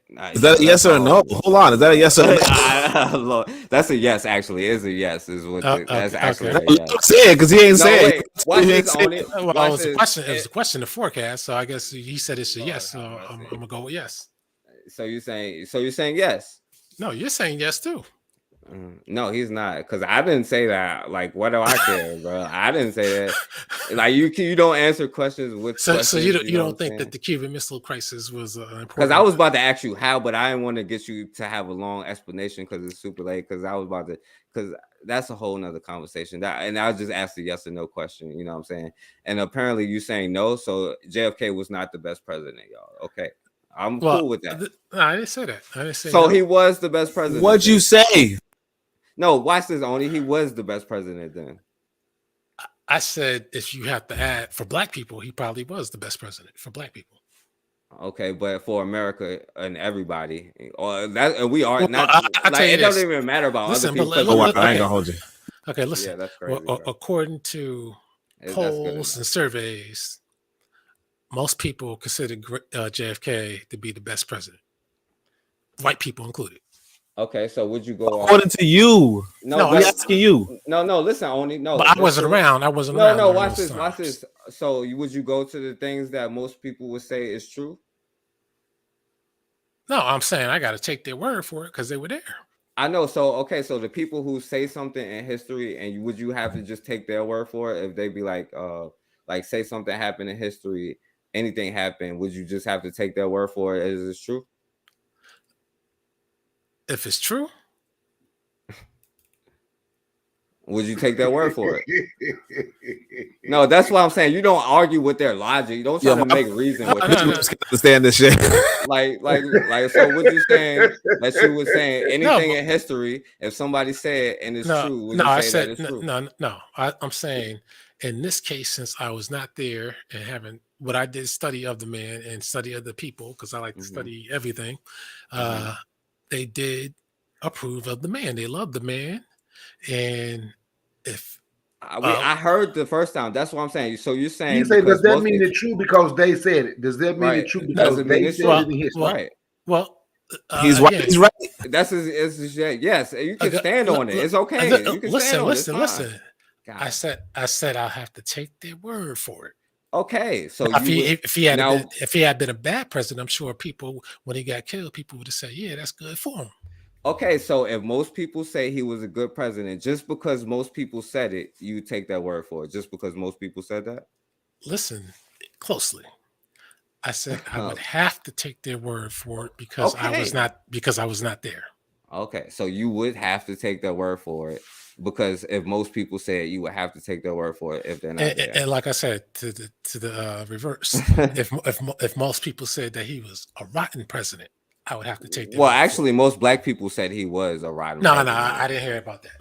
I just showed you. I could show me 2 black people saying JFK was a good. I showed you at least 2 already. Two people? Yeah. Show me. That's not black people. That's 2 people. No, I said show me 2 black people because you said he the best black president for black people, and black people don't say that. Most black people don't. Say that. See, now you're trying to manipulate. That's not what we were just talking about. No, I know because you're trying to dance around that question, and which leads to this, and that's why you're trying to dodge this one. Let me tell you what you really. You're saying no. Listen to what you just said. You said if most people said that, then you would have to take the word that it's true.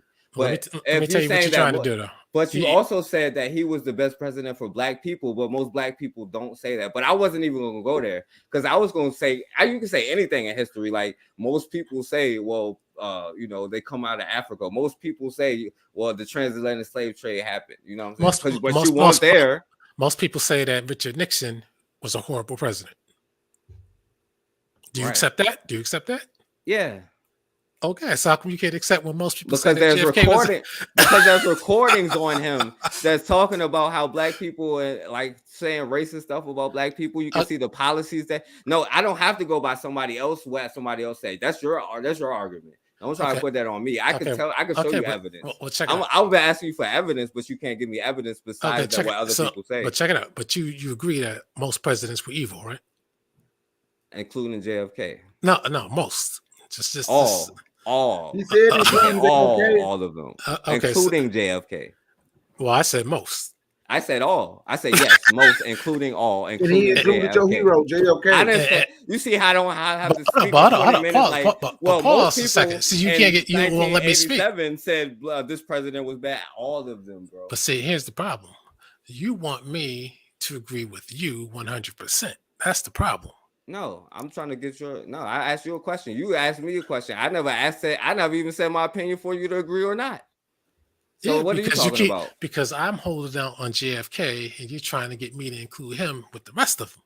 But see, in order to include him with the rest of them had to have been shot. The rest of them have to have been shot. Yeah, they shot him for a reason. So every president that got shot was for.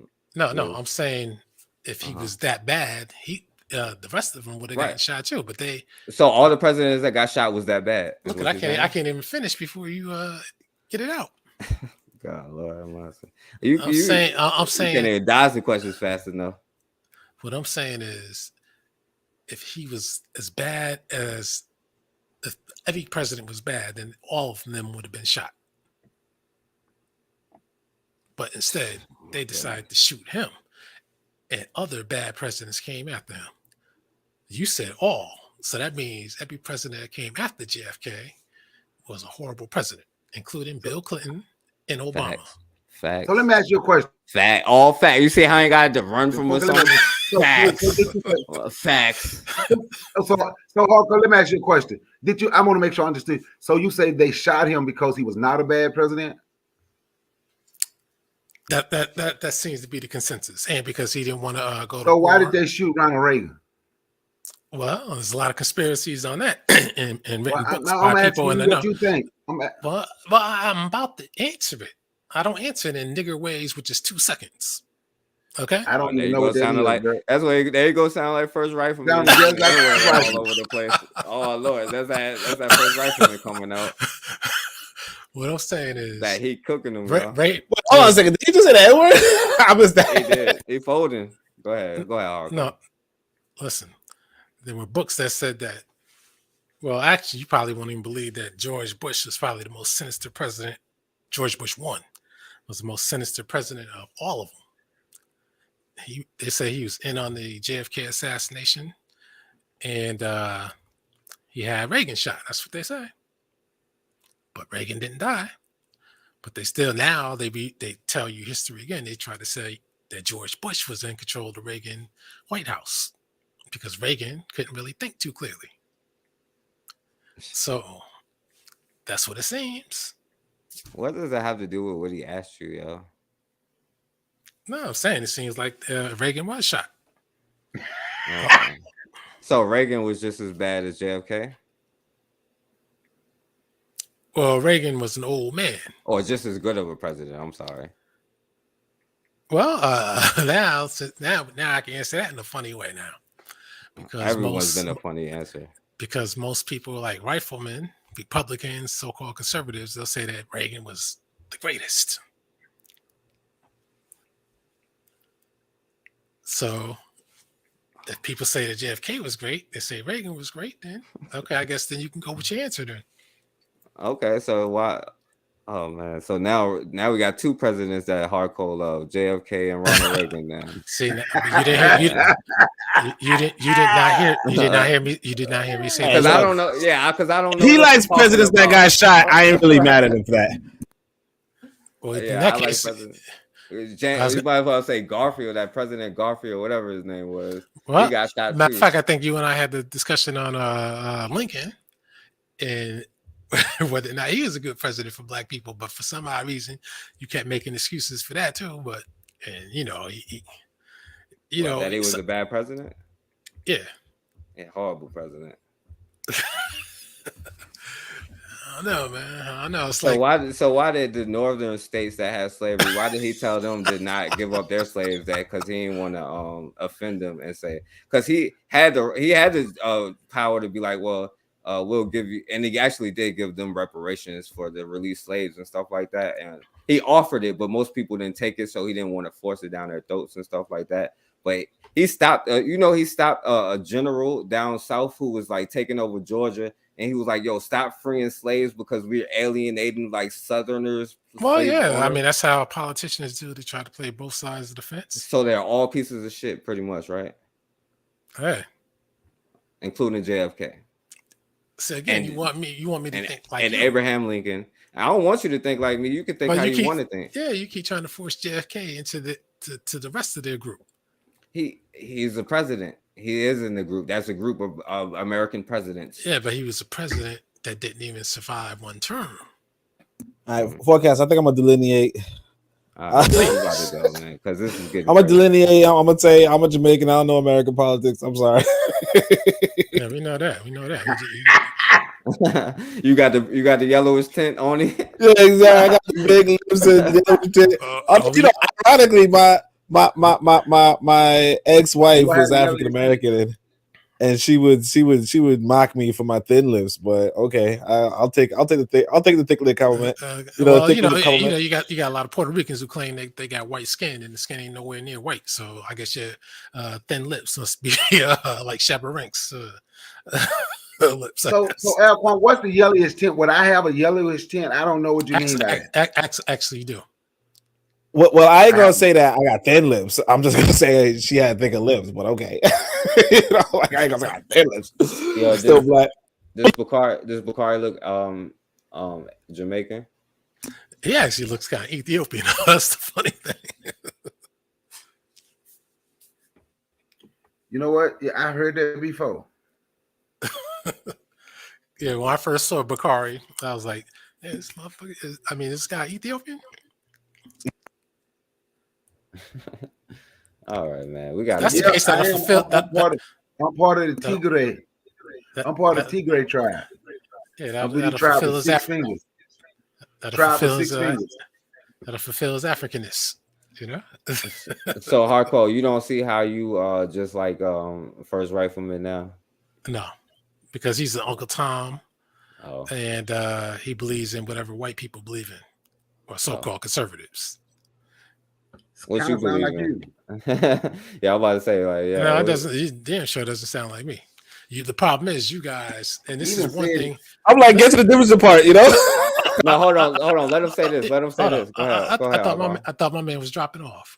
No, go ahead. No, go ahead. Say what you're saying, Hardcore. I was gonna say there's one thing that Meatball said that he was right on about guys with the Pan-African mindset. Is that you guys are like dictators, fundamentalists. Everybody has to think exactly like you think. How, Hardcore, you know how that's BS? Am I on your channel trying to tell you that which is which and trying to question you or what you believe, or are you over here trying to question us? I'm not. Now it's us. No, because you said you just said you guys, bro. Like every time I say something that you say, you act like, oh, now somebody said it to you when you just said it, bro. Like you was over here trying to I'm not trying to dictate nothing to you. I'm asking. I sat there and asked you questions. No, you are trying to dictate because every time I say something about Kennedy, you want me to answer it in your way. No, I just don't want a 30-minute answer. Yeah, he just challenging you, man. No, I forgot I gotta get off. Billy Loops. Please. Hey, what is this guy got against Jamaicans? I think a Jamaican woman broke your heart. Well, there's only one I try to mess with. Most of them aren't even as cute as I am. So, Pause. By the way, why does dude be staring at dude's lips like so hard? It's mad random, man. Now, hold on. Don't cut him off. I want him because he was about to go in. I want him to go in. He was I want you to not hold back. Go in.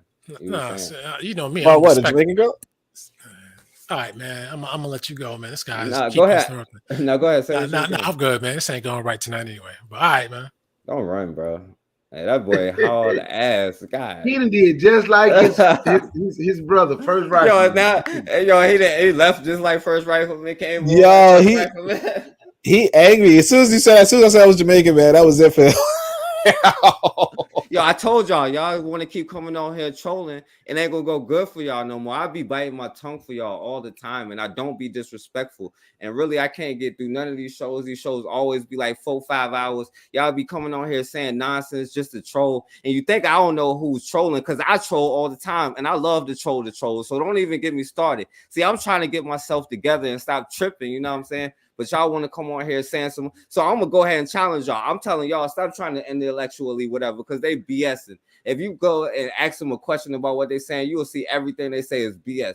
Just like his boy won't come on here no more because he was talking about all this stuff he was asking, and he know he was lying about that. You know what I'm saying? That's why they always run. When I get them, because see, they be like, oh, I ain't saying that, I ain't saying. So I'll be like, no, what are you saying? And then that's why I'd be like, when I be like, are you saying yes? They be like, well, I'm not saying that. So are you saying no? Well, I'm not saying that either. So what the hell are you saying? That's how you know somebody is full of BS. If they ask me a question, I'm going to say, yes, this is the answer. No, this is not the answer. And once I answer, you notice they go on to the next damn subject, don't you? You know what I'm saying? That's what I'm saying. Y'all want to keep coming on here trolling? I'm not going to keep biting my tongue for y'all no more. You know what I'm saying? Like, I was hard on the coon. I was easy on the coons, but you know what I'm saying? I'm not going to be easy on them no more. You know what I'm saying? It is what it is. Like, y'all want to come on here talking about some BS. You're going to have to prove what you're saying. I could prove what I'm saying, and I can use what you're saying to prove what I'm saying.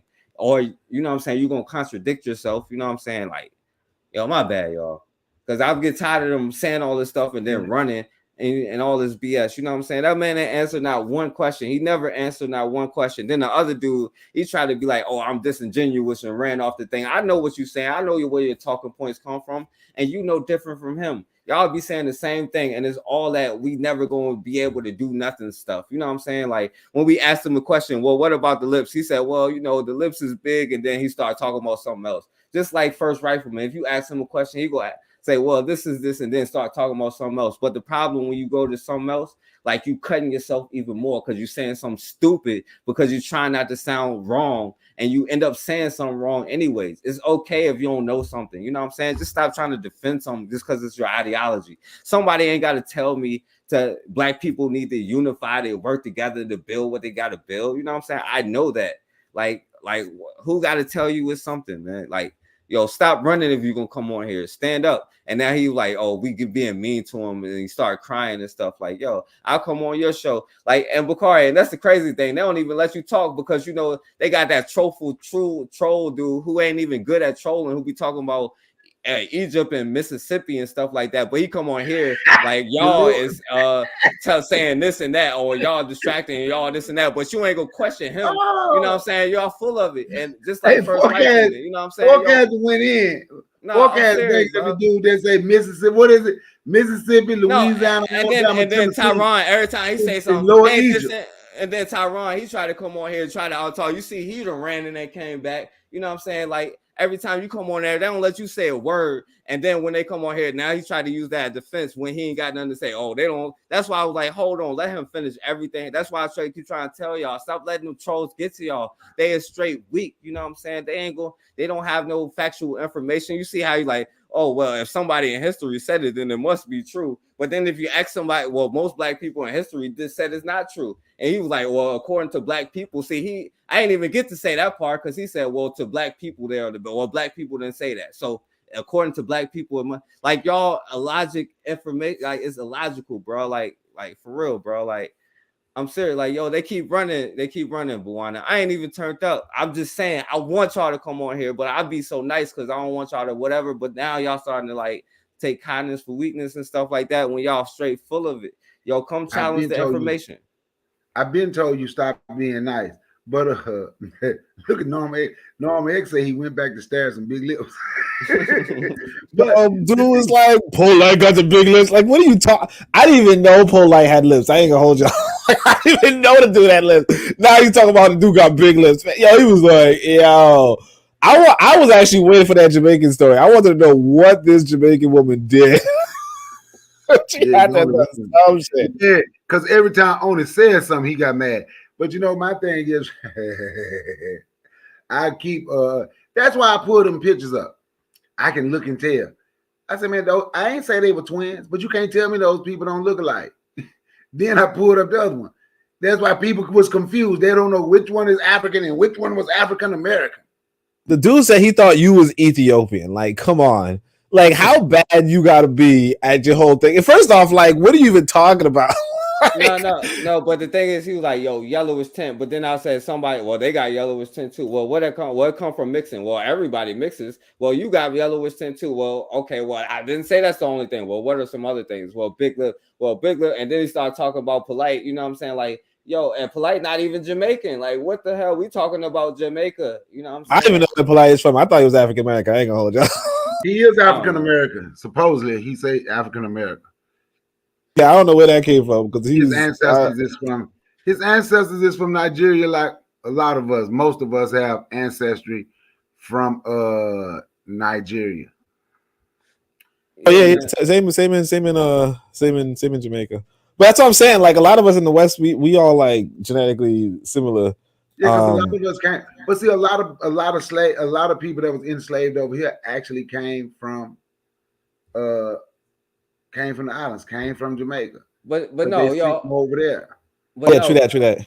But no, like, yo, that's the thing, Bakari, because like y'all, like he just be saying anything, and I'd be letting people sometimes, even just because I'd be like being nice, even though you still cut off your own stuff, but like, yo, last time him and the other brother said, "Oh well, I could just tell by." Did they not say that, Bakari? I could tell. I'll be quoting them specifically. And then remember when I was like, he didn't say. I said you said that he was the best president, and then he turned around and said, "Well, yeah, I didn't say that, but I said he was the best president." Yeah, that was black wild. people. Like, yo, he literally said talk that. so much, though. I see what you're saying, though. I didn't know it was a strategy. I was like, why are you letting this motherfucker talk? Because he just saying nothing. Then he said they shot him. They shot JFK because he was great. So that's why I asked, was Ronald Reagan great? They shot him. And he went on talking about some conspiracy. They say George Bush had Ronald Reagan. Man, I don't know. That didn't answer the question, though. That dude was mad at Jamaicans, though. That's crazy. I ain't never seen that in my life. That Jamaican woman broke up with him. But no, Jamaican woman, she must have had that 5-pom. I ain't gonna hold you, man. Yeah, I had a couple of them had that 5. Y'all, they crazy. But it's not even about him, yo. If you look at the thing, it's like wake up calls. You know, we had 2 people on here, and they think they nothing alike, but they say the same damn thing, and they deny history, act like stuff don't happen. And it's crazy what some people will call out and what some people don't, because even his own people would be like, I ain't even bring that up. How they would say that black people got sent over to Jamaica from America, like it happened in reverse, so their people would go over there. You know what I'm saying? So then how could you tell the difference? Even then, it's just so many levels that you can like say all the stuff that they're saying. But it's time for us to stop saying all this stupid stuff, because like you think that you don't sound like, what's that brother name? What's that dude from ESPN name again? Emmanuel Acho. Yeah. What's the difference? What's the damn difference between them two? You know what I'm saying? And I don't care if people can get mad or whatever, and I'll come on there and I'll say it to yo junk. You know what I'm saying? It is what it is. I'm gonna stop biting my tongue. But just like last time, Bakari, I let them off the hook when they say like, well, I could just tell the difference between all Jews. And then I asked what somebody is a Jew, and they both say, I don't know. You know what I'm saying? What the hell? So how can you tell the difference between all Jones and then the first person that asks you say, I don't know?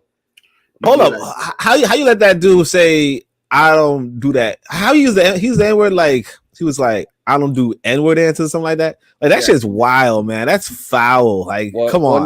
Well, no, I did. He knew what I meant when I said, well, now that First Rifleman coming out, because that's just what First Riflemen do. And that's what I mean. They ain't no different. And they think they are, because they call each other the coons. Like First Rifleman will call him a coon. You know that?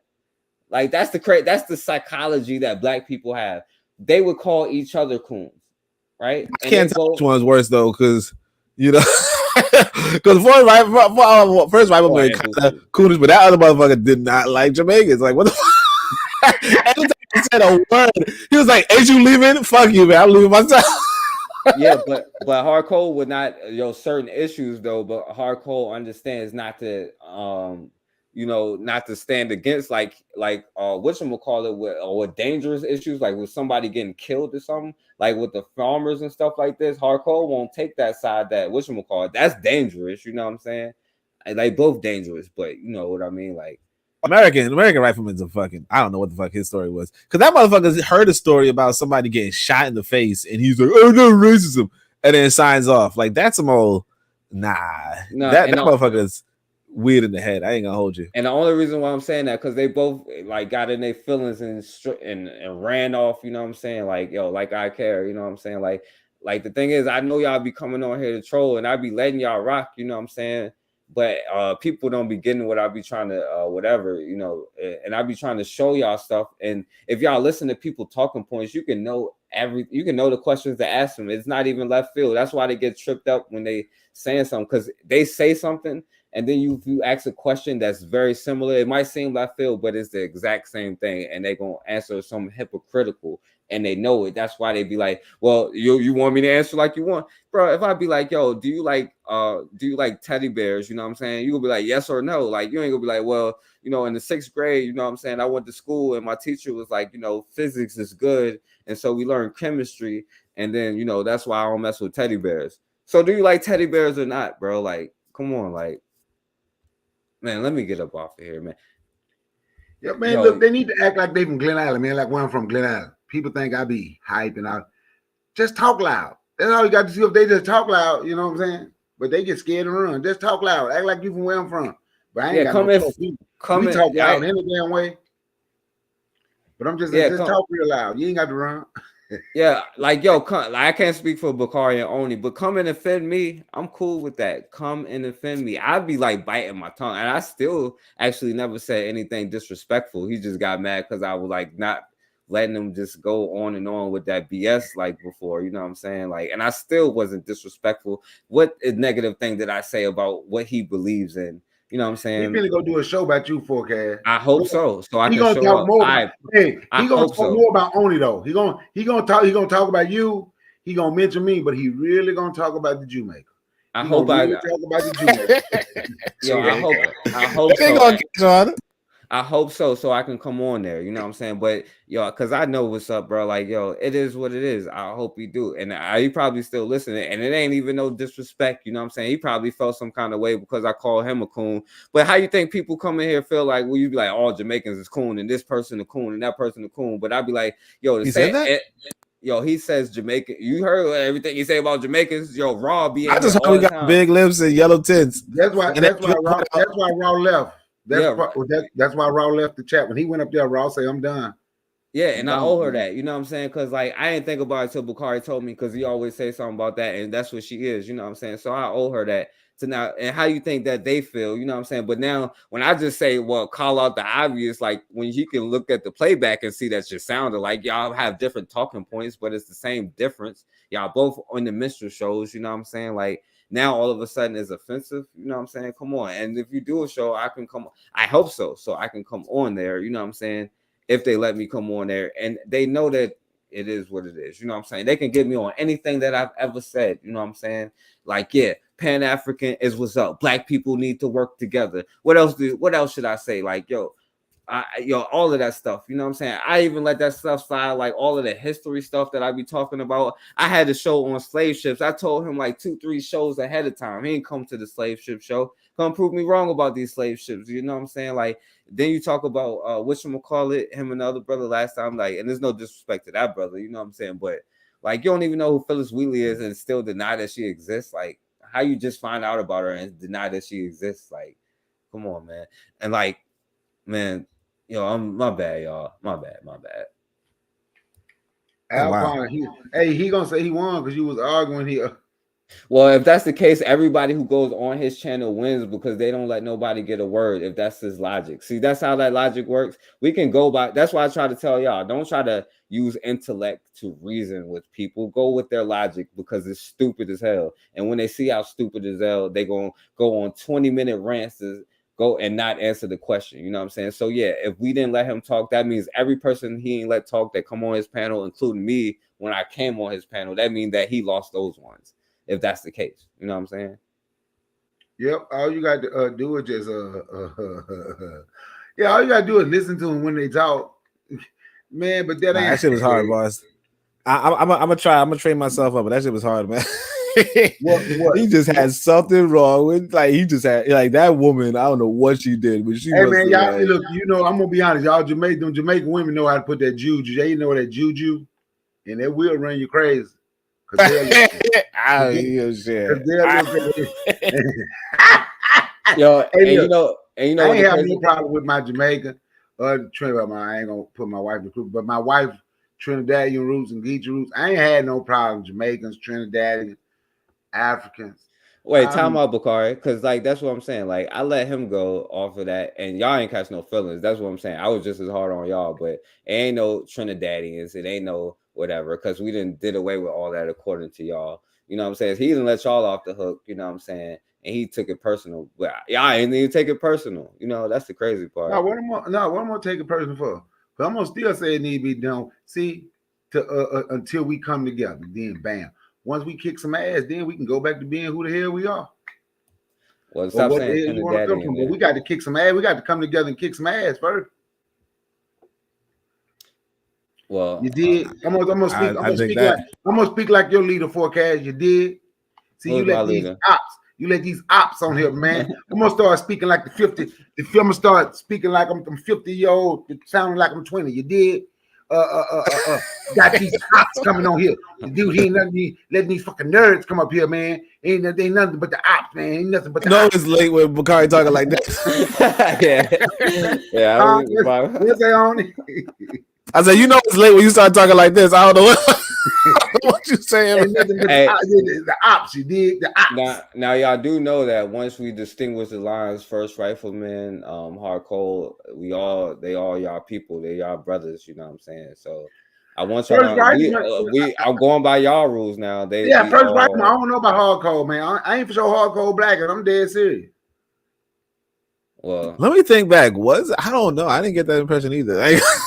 See, I know I ain't the only. That's why I know I ain't the only one that it's like that. You know, you did. See, forecast. You be letting these ops. You did come around here, man. Ain't nothing but the ops.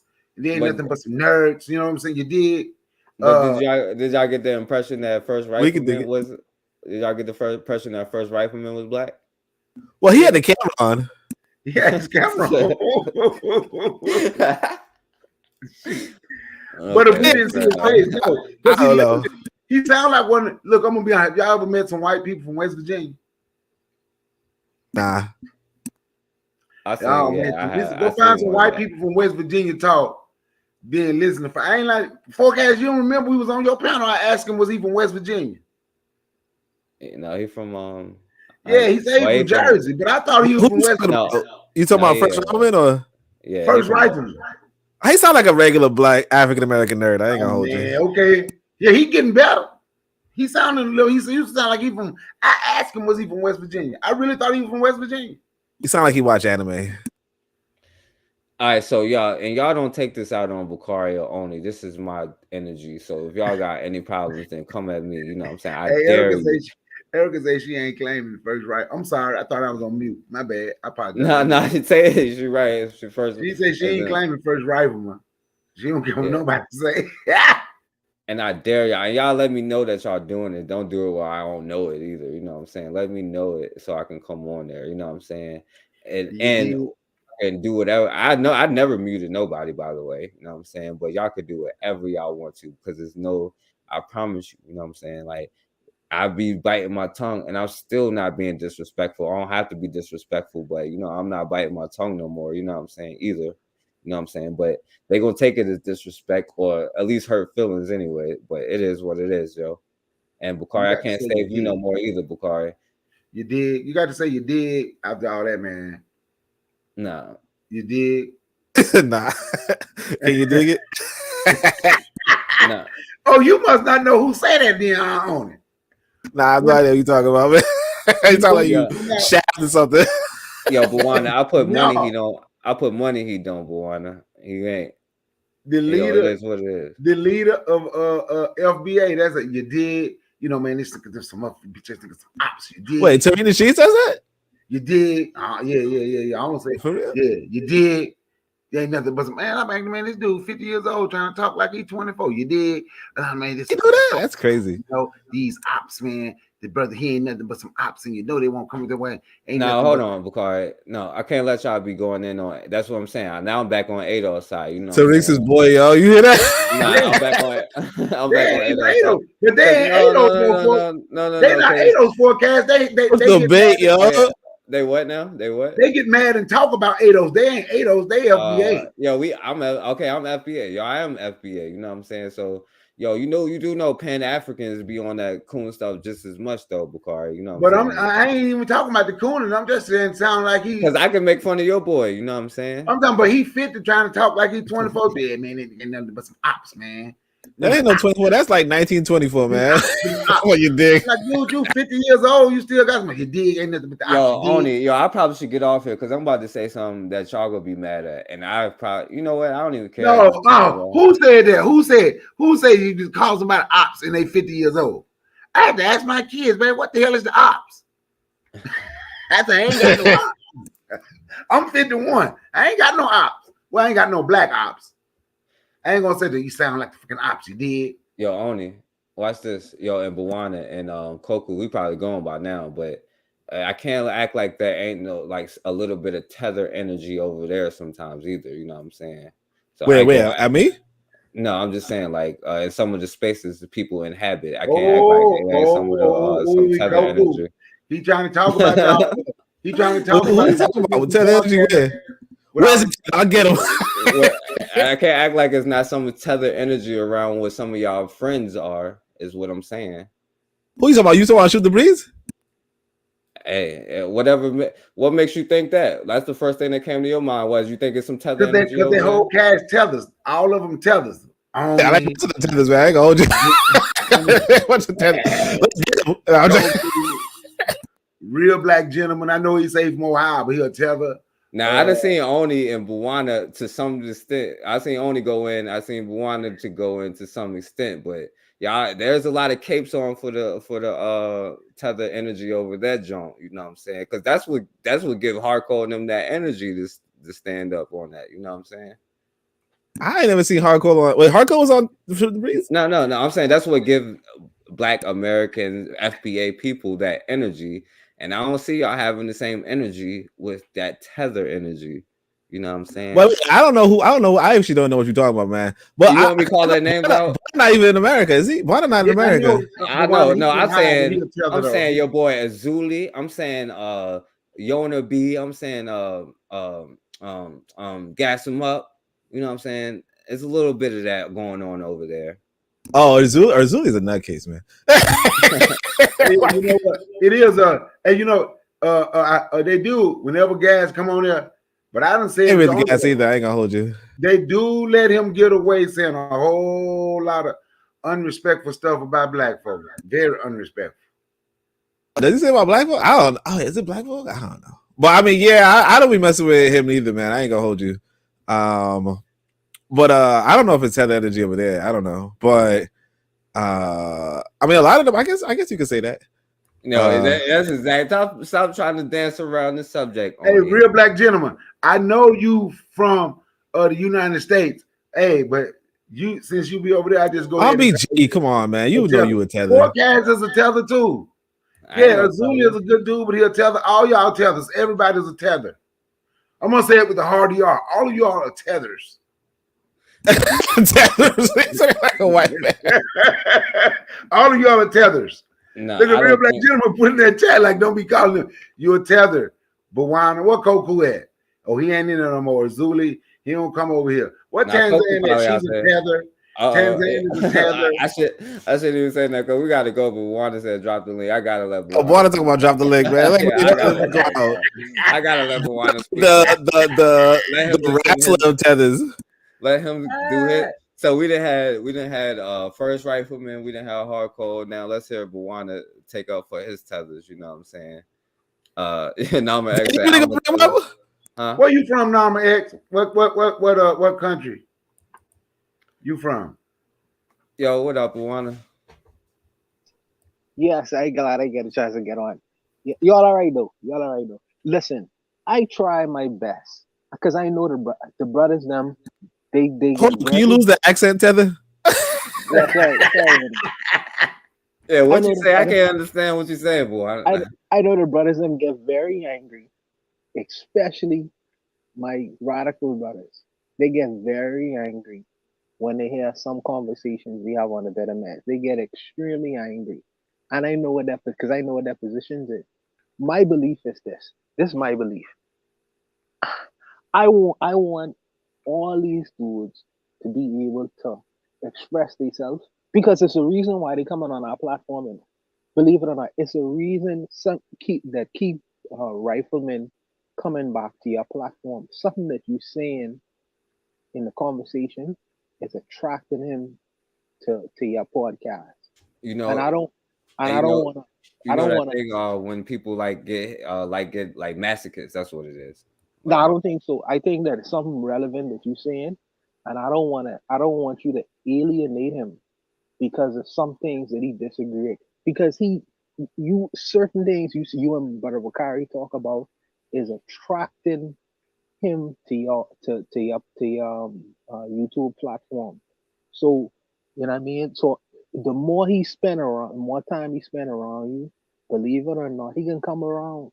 You know, maybe see some like Erzuli. There's something we discuss on the Better Medicine podcast that is attracting to keep on coming back. I don't want to alienate him too. Certain things I really don't like to hear from him, but I don't want to alienate him because he is learning just like everybody else. All at a time when he wasn't so-called educated and didn't understand certain things, and he's fight us like addicts. When you're giving them good food and saying weaning you off of methadone and weaning you off of drugs and shit like that, they'll fight you. But after a while, they become comfortable. And I don't want my personal feeling and sentiment to stop him from coming to hear what your brothers have to say. Because he can take it and some of it after a while it can jive with him. That's my thing. That's the reason why I don't attack them. That's the reason why I don't attack them.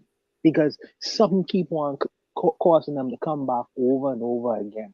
You know what I mean? So if Brother Bakari continuously talking about building black businesses, the forecast keep on saying things to jive with Alcorn or whatever, after a while, he can internalize it.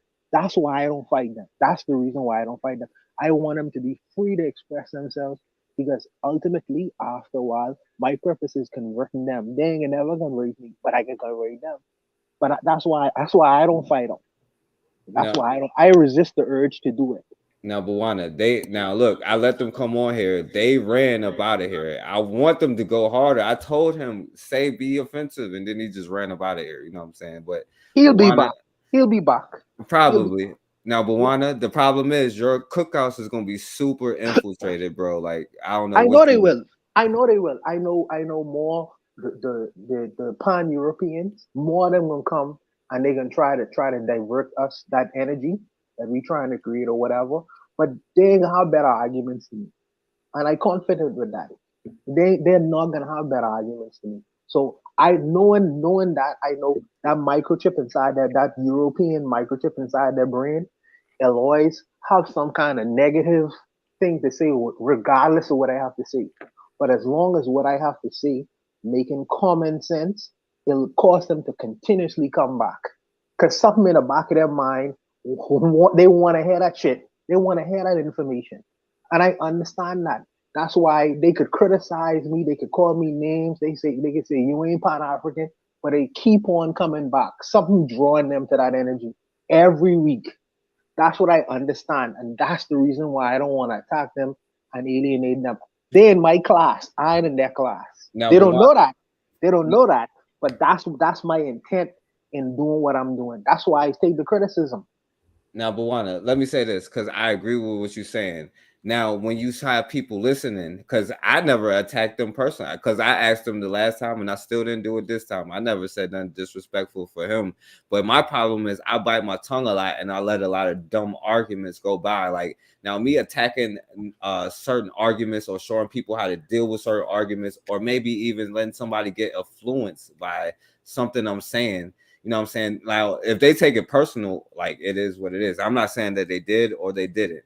You know what I'm saying? But let's be real. Like every time Bakari come on, gas him up, or Tanzan Jones, then gas him up, run. You know what I'm saying? But like I'm like, yo, they could come over here, but they're not going to come over here. You know what I'm saying? Like I give Hardcore and First Rifleman credit for coming on here, but I'm not gonna like not say something about your arguments, just not them personally. Even First Rifleman can come on and talk about the gun thing, but you know what I'm saying? Like when you start saying like, oh well, black people need to, you know, start putting our eyes down and crossing the street when white people come up to us. Now I'm gonna be like, yo, like what the hell are you talking about, right? No, but I like your approach, because one of your approaches, you start questioning that, keep on throwing questions at them. You know what I mean? Keep on consistently throwing questions at them. Logically, they end up in a cul-de-sac. So they either gonna run or they gonna agree. And somebody's clicking in mind and say, well, I don't want to be embarrassed because I really don't know, or I really don't have an answer. So they fall to, okay, you ain't letting me talk, or they run away from the conversation. But ultimately, when they by themselves, they can say, you know what, that dude is right all along. That's why they keep on coming back.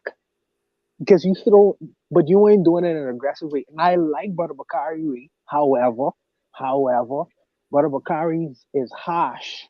I could take that harshness. You know what I mean? Some brothers, they so fragile, they crack under the pressure. You know, you see the brother, despite what we want to say, that time when we was when we actually confronted, what's his name, gassed him up, he take that to heart. That he's been man quit the internet. I didn't want that to happen, because there are some things that gassed him up say is relevant, but many things he say you start to have to question it. But my thing is to beat him with the argument.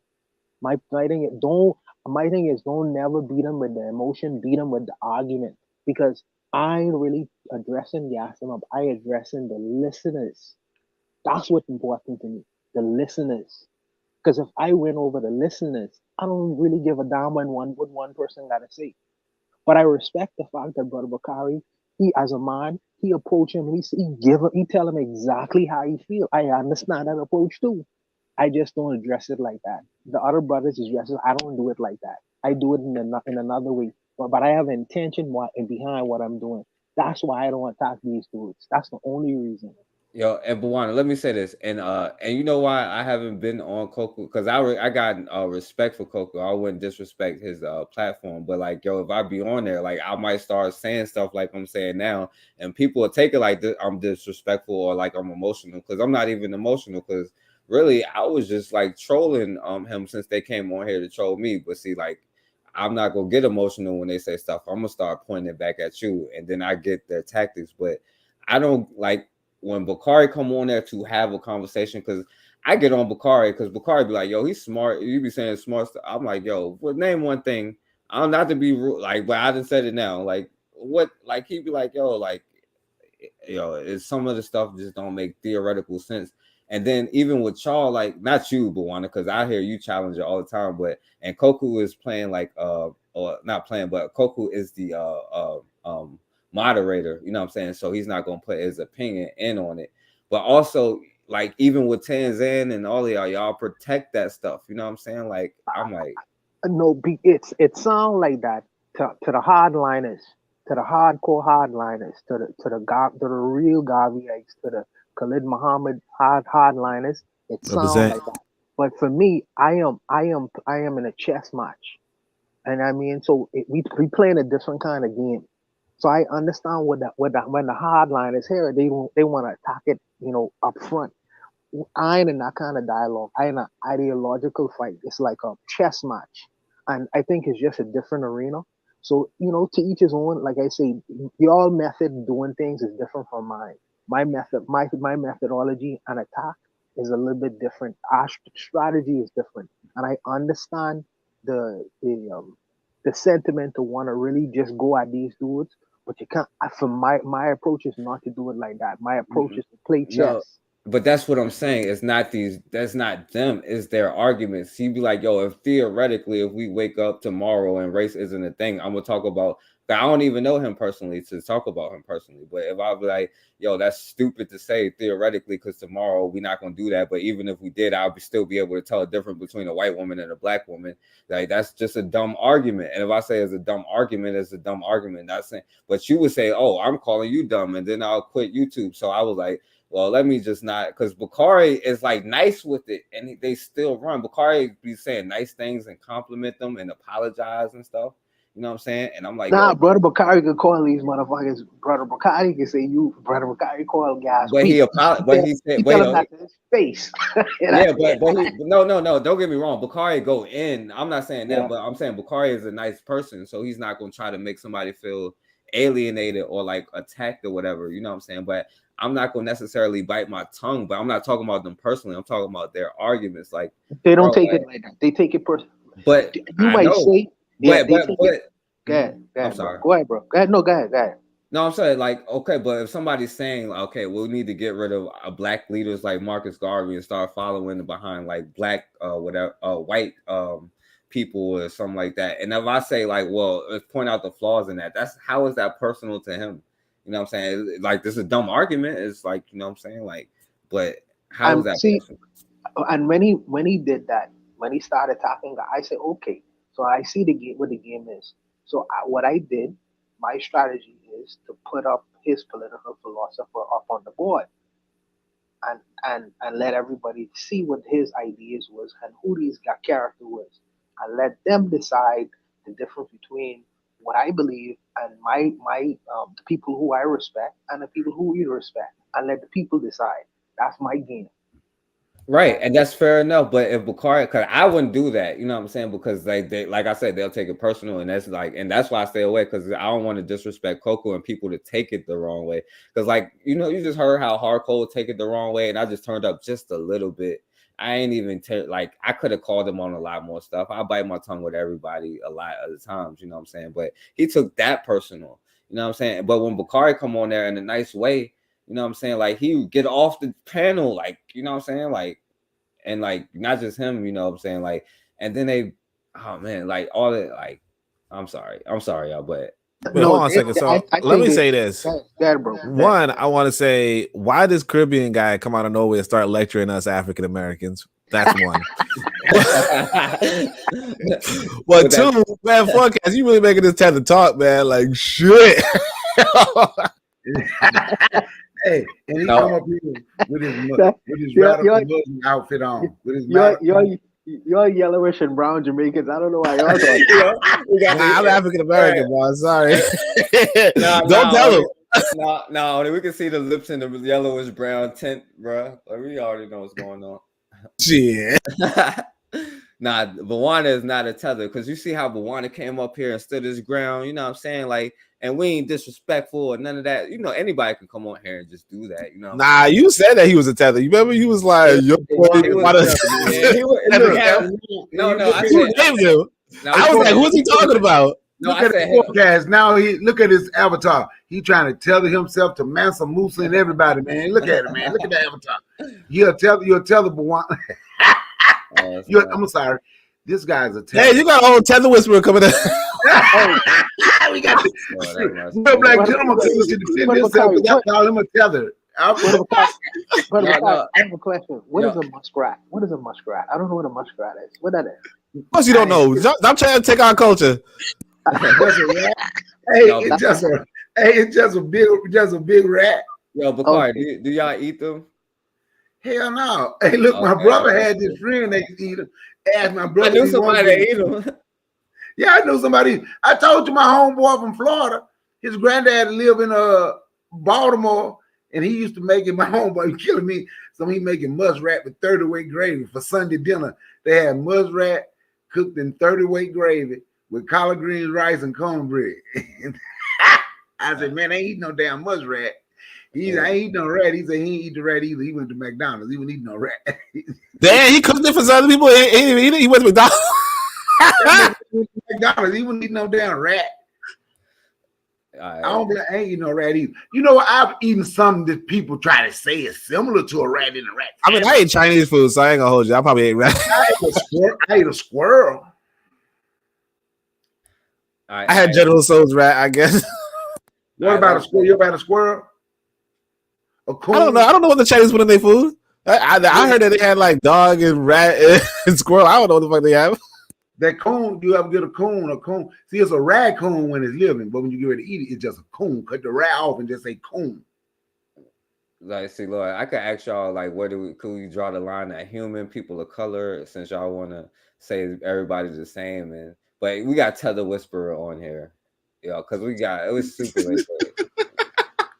I mean, my whole thing is, well, again, it's like I personally want to see more consolidation in the context of what Africa is now in this whole nation states, but I mean, I believe people should be peoples. I mean, identity is important, even in a retroactive sense. You know what I'm saying? Like, even like if the different Bantus kind of have a different way of doing things, I believe that consolidation and hard consolidation, not just the cultural stuff. I mean, like hard lines, hard groupings of people and allegiances. Yeah, if you have the East African community come together, yeah, that's great. But I don't see that happening in West Africa. It can. It's just understanding everything that, understanding the differences. I mean, I just wanted to say, I noticed when AFR had left again, and he had said that little quirk, that was off. Like, and I mean, and this is the thing about Alquan. I'm not even trying to like be hard on him like that, but I guess I will. Look, I've been listening to YouTube for maybe the last 10, 20 years. All I see him do is be contrary against people. He's like doubt monger. All he does is see doubt. But you know what I'm saying? But now when you say something to him, now is a problem. He run up out of here. Come on. Now I'm trolling him. He can troll everybody else, but you troll him is a problem. It's like I've not watched one of his videos all the way through. I've seen him, but I've never managed to watch a whole video because it just seems like what's the word I want to say? Just bringing up doubt, just to be contrary, but you know what I'm saying? Just you know what I'm saying? The circular logic that he's doing. Like if you question people, you know what I'm saying? You can kind of divert their reasoning, and you can kind of get them to a point where they're, you know what I'm saying? They contradict. You know what I'm saying? You get them. You know what I'm saying? I see what you were trying to do. It's like, you know what I'm saying? It's like I want in the nature of the West, like, you know, if I'm on an island, if I'm born on Cuban soil, it's different when you're on an island because it's just you everything on the island, all those people are yours, and it's different because it's not necessarily connected. It's not like, you know, like on any mainland where you have hard lines and hard countries. It's just a natural thing for people on an island to be what they are. And I think it's beautiful in contrast to Africa, where you have a huge landmass for people to have a sense of identity. And although I still think the Caribbean can still consolidate into one Caribbean nation, which I think would be ideal. I mean, people should be peoples, and the way that people do things is an asset to the whole. You know what I'm saying? The people just walk a little different for a certain reason, like that can be an asset in a different context. It's just, you know, how dance, you know, how capoeira, how dance is really a fighting technique. You know what I'm saying? Everything has its place. But as far as like actual like identity and like, you know, we're all African, but it's we can't get to one African from here. We have to consolidate, and that happens on the ground. I mean, peoples have to just, you know how on like the Terminator where you know what I'm saying, the bad guy, the liquid guy, you know, he got froze and got split up into 1,000 pieces. That's us. We're split up, and we just have to like just congeal and just reform. You know, it's like, you know, the old cliche, form like Voltron. I mean, our problem is that our Voltron is going to be like one leg and like the body. You know what I'm saying? It's going to be goofy, but like somehow or later the other leg is going to have to like attach itself. You know what I'm saying? It's like we're trying to like, we can do it, but there's real hard geography involved. You know what I'm saying? Like just politics and resistances to natural African Black, you know, unity. And I mean, it's just knowing how to get there from here. Yeah. Yeah, well, I agree with what you're saying, but only Bukhari and Bawana think that they should be dictators and people should. I don't know which because they're gonna disagree about which cultures and which things that we should follow because we all do things differently. Even though they're gonna fight about that, we should all follow their individual things according to them. So, I'm trying to figure out. Hold on a second. Before all that, I'm trying to figure out. RBG, you have Jamaican roots, right? No, I don't. I mean, what? You sound like you got thick lips.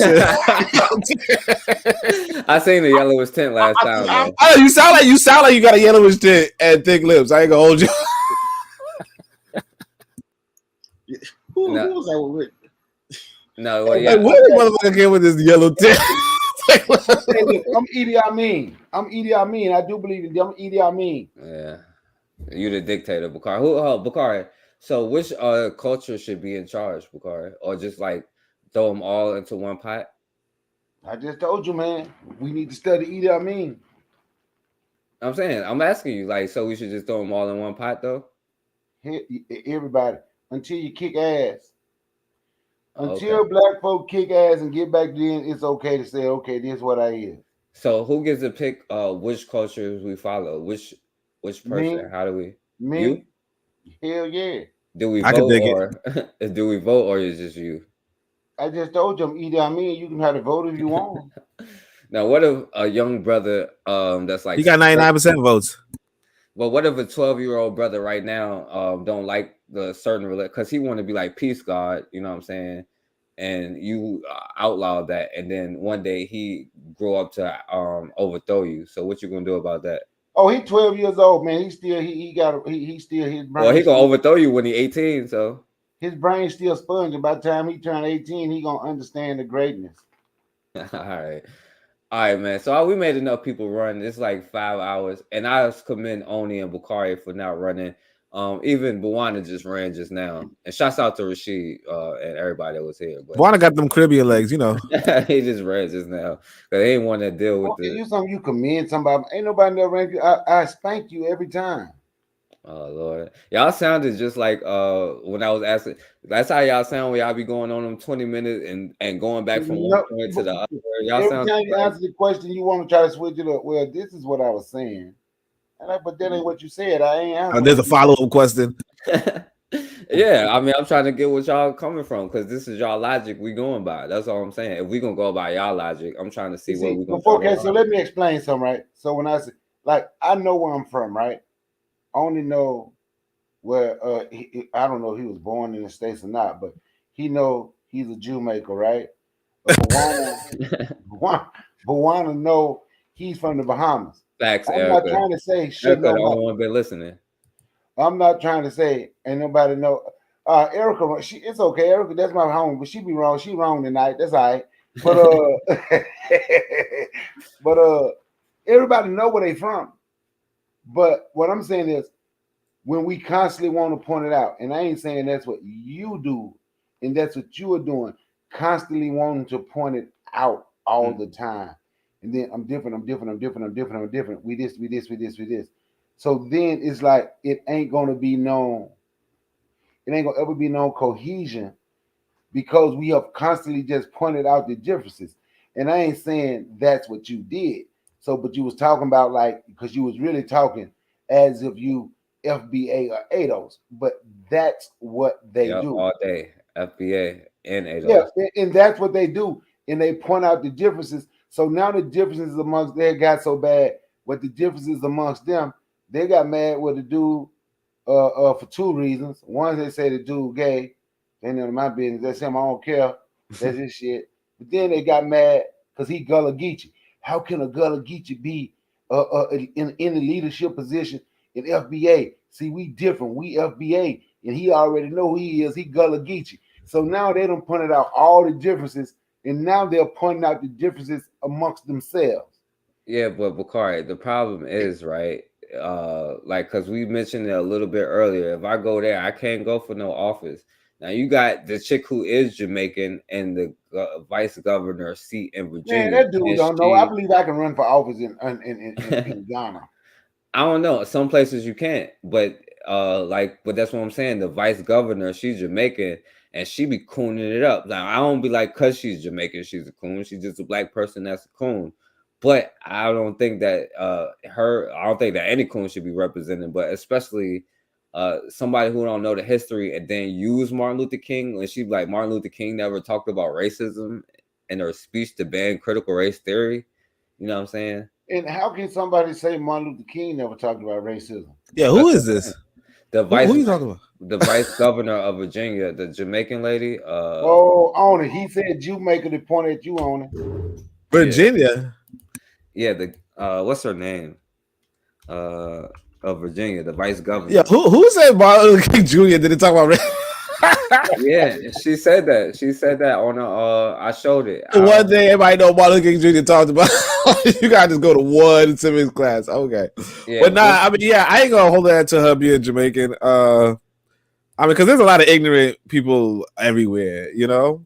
I mean, I guess if you Jamaican, you might not know some things about America. Just like real talk, when I went to Jamaica, my cousin gave me a book on Jamaican history. I still didn't read it, but like, there's a lot of Jamaican history I don't know just growing up in America. So I'm not gonna say that you should know like it just because you in Jamaica or just because you come to America, you're gonna know American history. Just like a lot of black folk do not know American history.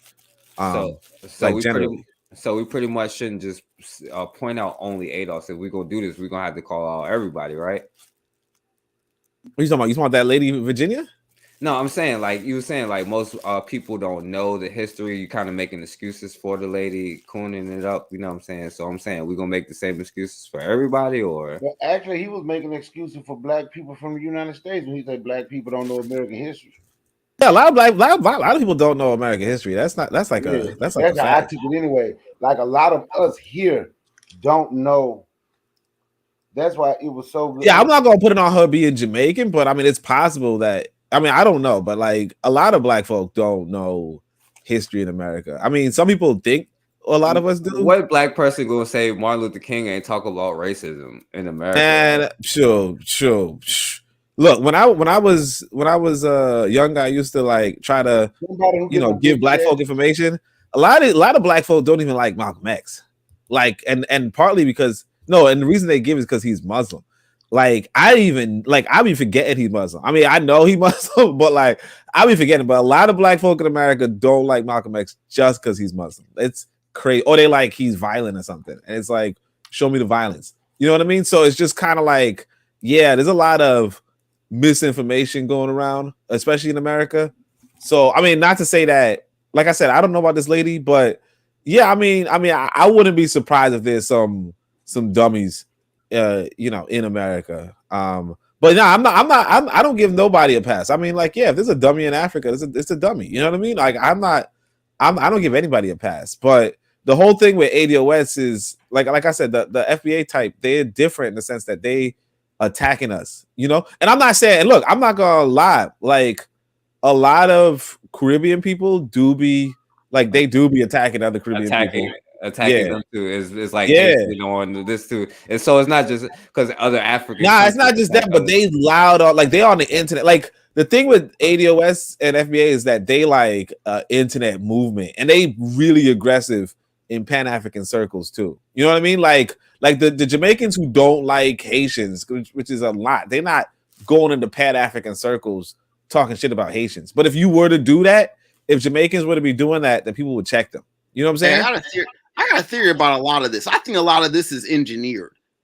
Because I swear, a lot of this is like it's like the way that I think that they're trying to force. They're nudging people together that otherwise would not be even. The internet's amazing. Yeah, Tarina Shane's on the record. The way that I see these patterns it's just like I see a lot of the same people.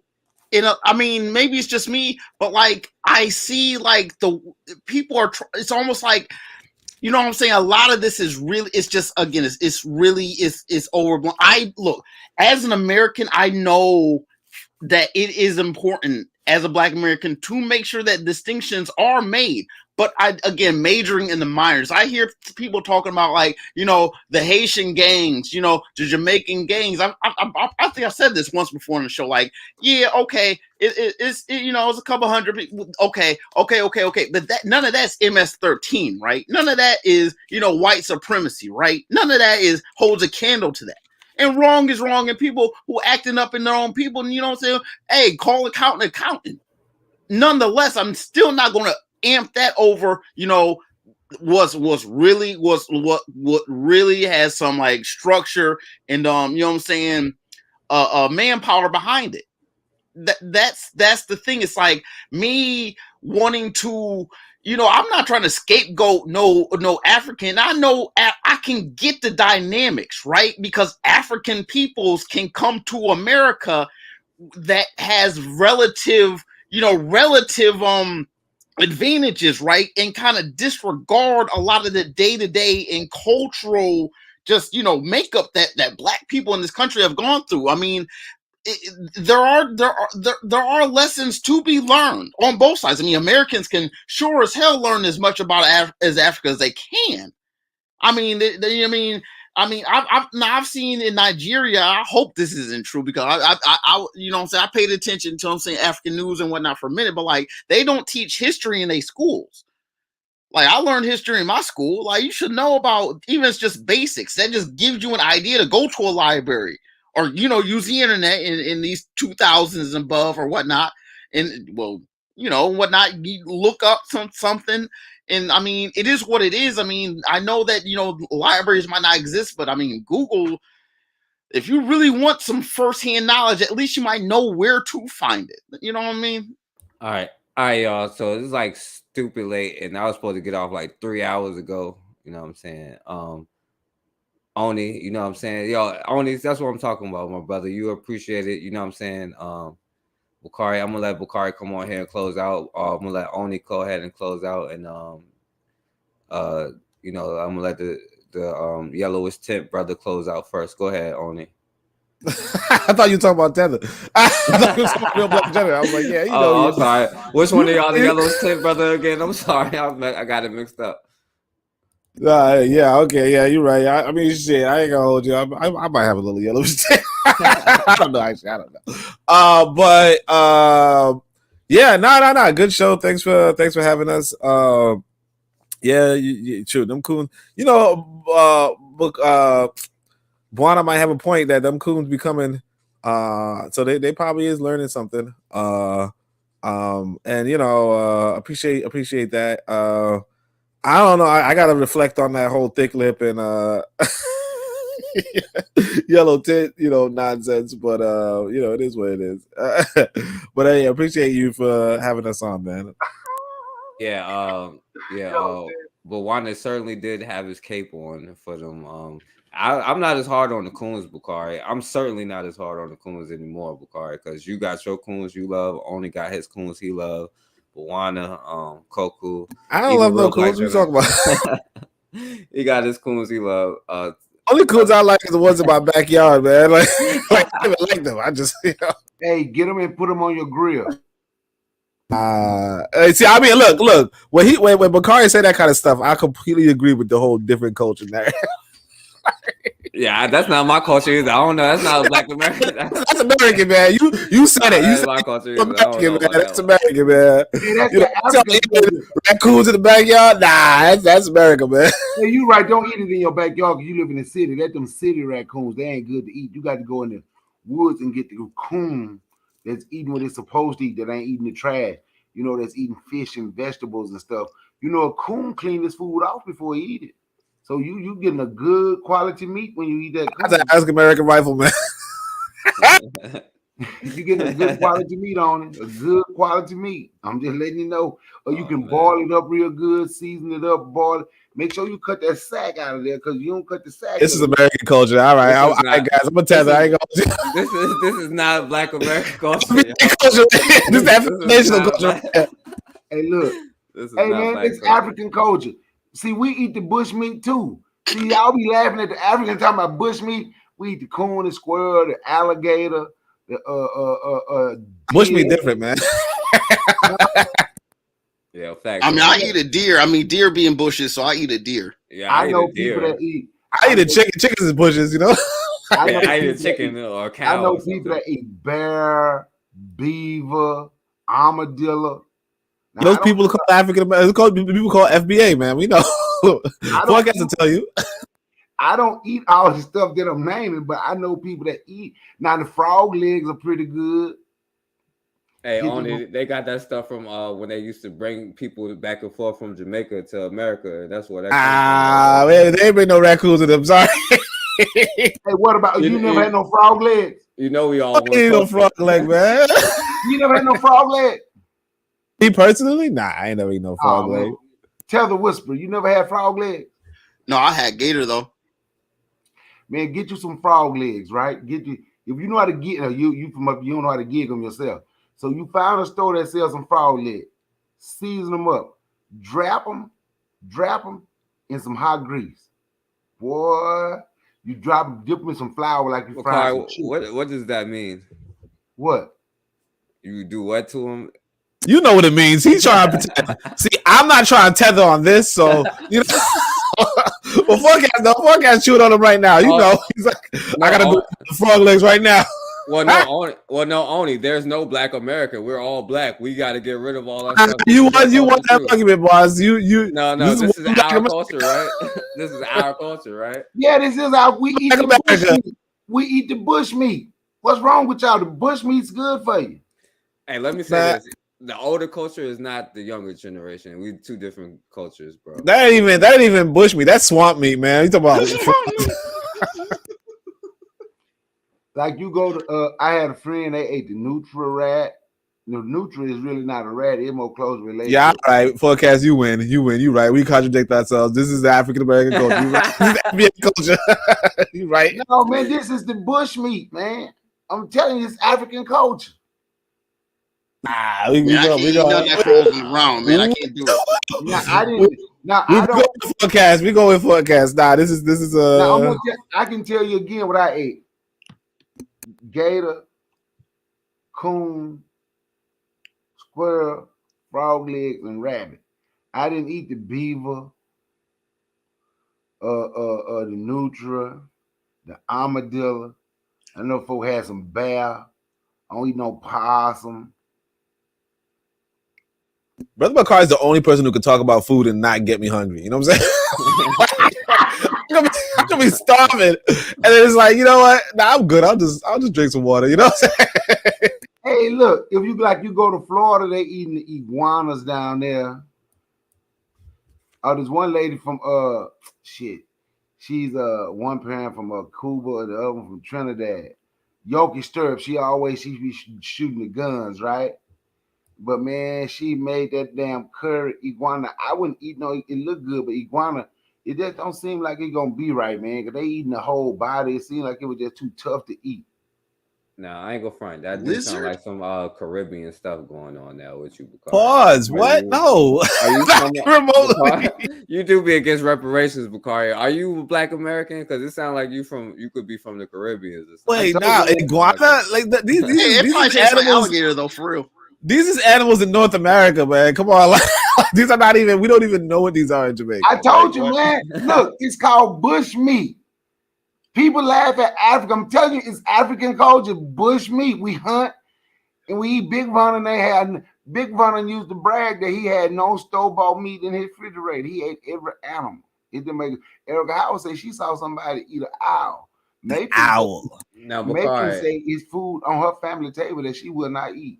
Now, Bakari, I usually say this because I used to get on people for saying this, but I can't believe in 2023 that Black people is saying stuff like you're saying right now, Bakari. What? Why stop eating it? That's their culture. Yeah, what you hating on their culture for? I thought you said everybody. Why stop eating it if it's good? Maybe you should try it. Maybe it's not good. Everybody look at forecast. He hating on Black American culture. Why are you hating it if it's good? It's good. I am hating on chitlins as a part of Black American culture. I don't eat chitlins no more. But hey, man, but you can cook no more. You can eat chitlins, or you can cook them, or you boil them, you fry them, you fricassee them, you kebabs. There's a lot of things you do. Chitlins, hog mouth, pig lips. Man, you just don't know what you. Now I can't put They this. say the bear meat is greasy. They say the bear. I ain't never had no bear. I don't want to eat no bear, but they say the bear meat is greasy though. I don't mind eating the bear. I ain't gonna hold you. Look, man, I know somebody. If you know what an otter is, Yeah. I know there was a white dude though. Now everything I just mentioned was black. This is the only thing I know. This white dude, and the black, all the black folks was like, man, I ain't eating no otter. I'm like, man, Yeah. I ain't eating no cat, Eric. Why? Because I say I ate a coon, a rabbit. Y'all ain't never had rabbit? As a pet? A pet. What? No, I've never eaten rabbit. Get what? We had some as a pet too. Till the grease got hot. Damn. Yo, we might Okay. have. You ever had fresh honey? You ever had fresh honey out the honeybee, straight out the honeycomb? Nah, I ain't did that. Oh man, y'all don't know. Y'all done missed out on a good life. You go out there to the beehive, you have like we had a bee. My yellow tent, man. I'm already too yellow to be touching no honey. We had a bee. We had again what they call beekeepers out there on the farm. Yo, Man, listening you to go out there, Bakari. that honey straight out the farm, man. That honey straight out the comb, man. Now that's some real honey. You chew the comb too. I don't know, man. Listening to Bakari, it might be some things we do need to address within our cultures individually. Do you eat honey? Okay, do you eat honey? Sometimes. So if you eat honey, what's wrong with getting Yeah, ain't honey? nothing wrong with honey. I'm just saying, like the last 10 things you said before honey, like you know what I'm saying. Yeah, fuck it, you win, man. I'm gonna say this is not my ancestors. I'm sorry. I'm just messing. No, they all our ancestors only. We all eat. I'm sorry. No, I'm just messing. This is what y'all bougie northern Negroes should do then. Go online and look up the Africans eating bushmeat. I told you we still got our culture down south, and you'll see what they eat. And you're like, damn, that's the same thing they say. No. But I've seen them eat monkey meat though. You got to draw a line with monkey meat. I don't know about that. Look, I had a friend from Trinidad say that monkey was good. I've never eaten monkey, but he said that monkey was good. That's like cannibalism.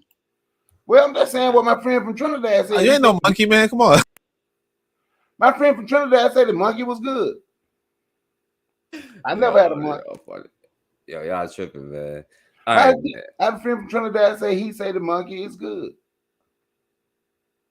Lord have mercy, yo. Yeah, that's Trinidad though, right? I'm just gonna be mad at me. The only reason I can't name nobody that ate it is because we ain't got no monkeys.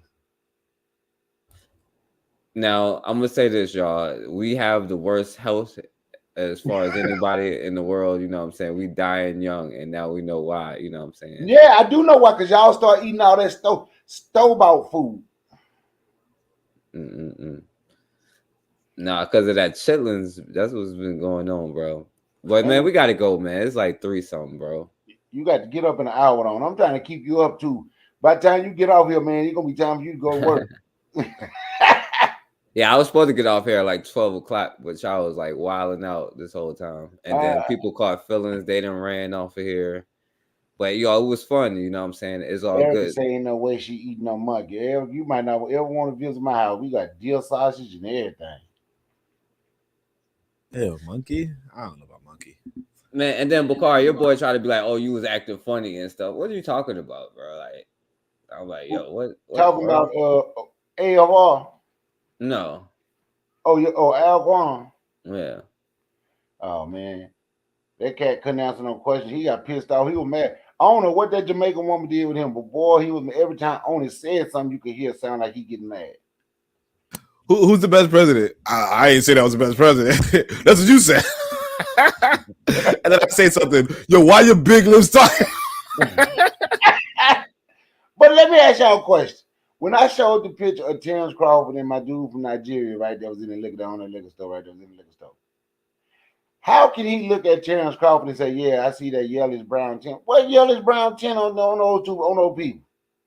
He said the dude looked like he British. Like, that was so off. Like, dude was so off. And then he still was like, but you notice I didn't say he was an African. But you said... Don't worry about what I didn't say. Exactly, like come on, bullshit, man. Yo. Whose man's is this, man? He's from That's Omaha, Bakari. Nebraska.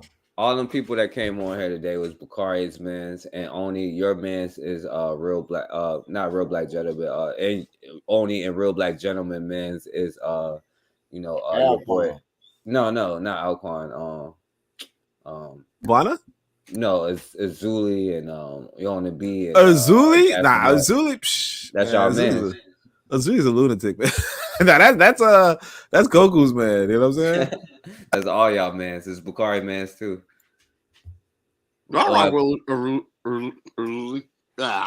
Zuli's wild, man. I've invited Azuli to my channel so he can come on the chat. I don't know, man. They're like they scared of me. Azuli, gas him up. They're like they scared of me. And Bawan, you see how Bawan came on here? I should have let Bakari say what he wanted to say before he left. I'm sorry, Bakari. I know you probably No, you good. Me and I was agreeing. Me and Bawana ride with Bawana. I understand what he was saying. Folks do it different, but I'm just saying they scared of that. Like they scared of me.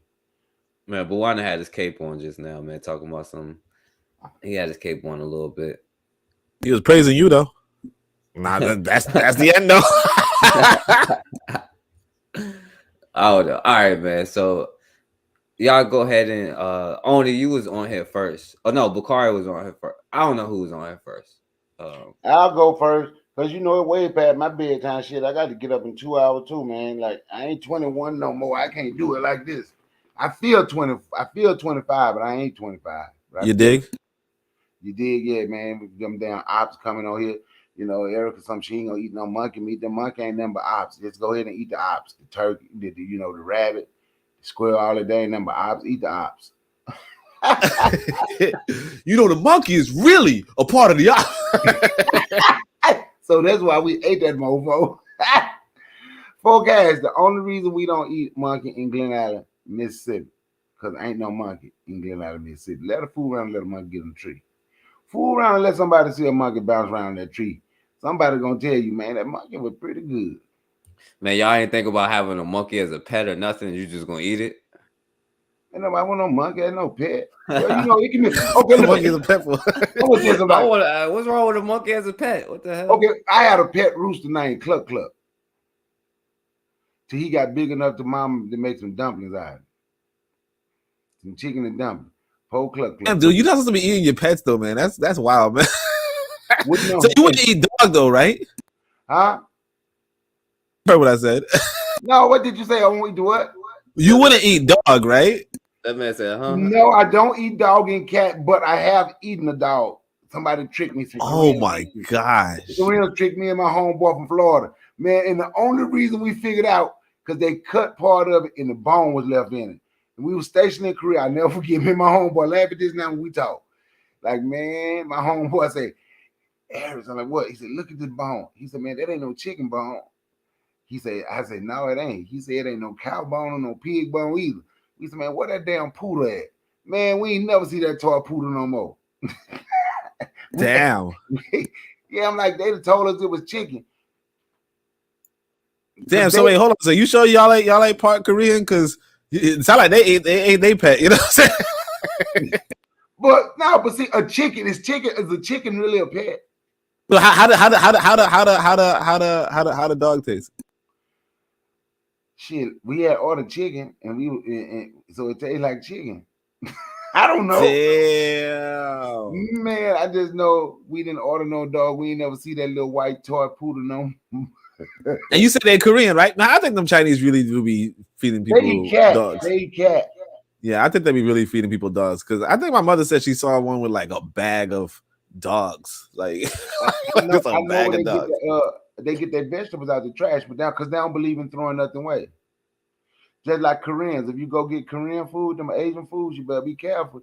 You get them vegetables. A lot of them vegetables be old. Because I used to overnight stock at a part-time job at a grocery store and throw stuff away. And one morning when I was leaving, I was going to throw some more stuff away. These people that own this Chinese restaurant was getting all the cabbage and everything out the trash taken to their restaurant. Oh yeah, true. Yeah, white folk be doing that dumpster diving shit too. Yeah, so this is what we gonna do before I go. Look, man, I thank you for letting me speak on here, man. Look, yep, you ran Alquan off. Hope Hey, my boy. Bakari, real quick, was I tripping, Bakari? No, you wasn't tripping. But I can tell you this: when we do get together and we have a barbecue, I'm doing the grilling. So y'all can say what y'all want, huh? I said, hell no. As long as there's a McDonald's nearby, I don't give a fuck. You can grill everything. So what you're saying is you won't even take a bite of what has sustained black people all these years. You that bougie? Nah, you forgot, man. I'm yellow and big lips. I don't do that shit. It's y'all culture. You forgot what Forecast told you? Forecast said that's y'all culture. No, Bakari, they did that to keep us alive. They did that to get us to the next step. So stay alive, Forecast. Stay alive. Yeah, I'm saying they did. They had to eat that kind of stuff for us to get to the next step, and their goal was for us to keep evolving. Respect your culture, boss. Have to get there, you know. Respect your culture. But if something good, if something good, why should I stop eating it just because you don't find it in the store? Because it kills you like at an alarming rate. You know what I'm saying? Now we gotta update our information. You know, that's fresh meat, man. You can eat it. A deer, man. Hey, look, anything you gotta cook, like if you gotta cook something away from your house, and the fresher it is, the further away from your house you gotta cook. That's something that's not good for you. Don't nobody do that with coon and you do that with chitlins, and that's what you eat. In deer, I don't even eat pork no more. Deer is cool though. Ain't nothing wrong with deer though. Okay, what make a deer any different than a coon? Well, this is probably the stuff it eats, and you know. And, that's why I said you eat the coon in the wild that you go hunt. A coon won't eat nothing without dipping it in the water, washing it off when they get ready to eat. A deer just eat grass. Yeah, they eat anything whenever they in the wild and they eat. They take it. They dip it in water and wash it off. Really, every time? Yeah, in the wild. In the wild, okay. Yeah, in the wild. I ain't talking about no city coons. Them coons are only backyard. You might get COVID if you do that. COVID. You're gonna die if you eat these coons up here. That's what I'm saying. Hey, look, I want you to look. Forecast, do you eat hot dogs? I was watching this kid show. With this hot dog stuff. No, I was watching this show one time, and it was the kid. I was watching my oldest when we were little, and these coons were hunting. They were city coons, and they were looking for food, right?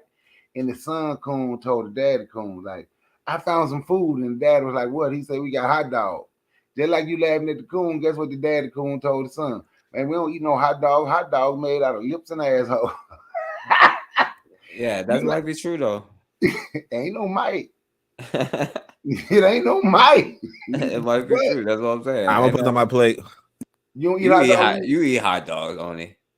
So I'll put down my plate. I was just eating it. Right? But what I'm saying is right, like people eat a coon. Ain't nothing nobody eating everywhere. Like, man, I want a coon. You might eat a coon once a year, maybe twice out of a whole year. I never ate a coon in my life, Bakari. You like once a year. That's your fault. But see, I wasn't no big fan of the coon. I've tasted. I say I've eaten it, but I eat rabbit. I eat deer. I eat frog legs. Boy, they flat foot good too. I would eat. I eat gator tail. Some people eat the whole gator. You cut the gator ribs up, it look like a flat from a chicken wing. Do they eat like corn and like greens and like, you know what I'm saying? I'm just strawberries and like I know they eat suddenly a vegetarian, man. No, I ain't a vegetarian, but I'm saying if you're gonna eat that, if I'm gonna eat coon, I'm gonna at least wash it down with some strawberries. You know what I'm saying? See, man, I'm naming wash it down coon with strawberries. I'm naming exotic food. But see, this is the thing, right? Like people laugh at that, right? But don't nobody laugh at when they say they're going to get escargot. That's nasty, isn't that like some I look snail. like some. You had escargot though, right? It's a snail. Yeah, I eat goat. We cook Forecast, you had escargot, right? You said, have I heard of it? Have you ate it? Hell no, I ain't eat that stuff. How about sushi? You ate sushi?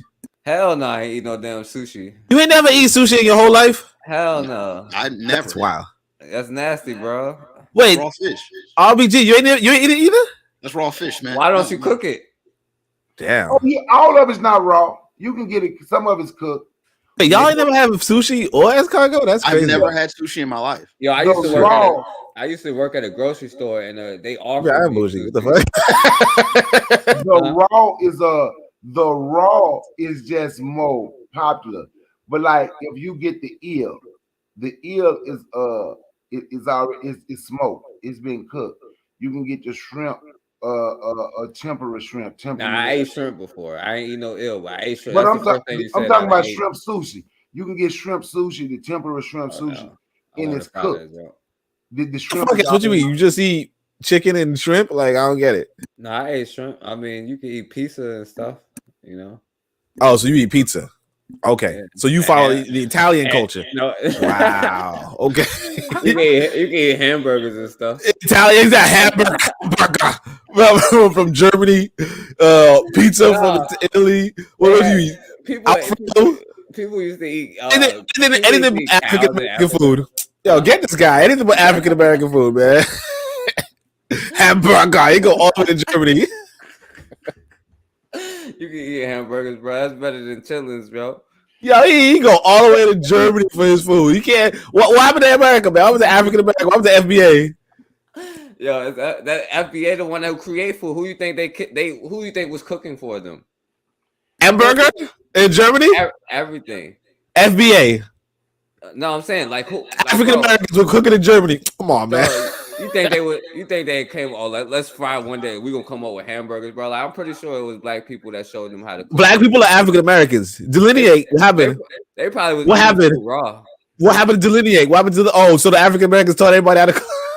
Yeah, pretty much everything African Americans do is everybody. Hey, look, but everybody know how to cook now. Okay. It's just like everybody. Hey, look, everybody know how to rap now, don't they? You know, only you right, only because he eat Italian chitlins. Lord have mercy. What's Italian chitlins? Meatballs? It ain't no Italian chitlins. Yes, it is. See, look, why you want to come? Because people don't like the truth. Do you eat? You ever heard of an? You heard of an Italian sausage, right on? Lord have mercy. Yeah, I heard of Italian sausage. Okay, so you know it's a lining that's around the sausage that's inside of it, right? You know the sausage is inside of a lining, right? Oh, well, that's the intestines, right? Yeah. Yes, that's the end. Matter of fact, want me to tell you what it is, Oni? It's the part of the intestines that black people said was not even edible. That's the part black people threw away. No, that's the part black people ate. We the ones that came up with sausages, bro. But according to forecast, it's okay to eat that part of the chitlin, but don't eat the part of the chitlin that black people eat. You right? Hey, forecast eating Italian chitlins. That's crazy. Well, so you skipped over your own cultural. You talking about delineation, and he skipped over his own chitlins to go to the Italians and chitlins. No, well, you know Italians are black. Y'all do know that, right? Not African American. Well, no. Well, yeah, they actually. Hey, look, I'm gonna get off of here, man. Yeah. I'm gonna. No, everybody African American. No, everybody get their culture from what black people do. Everybody African American, but the Jamaicans. You got to delineate. You got to delineate include the Italians. Just like everybody know how to rap now. Just like everybody know how to rap. Who they got that from? Just like everybody know how to cook. Everybody but the English. The English can't rap for shit. Hey, RBG. Yeah. Would you try a coon just to taste? Yeah, I think I could do it. Just a little piece. I mean, honestly, like when I had the gator, like I didn't want to eat it because like it was on the grill, and I was like, I wanted to make sure it cooked. It was like last little piece. And I'm like, damn, I wish I had more of it. So like, yeah. So and that's the thing. I tell them so you ain't eating all this nasty stuff, RBG, man. But you eat Italian. It's only nasty because it's African American. But if it was Italian raccoon, you bet he would eat it. I mean, the gator's different though. I mean, raccoon. I mean, it's like it's just the nature. I mean, like how? I mean, I'm talking about when you hunt. I ain't talking about. See, you from a city. You see city coons. City boy. I'm talking about people that go hunt and go out in the woods with their 22 rifle. Yeah. And shoot it. Yo, deer is cool. They shooting deer though, Bakari. They shooting a coon too. What you think you're gonna? I need a raccoon if it's the only thing I shot. I ain't gonna hold you. Like if I went out shooting and I only shot a raccoon, I probably I'm gonna eat tell it. you right now, man. She hit the fan. She hit the fan. Y'all gonna starve forecast. I ain't gonna starve. Y'all gonna starve. No, I would eat it if it came to that. I would eat it back then. You know, even I'm saying today we don't have to do that. I'm saying like we can upgrade our information. Like, Forecast got Italian food now. You got Italian and German food. You got European food. You got eat African. I don't know. It just seems like you're just eating like a. It's just the nature. You know, when you eat a piece of a food like a chicken wing, you know what the wing looks like. Like what am I eating off of that coon? Like, am I eating the leg? How does that work though? Yeah, you Right. eat the legs. You eat the. You sit there. You can just pull. You like I said, people eat the neck. All What that. about But fish? do you eat fish? Do you eat the head? No. Yeah, it's meat in the head. So you eat the head too? If the head is on there, yeah, it's meat in the head. Yeah, okay. You eat the eyes? I would eat the head. You eat fish eyes? Wait, you eat the brain? Huh? Would you eat the brain? No, but it's meat in it's a little. It's just a little meat in the head. Some people eat the head. Like the cheek, like the cheeks and stuff. I yeah. know about fish cheeks. Yeah. Yeah, that's what I'm talking about. In the head, yeah, it's a little meat in there. But you gotta gut the fish out. Like you can eat fishes, just cook it, not raw. That's the problem. That's the problem which I was saying earlier. We just think we just pull the fish out and just eat it. We're gonna cook that junk. You know what I'm saying? That's what black people do. Well, Yo, them Chinese that's guys- a Black American thing, I guess. They have fish that was still alive on the plate. That shit's crazy. Like Do still they- breathing water Do on they the do plate. that? So in China. Jamaica, they eat a lot of sushi or something. Nah, that's some old bullshit shit in America, man. That's some old Japanese shit, you know. My brother was like an anime fan or some shit, you know. Hey, but only, but you said it right. I'm gonna say this before I go. You said it right. Look, the only culture that he talked about was African American down south culture. He figured out a way to make it seem like eating. No, we the could talk lining- about up north. Wait a minute, eating the lining. He made it seem like eating the lining of a chitlin is okay, but eating the chitlin is bad. You heard that right on. Eating the chicken is bad? No, chitlin. The chitlin. Oh, chitlin, yeah, chitlin, yeah, yeah. I noticed that he was all European foods is the best, and then and then he was like African American diet. He ain't going anybody else diet either. He ain't going Jamaican. He ain't going. That's right, RBG. You in the He ain't Midwest, going right? Trinidadian diet. You said Trinidadians ate a monkey. He ain't say shit about that. But I got don't know news about for the you. Midwest. Hey, Oni, I'm gonna tell you something, Oni. You in New York City, right? This is what you do when you get a chance, right? You can look this up. Damn, I forget. I want to say it's in Brooklyn. It was in Brooklyn or the Bronx. But you can literally look this up. They literally have a store up there that says everything I was just talking about we eat down south. They literally have a store where you can go buy rabbit, you can go buy deer, you can go buy frog legs, you can buy everything I was talking about. They had okay, good. I know which store to avoid, man. Thank you. They had at least one in New York.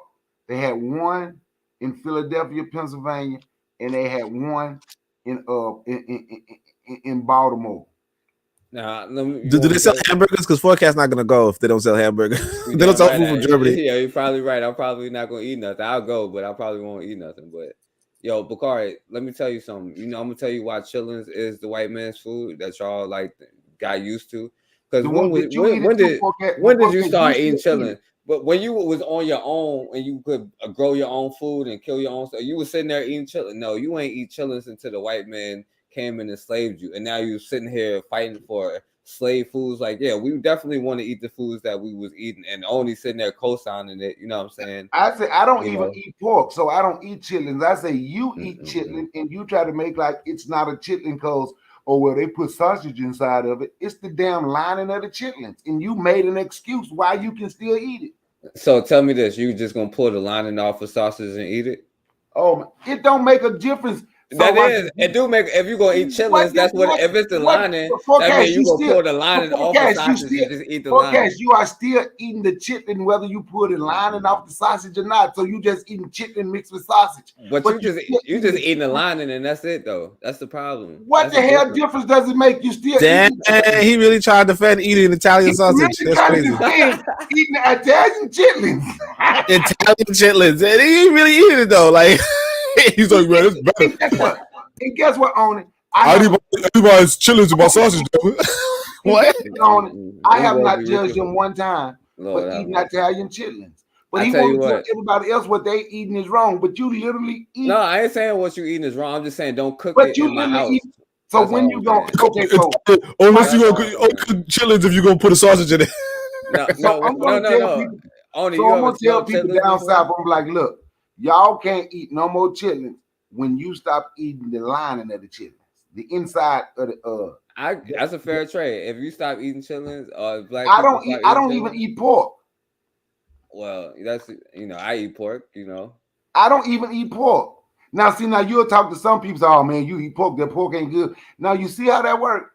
Mm-hmm. So watch this. So instead of trying something, we're gonna look and say we don't have to do it anymore. That's not nothing people do all the time. You're talking about the intestines, though, like the stuff you eat the intestines, forecast. That's what you talking about, the intestines, though, not just like pig ears. I don't even eat pig ears. But you eat the intestines. But forecast, you are in absolute denial. You eat the intestines, is what I'm telling you. No, but what I'm saying is, it's okay if you want to eat it, just don't cook it near my house, because anything that you gotta be like, I gotta go away from my house. In your house. Lord, y'all really sitting here defending chitlins, man. You eat chitlins, my guy. You the only one eating chitlins. I'm not eating no chitlins. I don't even eat pork. Eating chitlins, and you talking about we defending it. I don't even eat pork.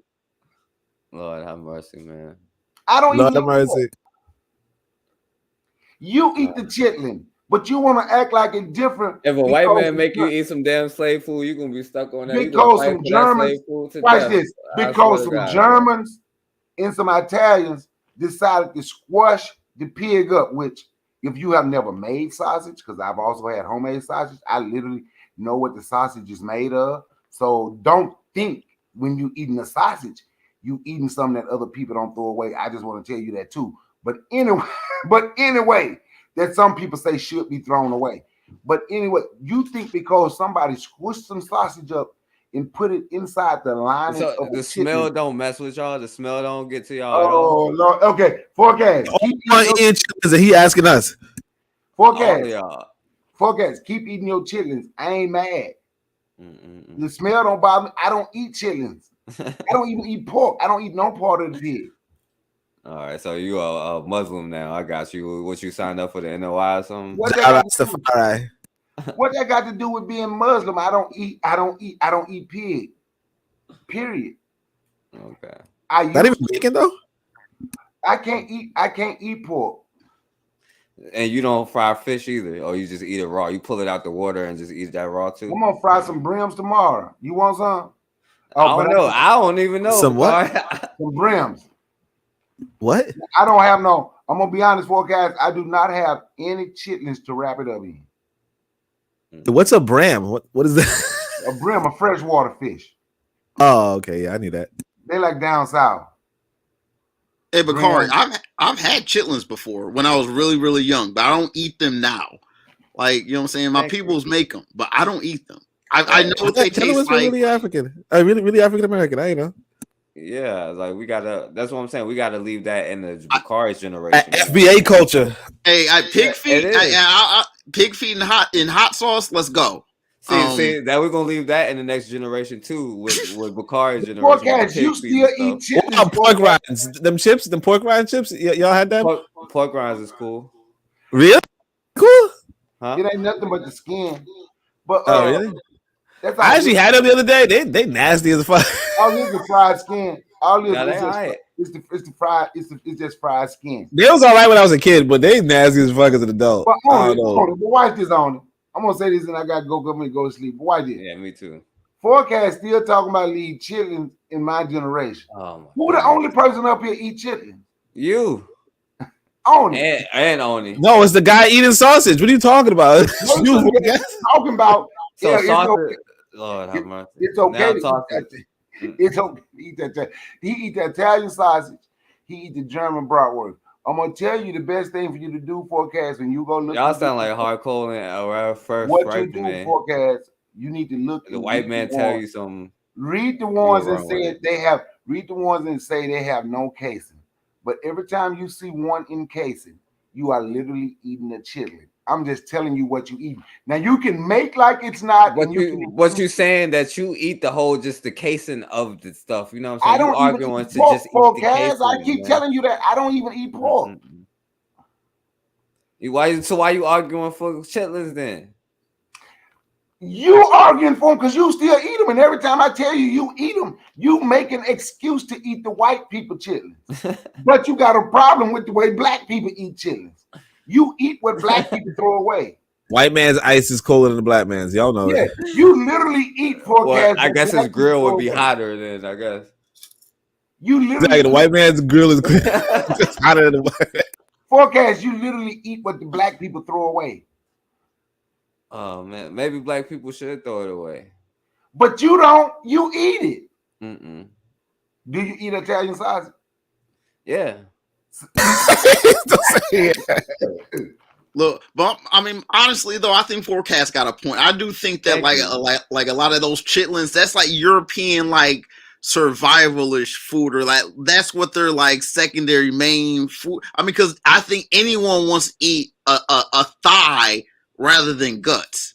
It's just that I don't think. I mean, unless y'all can show me how African people was making, you know what I'm saying, oxen chitlins. Then you know what I'm saying. I get what Forecast is saying.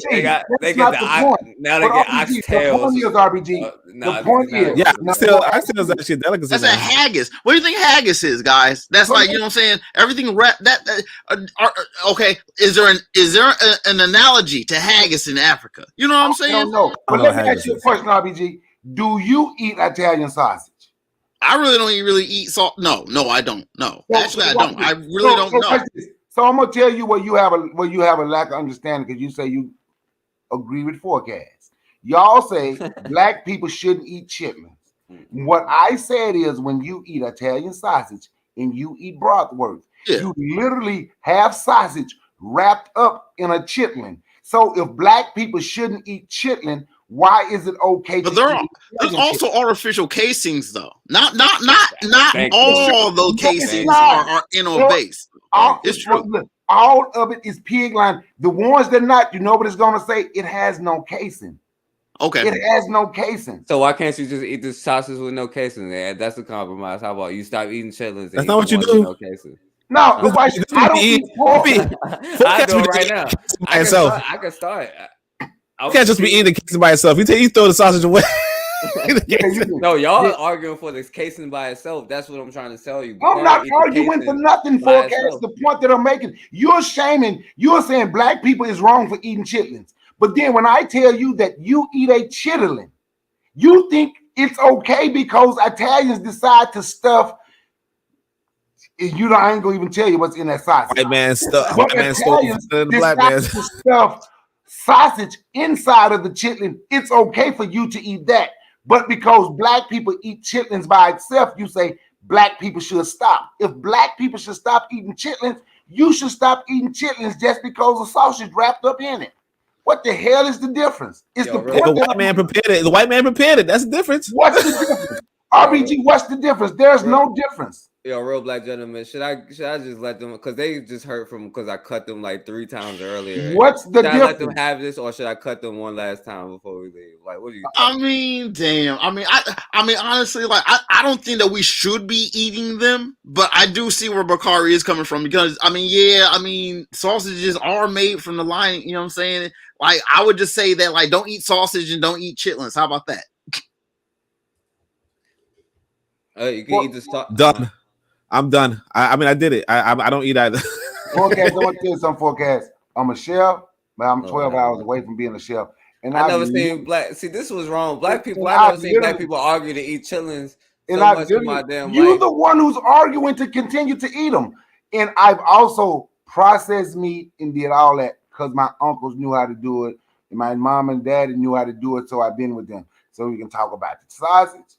You can talk about the lining that the sausage is in, and I can sit here and tell you, but you're the one who's caping saying it's okay to eat that because the sausage is on the inside, but it's still wrapped in chitlin. So if the chitlin is bad for you by itself, putting sausage inside of it make the chitlin good for you. If you have eaten chitlins, then you know the process that it takes to eat some chitlins. I don't even like. Okay, so I'm gonna ask again. A lot of stuff that we eat is bad for us, but like, don't. Like, yo, why would you even want to cook that stuff, Bakari? Like, yo, why do you want to mess up your whole house?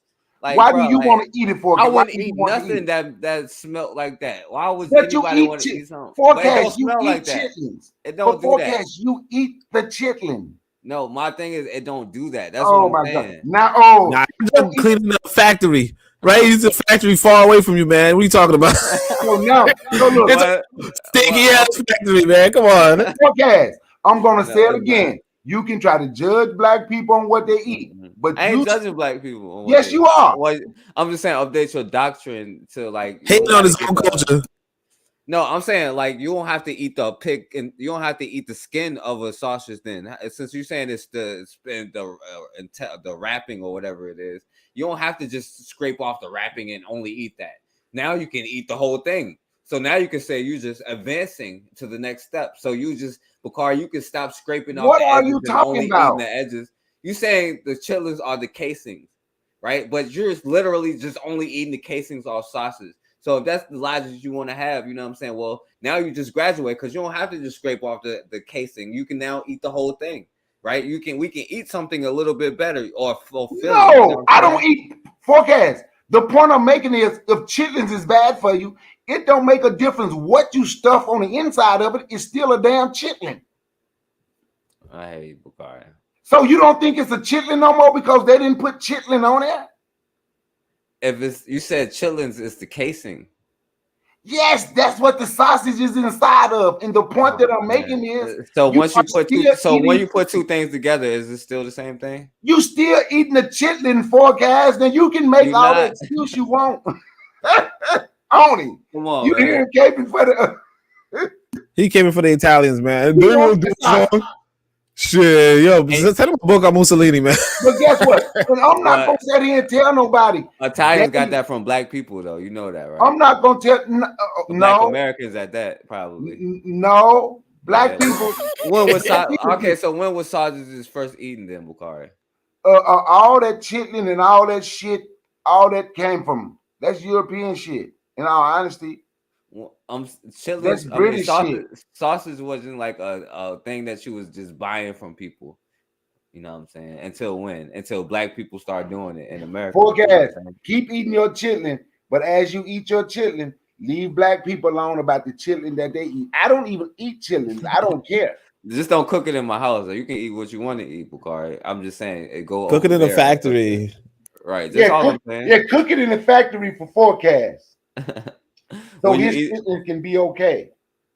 That boy Bakari be defending chitlins. Every time I say don't eat chitlins, Bakari gonna fight hard to let black people eat No, chitlins. for some but what has reason. happened is you got somebody on the panel that listened to the whole thing, two people, and they understand.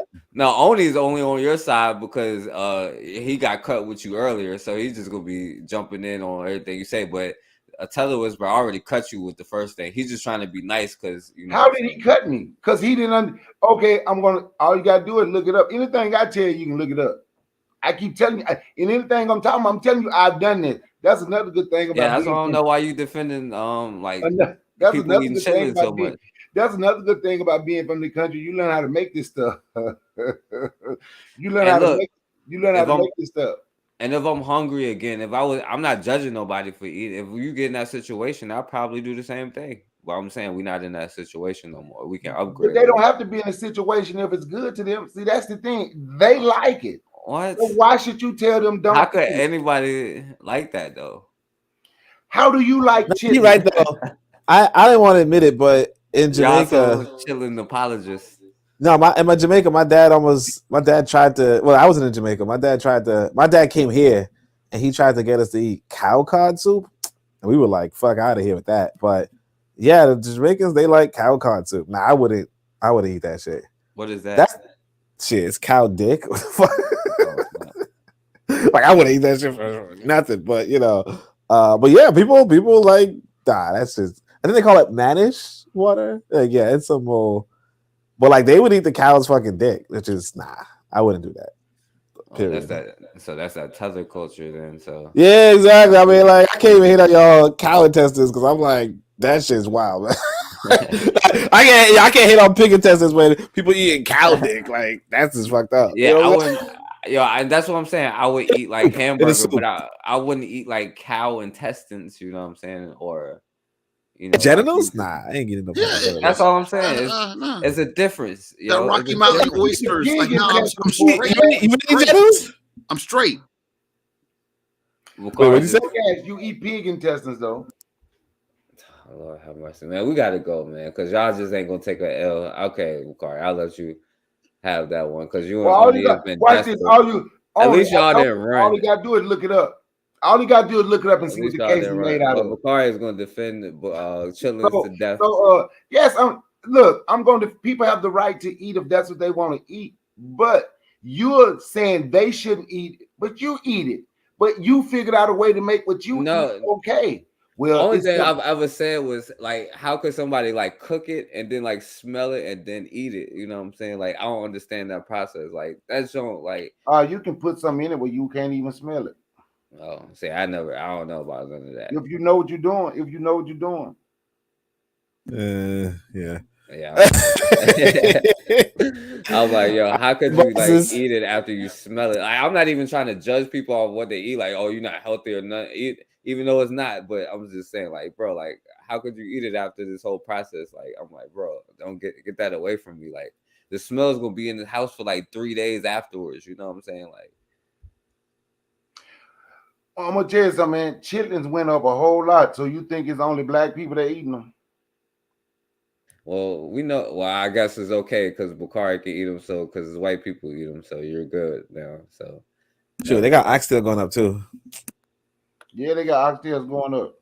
man, I gotta get off of here, man. At least y'all didn't run. At least you and Oni stood your ground. Y'all still took a L. You know what I'm saying? You don't gotta be nice, real black gentlemen. You know what I'm saying? You could let them know they took a L because they don't. They just desperate at this point talking about What did I do? I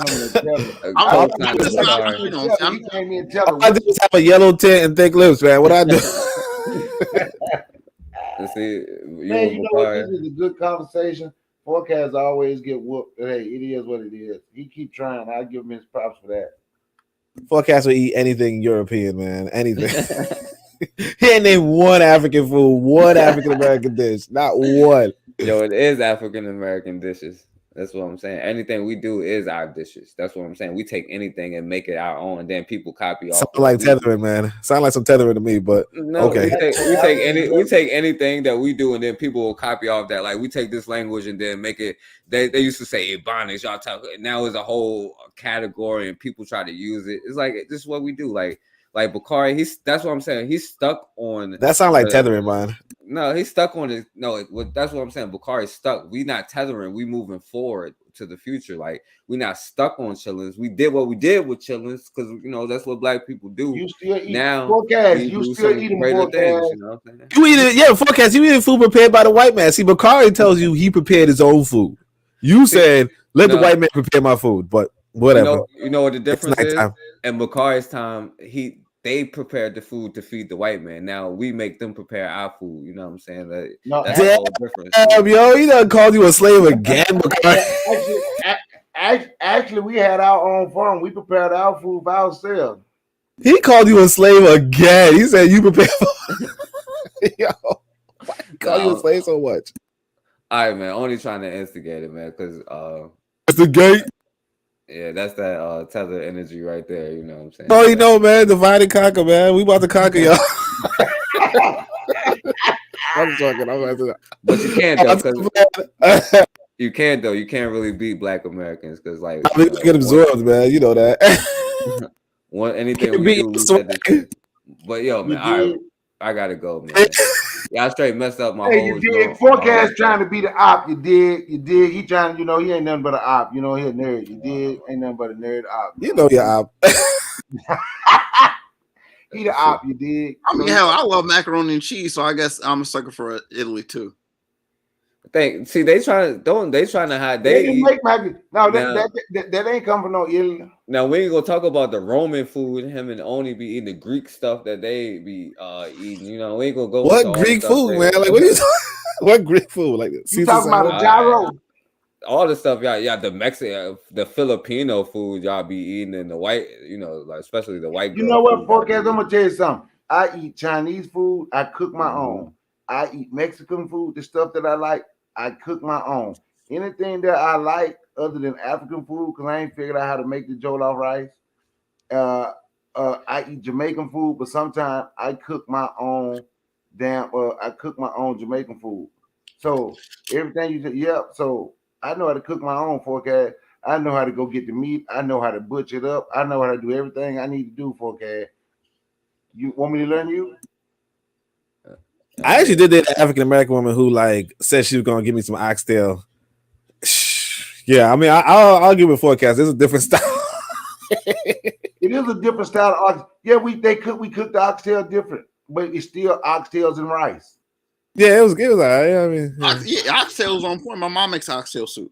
It's on nah, point. my mom was like a chef. I ain't gonna hold you. She made some different level oxtails, so I was kind of mad because she did it right after my mom died, talking about I'll make you some oxtail, and it was like, oh no, it was jacked I'm gonna up. tell you something, dude. I'm gonna tell you this right now. I got some turkey necks because oxtails went up. No, you told me the story already. Nah, we ain't hearing this. Forecast, you can close the show. You talking about turkey neck being tasting like oxtail? You don't believe me? I'm dude. I'm a chef. I keep telling you, I'm a chef. A turkey neck? This dude blasphemy, man. I'm a chef, dude. I'm telling you. All right, so you should post some pictures of your food though, man. For real. I'm a brown. I don't see no raccoon guts. What am I talking about? Stop. I'm too tired. I said that by mistake. Man, I'm gonna tell you something. You wouldn't even know it's you. Well, I've never even, like I said, I'm not even a big fan of raccoon. I've eaten it. I like rabbit. Dude, eating Bugs Bunny, man. Nah. Yeah, Bugs Bunny get his ass in my yard. That's damn sure what it is. I'm gonna set a trap for him. I'm gonna show you how to clean it. I'm gonna do. Matter of fact, that's what I'm gonna do a video. Survival. Don't be showing no gore videos, man. They gonna block your account. And I mean, shoot, we forecast gonna report you or some shit. Yeah, to be honest, he's kind of sound like he eating that Native American food, like, you know what I'm saying? That's the kind of stuff that sound like a Native American. No, I was watching this thing on the Native American. They eat goat chitlins and leave a little piece of the dookie on the inside because they say it give it flavor. Who? The Cherokee. Ew, nah. All right, man, we gotta go, man. Yo, I was gonna be out of here like 4 hours ago. I gotta go, bro. Man, y'all say whatever y'all want to say, but I gotta go, man. Y'all took Forecast, stop. This is my last thing. Forecast, stop eating chitlins. Peace and love. Yeah, I'll say the same. Forecast, stop eating chitlin, man. Come on. Hey, don't let me get in. I'm about to start studying Jamaican stuff to see what y'all eat. You know what I'm saying? Like, I just want people. What happened to that? Hey, I'm just gonna say it was probably the Moors that went up in there and taught them how to make hamburgers. So I'm just gonna leave it at that. Thank you. Straight more. Just gonna jump on Thank you. Facts. Yo, you trying to tell me white people came up with some kind of culture or cooking that ain't some disgusting stuff than like the chitlin stuff that y'all eat that you had to. But anyway. Like the chitlins that you eat. Anyway, Bakari gonna get his wake up call one day, and you know what I'm saying, and learn that. I don't even eat pork, man. I don't even eat no parts of the pork. I think Hardcore got his wake up call today, and First Rifleman. He probably as you eat pork. Go try them pickle pig lips. Nah, hell no, I ain't no pig lips. But hey, you eat sausage, so don't think you ain't eating lip. I'm just letting you know. Lord have mercy, Bakari. I know anyway. I make this stuff, okay. All right. I can show you how to process your own, and you ain't got to worry about if you don't want the lip in it. But the lip give it the consistency. Man, so Hardcore, so Hardcore got his wake up call probably today. Our First Rifleman probably ain't gonna get it. He ain't got it yet, but it's probably gonna come soon. But y'all gonna get y'all damn wake up call eating this stuff that y'all eat sooner or later. But I already got mine. That's why I stopped, forecast. I don't eat pork. I keep telling you that. Man, you know, the Most High told me in spirit. You know what I'm saying? Y'all gonna get y'all wake up call. So I gotta get up out of here. All right, y'all, man. Thank y'all, man. Peace. Shouts out to everybody that was in here and everybody that stayed. My bad, man. This was like crazy. I might even split this up, but so yeah. Peace out, y'all. Peace. Thank you. Peace.